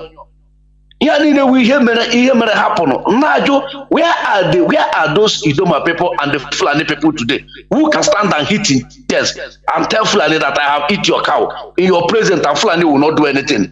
Is their ancestors do? And you are saying that the ancestors should die. The ancestors that built that land where you are fought for you where you are is where you are telling the ancestors to die. And all of us are living ancestors. If they didn't know, let them know. We are all living ancestors. And one day we will pay that price of nature. God bless you. God bless you, sir. Mazi ndewo ngasịrị gị ndewo maazị ndewo ahụ mada maazị ịma na anyị nwa awụ ndị ụlọ ha isi arụ so ndewo maazị ndewo. I have callers. I will take this callers. Calls have been pouring in, still pouring in, but caller on signal. Can you hear me? Please make it as brief as possible. Caller on signal. Are you there? Yeah, Mazi. Yeah, Mazi, I'm here. Okay, please go on. Asin Bachumalo no ma. Makwalage. Ketero ni yama, Fotaro ni yama, Oye Getero ni yama, Nkokwataro ni yama. Aye kene onye ndu ayo Mazi Nnamdi Kanu. Nye ichi ndi bu na ndegere dube ma chevia. Ụtụtụ ihe n'abalị ekene ore na afọ na nkwọ onye kpọọ na mma ọfịa na mma onye kpọọ na njọ ya were isi ya wee buru. Mazi, according to what I've been hearing this morning, particularly mostly about Osu, in Igbo language we are people that their surname is Mosu. These people that are called Monsu, in my area, we don't avoid them. We associate with them. We don't have Osu in our community. And why things are getting wrong and wrong every day in our community? In a community or in a town, every town have their Obi. In this Obi is where every gathering is being done for the town. Obi is different from who we call Eze. Normally we don't have chief. Only what we have is Eze. And is this Eze associate himself with Ezemmoa, which we call the what they call it in English, Ezemmoa for the moment. in a community where Ezemo is really doing his real work. Mazi, I'm repeating myself. Mazi, go on, please, go on. You are not repeating. Okay. Go on. Well, I'm hearing myself, that's what I'm saying. Okay, in a community where they have Ezemo is the spiritual guideline of the community, of the town. Most of the chiefs we have now in the communities, most of their fathers was not involved in anything tradition. If, like me, if my father was not a traditionalist, or maybe Eze, or Onyenze, or Onyozo, I can never become Onyozo without, first of all, giving that royalty to my father before I will receive it. And if it's not in my father's compound, I can never get it. But now, people who don't have that in their own kindred use money to go and buy it from people who have more. As I am now, I have 3 already by my side, which I will give to my children.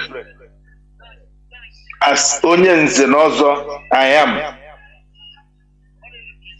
Then any child that is being born in my father's compound, be you a man, you are automatically Onyenze, Onyozo.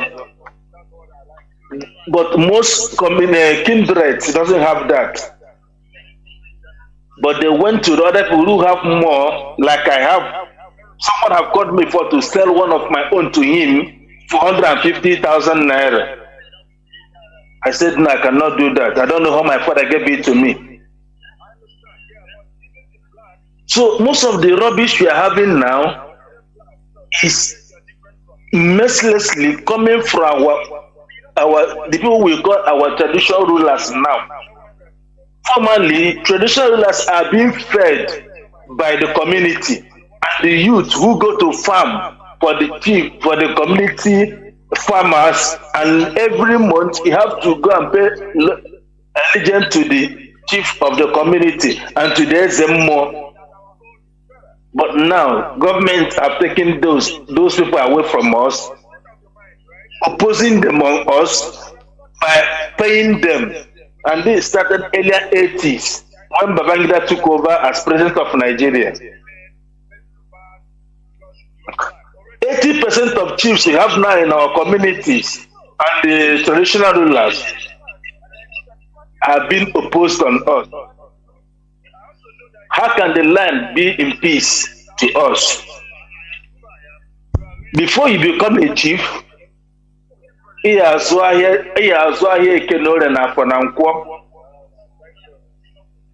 us we go to Ibuku,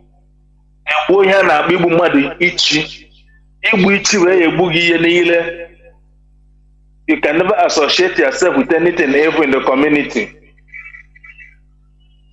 You can never see anything wrong and call it good. But those things are happening now. Our young youth are being killed every day. None of them is talking. But if when they are the real guidelines of the land, then I could have a long time strike them. So for us to accommodate all these things near to us, Osu is not even, those who that are called Osu, when I heard about Osu from my childhood, there were people who ran to the community shrine to guide them. So most of the people who didn't go there because of Christianity, one thing or the other, we are being killed. Then for them to give them the bad name, they have to call them Umu Ndasupra Sopo. For me, Supra Sopa Ona Humusu, which is they are the same our blood lineage, and we still condemn them. But in the night time, we go to them to collect ose, mobo, nu, to cook our food. How can we associate ourselves from our immediate brothers and sisters and we accept the land to be happy with us? It doesn't work that way. Of course it doesn't. Mazi,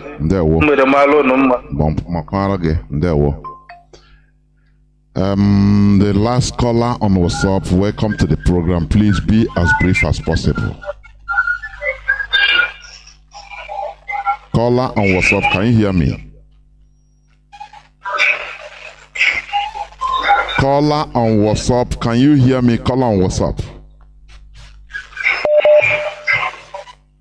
My goodness. You open your phone and leave it. I don't know. I can't understand. Caller, let me replace you with somebody. Caller on WhatsApp, can you hear me? You are the last caller, please. Make it as brief as possible. Can you hear me? I can hear you, Mazi. There, Mazi, go on, please. Mazi Jonathan, there Dalorin Ekenengi, Gina 191, Wada Miriam, Makunako, Onunako Humanisti. Mazi Jonathan Chinedu, Akambuka Mazi Limaloko from United Arab Emirates. Nkebezoko on Ife Melai, Mana Ife Melai, Indoche Emeka Ife. Ndocha Choliko Chapani as a rest. They bring their systematic of evil government and their evil religion and their own language to destroy our race. That is what white people did to us.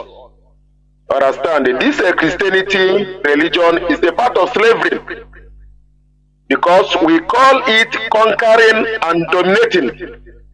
When a nation conquers a nation, they will use their language, their systematic of government they want, the religion they want to pose on that very people to make sure they destroy that very race. That is what Westerners did in Africa.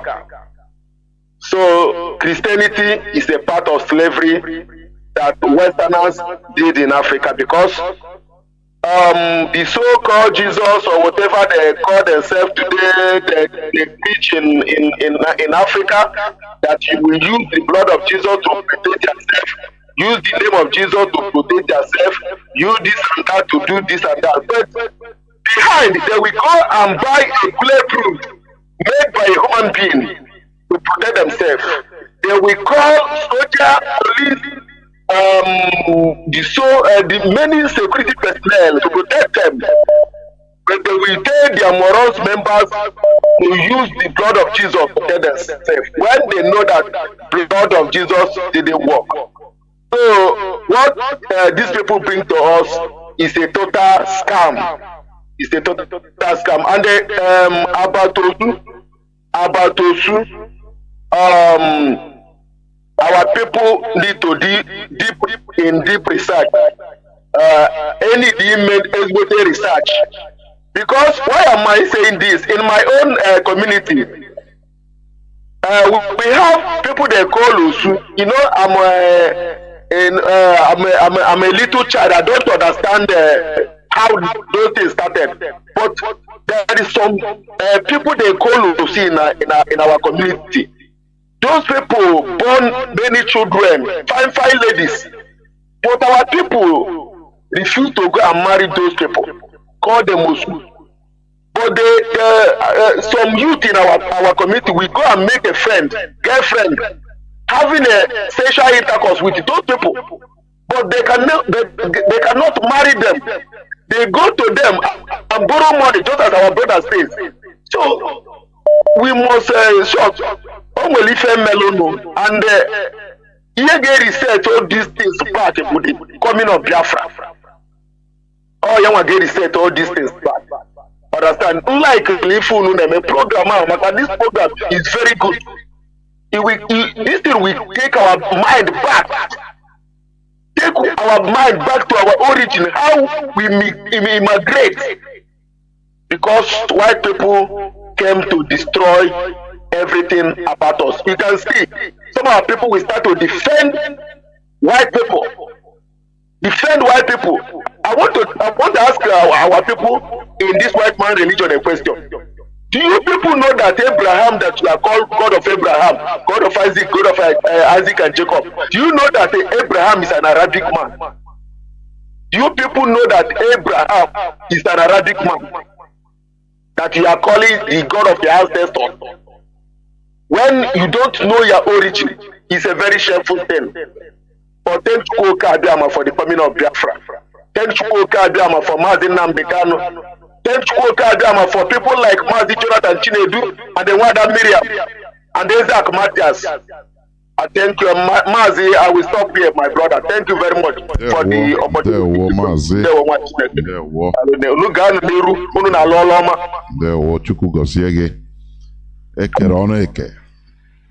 Well, this is where I'm going to stop taking calls.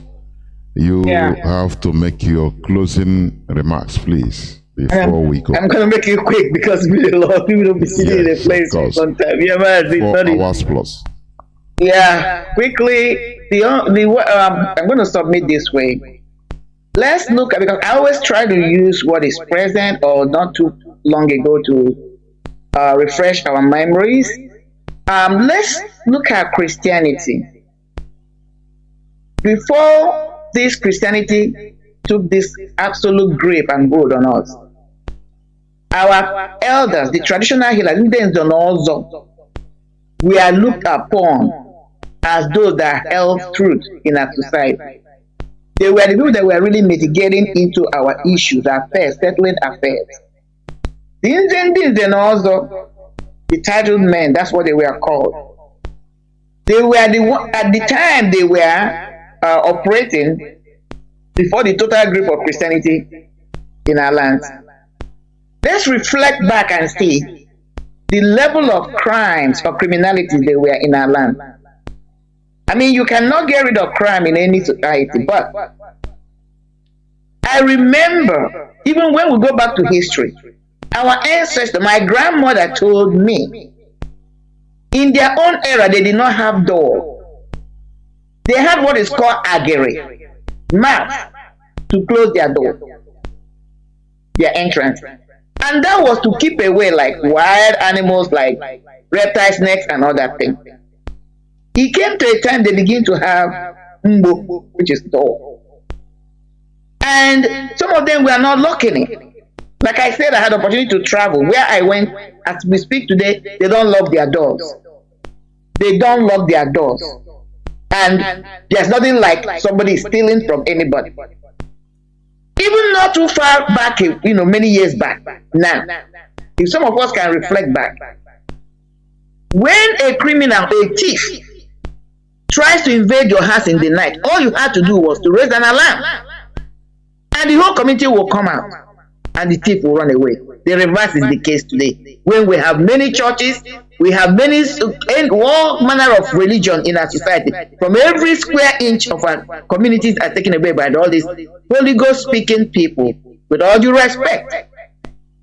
But at the time of our ancestors, even not too far away, 20, 40, 50, 60 years ago, if there's a criminal syndicate operating in a particular community, all the indigenous will do, the elders with the eze or whatever, whoever is in charge, will come out, bring out all the offer, and then invite and invoke ancestors, and whoever that was doing it will, they will bring it and say, the person will be exposed. And sometimes they will come out and put a mandate, tell this, the deities, that they should, anybody that tries to steal, they don't want stealing, they don't want criminality in the land. That was the police they had. They had no physical police. And there were more peace. And people believed in them. People reverenced them. They were looked upon. Let's look at where we are. I know why I'm bringing this example. And you need to talk about why I have a deep suspicion that the way the Osus have been castigated. I cannot tell you when it started, and that's why I keep invoking. This is a society that has been 500,000 years old. When did this thing start? Was it 200,000 years ago, 100,000 years ago, that instead of them being reverenced, they began to castigate them? That is my own argument. Now look at where we are with Nzenozo now. There's nothing to write home about. Because what? They want to allow corruption to come into their system. Like one of Mazi that spoke, he said, for you to be an Nze, or also, they give you a mark. That mark they're giving you your tongue. I believe there are some incantations that will be revealed, that will be said as they're giving you that mark on the tongue, that you must say the truth. You must stand for equity and justice. Okay? So that was their guiding principles. They believed in it. But a time came when people were now buying Nze. That is, what do I mean? They became Nzenozo because they had some physical wealth, and then they could find their way in. They begin to corrupt the system. Now they begin to lie. They begin to see the truth and call it a lie. See the lie, call it a truth. Corruption set in. By the time you know it, people begin to find out that these people are not as upright as they were. People begin to gravitate to the priests, the religious priests whom they thought at that time were upright in nature. So now that which was good, that which was reverence, the Nzenozo now became something of mockery. My argument is, was that, or is that what happened to the Osu system? Because the Osu was set up. The original Osu, that's what I'm talking about. I'm not talking about people that committed crime, they were cast away. I'm not talking about, because Osu has different divisions. Or company, division is the right word. I'm talking about the origin of Osu, because they were dedicated to the deities, and the particular deity was Anna. And because Anna, through Anna, all the legislatures of the people were carried out. They were like the House of Assembly. Those who enacted the law made sure that they were House of Assembly, they were the judiciary, they were the executive. No, the executive were the Ezes.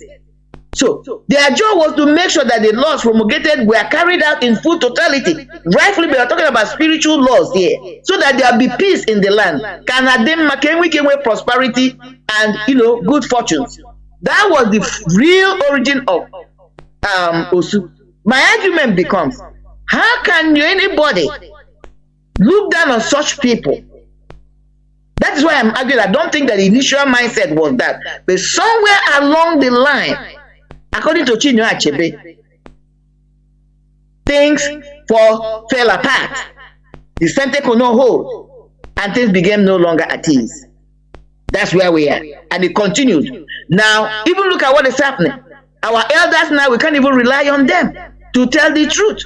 We can't rely on our elders to defend us. We can't rely on others to stand for the justice. Meanwhile, in the olden days, it is said the words of the elders are words of wisdom. Today, we cannot say that.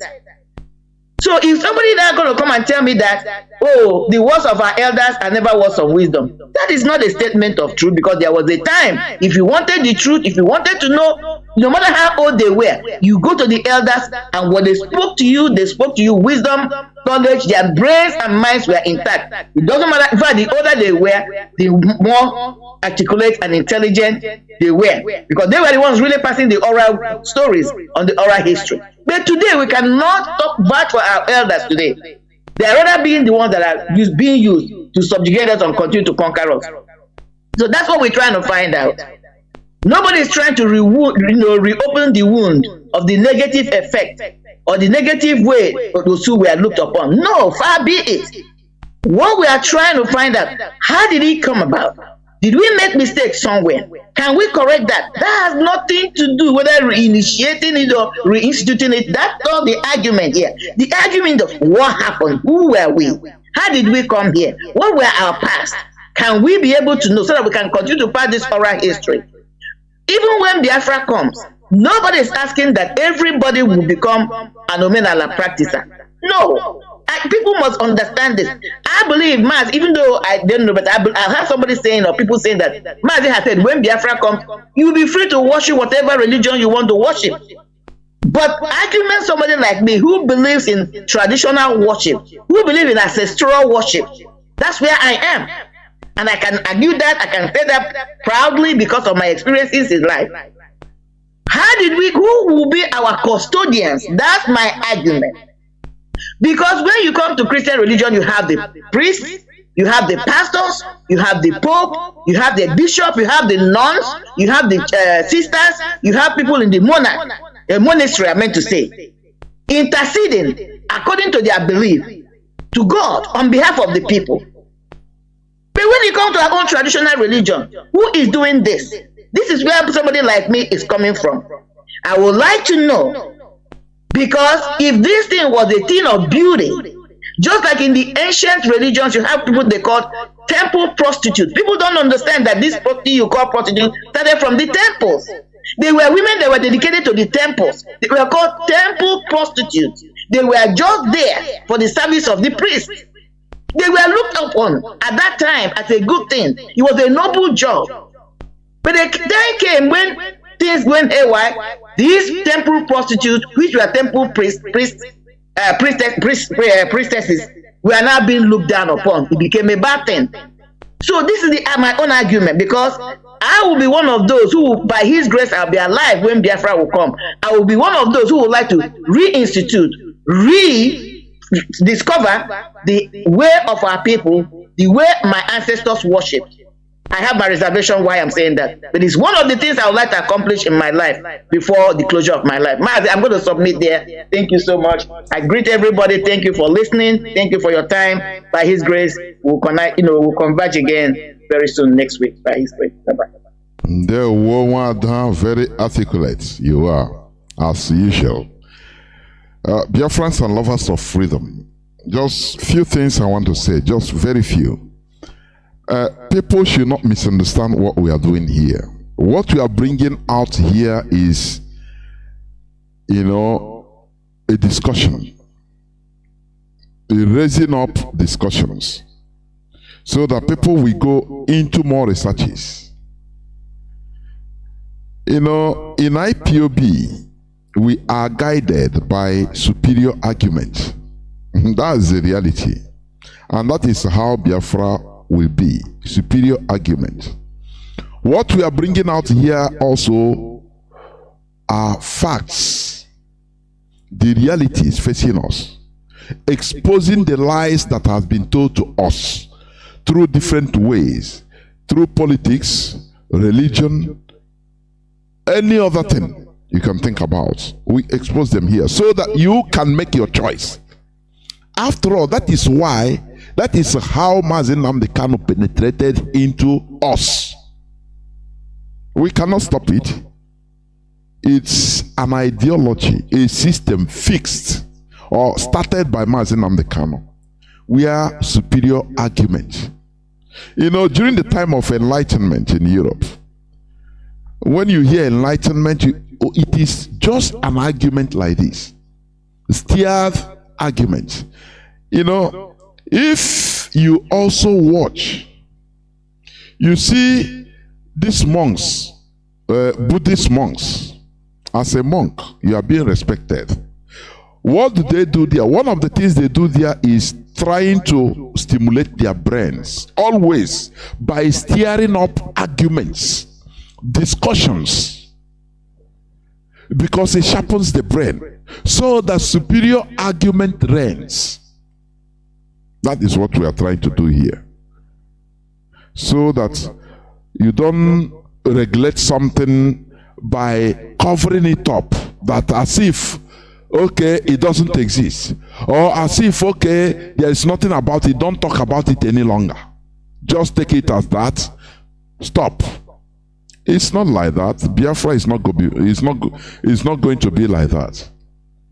It's just like what we suffered, the Biafra Revolutionary War, which we suffered a lot. Because of it, history was suspended from the Nigeria curriculum in order to make people not to talk about it. Does it solve the problem? The answer is no. It's a very wrong approach.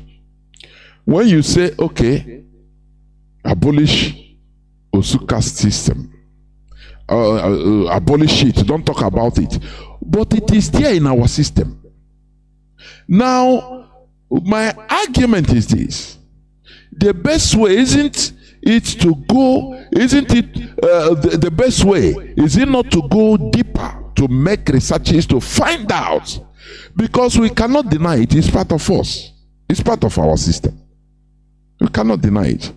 Why is it that these people are called outcasts? Are they really outcasts? The answer is no. Then what really happened?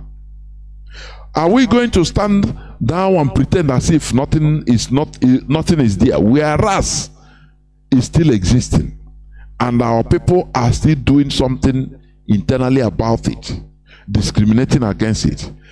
The best thing is not to reveal it so that people will discuss about it to find out really what happened. Because when we speak on radio, thousands, if not millions of people are listening. There are people that can know something. There are people that can call or start writing or start going into research in their own scholarly ways in order to find out. That is what we are trying to bring out, so that we should understand what happened. Why is it that other people, other cultures, other values, other religions, they have people, they respect people that are even dedicated to their deities, to their gods. But when it comes to our own, we demonize them, calling them outcasts. And the only solution we think is, okay, don't call them outcasts again. Pretend everybody is equal. It doesn't exist. Case closed. I don't believe that. I don't believe that that should be the case, or that should be the solution. The solution is educating, to find out these people, who are they really, so that when we finish, now these people will be proud. Now people will even be proud to associate themselves, to come up openly that, oh, they also, because of that discrimination, that stigma has been removed. It's no more there. Instead, we call them who they should be. Just as in Israel today, they still have Levites. Some of them, although not all, they can know them by their names. Kohen, Kohinen, Khan, Kahn, if it is maybe German, for example. Because it means priests. So they revere them. Oh, they are the Levites, Levitical priests. Oh, this and that. They respect them, give them their honor. And people are proud even to be among that family, because it's their culture. Why, when it comes to us, we stigmatize it? Now the only solution we give ourselves is to pretend and ban it and say, don't talk about it again. No, everybody is equal. Let it be. Yes, everybody is equal, but there are roles. There are roles in our land. That's the reality. So this is what we are trying to bring out here in our discussions. They have lied to us too long. They have almost destroyed our land with this importation or imported religion that is not even up to 200 years, 165 years Christianity in our land. Some people thought that it has been there since 1,000 years. No, only 165 years only. Some people's grandfather are could be even more, more older than even Christianity in Igbo land. I'm telling you honestly. Because it's somebody that is 80 years now. His father might be maybe 120 years, although dead. Maybe his grandfather might be more than 200 years, though he's late. So that is the thing. It's not too long.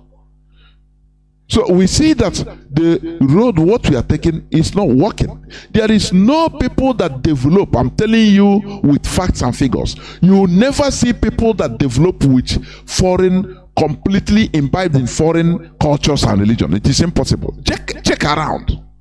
Check around. China is there. India is there. India is there. They have their traditional religion, which is Hindu. Japan, all these Asian countries. You understand? But these other people, like Africans that are forced to imbibe in foreign religions, look at what is happening. The only people that can develop with foreign religion is people that are under conquest today, where the conquerors live with them and continue subjugating them, continue ruling them, like in the Americas. That is the only way, because they now impose everything about them, bring their culture, everything. But when as indigenous population, you try to be more Catholic than Pope. Look at, I ask a very simple question so that people will start thinking. Look at killings in our land. Churches being burnt every day by ISWAP, by Boko Haram, Fulani headsmen. Pastors are being slaughtered.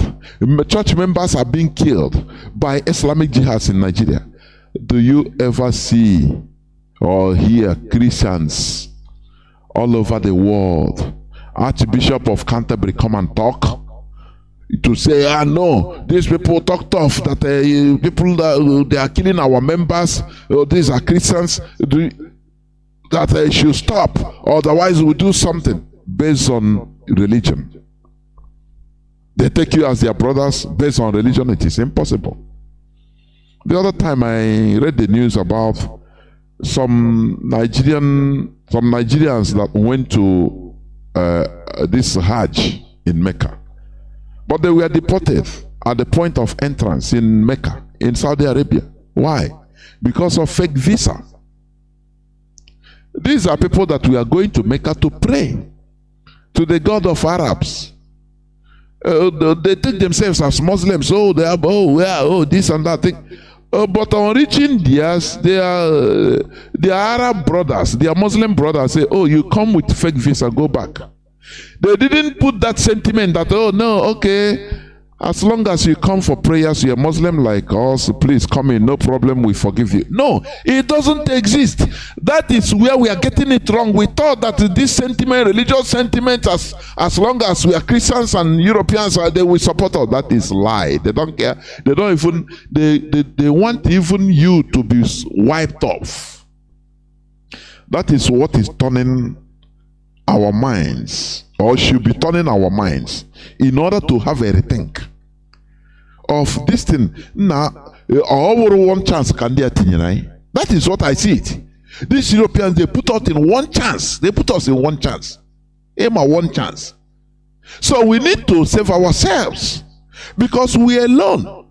Nobody is going to come to our rescue because we have the same religion with them. No. Europeans are not doing anything for us because we are Christians. It is impossible. They don't do it. They don't do it. The only thing, only individual, as a pastor, they can give you visa easily to America. He read that as an individual. As an individual. Nothing for the people. Do you see it? Individualism doesn't help the people at all. Is the collectivity. What are we getting in this thing? In this journey of demonizing our values to the benefit of foreign ones. What do we get? Only tomorrow is Sunday. You contribute money and they send to Archbishop of Canterbury, where the king of their land is the head of the church. You are going in Nigeria in the zoo. Don't it make you to rethink? The British monarch is the head of the church, Anglican church. You are going. So the money you are contributing in Nigeria, given your hard-earned money, they are taking it, gathering it, and taking some of them to England in the name of, what do you get from there? Nothing. The same thing to Rome. What do you get? Nothing. They kill you, they don't come for your rescue. Now, why shouldn't we have a rethink about it and leave these useless emotions? Religion is only meant for conquest. Go, take it to the bank. That is the reality. The initial initiative or intention of the people that brought religion, Christianity to Biafra land, to we Igbos, is to exploit us. So that when they turn us, Christianize us, we can now be soft for them to exploit us, to manipulate us mentally as they can, so that we can trust them. And now they can exploit our land. Is it not what is happening today? What do we gain? Ask yourself, what do we gain? You don't get spirituality. What you get? Only scamming. Pastors that the Jews scamming everybody, scamming each other. We have problems in our families. This one is Assemblies of God. Oh, husband is Deeper Life. This one is families being torn apart. Can't we think? We are in 21st century, where we should think, where we should reason profoundly. That is what we provoke here. Biafra is our religion. Biafra is where we worship. Biafra is our identity. We have no other identity except Biafra. Therefore, we must continue in what we are doing. Our leader must be released. I see somebody, I read a comment, somebody saying, no, we should be talking about our leader's release and stop about religion. And I laugh. Nadem them. Just watch them. Nadem them. Right from time, the same thing. And the oh DOS, how are you going? What are you doing to release our leader? That is only thing. Then that is only, Nadem them. We know them. Distract us. Do you think that coming here to say, okay, we start reading it like Ikpe Kelem Maria? Is it? Release Nnamdi Kanu. Release Nnamdi Kanu. Release Nnamdi Kanu. Release Nnamdi Kanu. Is that how? Is that the solution? Is that what you think? You're a joke, honestly. These people are not intelligent. Here on Radio Biafra is for education, for mind changing, so that you think profoundly. We, try to stimulate, prod your thinking faculty, your brain into thinking, reasoning like a human being, because that is what makes us outstanding, different from other animals. Ability to reason. Thank you for listening. From me, Mazi Jonathan Chinedu, from here, good night. It is simply good evening. Thank you, Mazi. I have to wait for you to finish. Yeah. Brilliant exposure, brilliant exhibition, brilliant outing. That's what I'm going to put. Okay. There we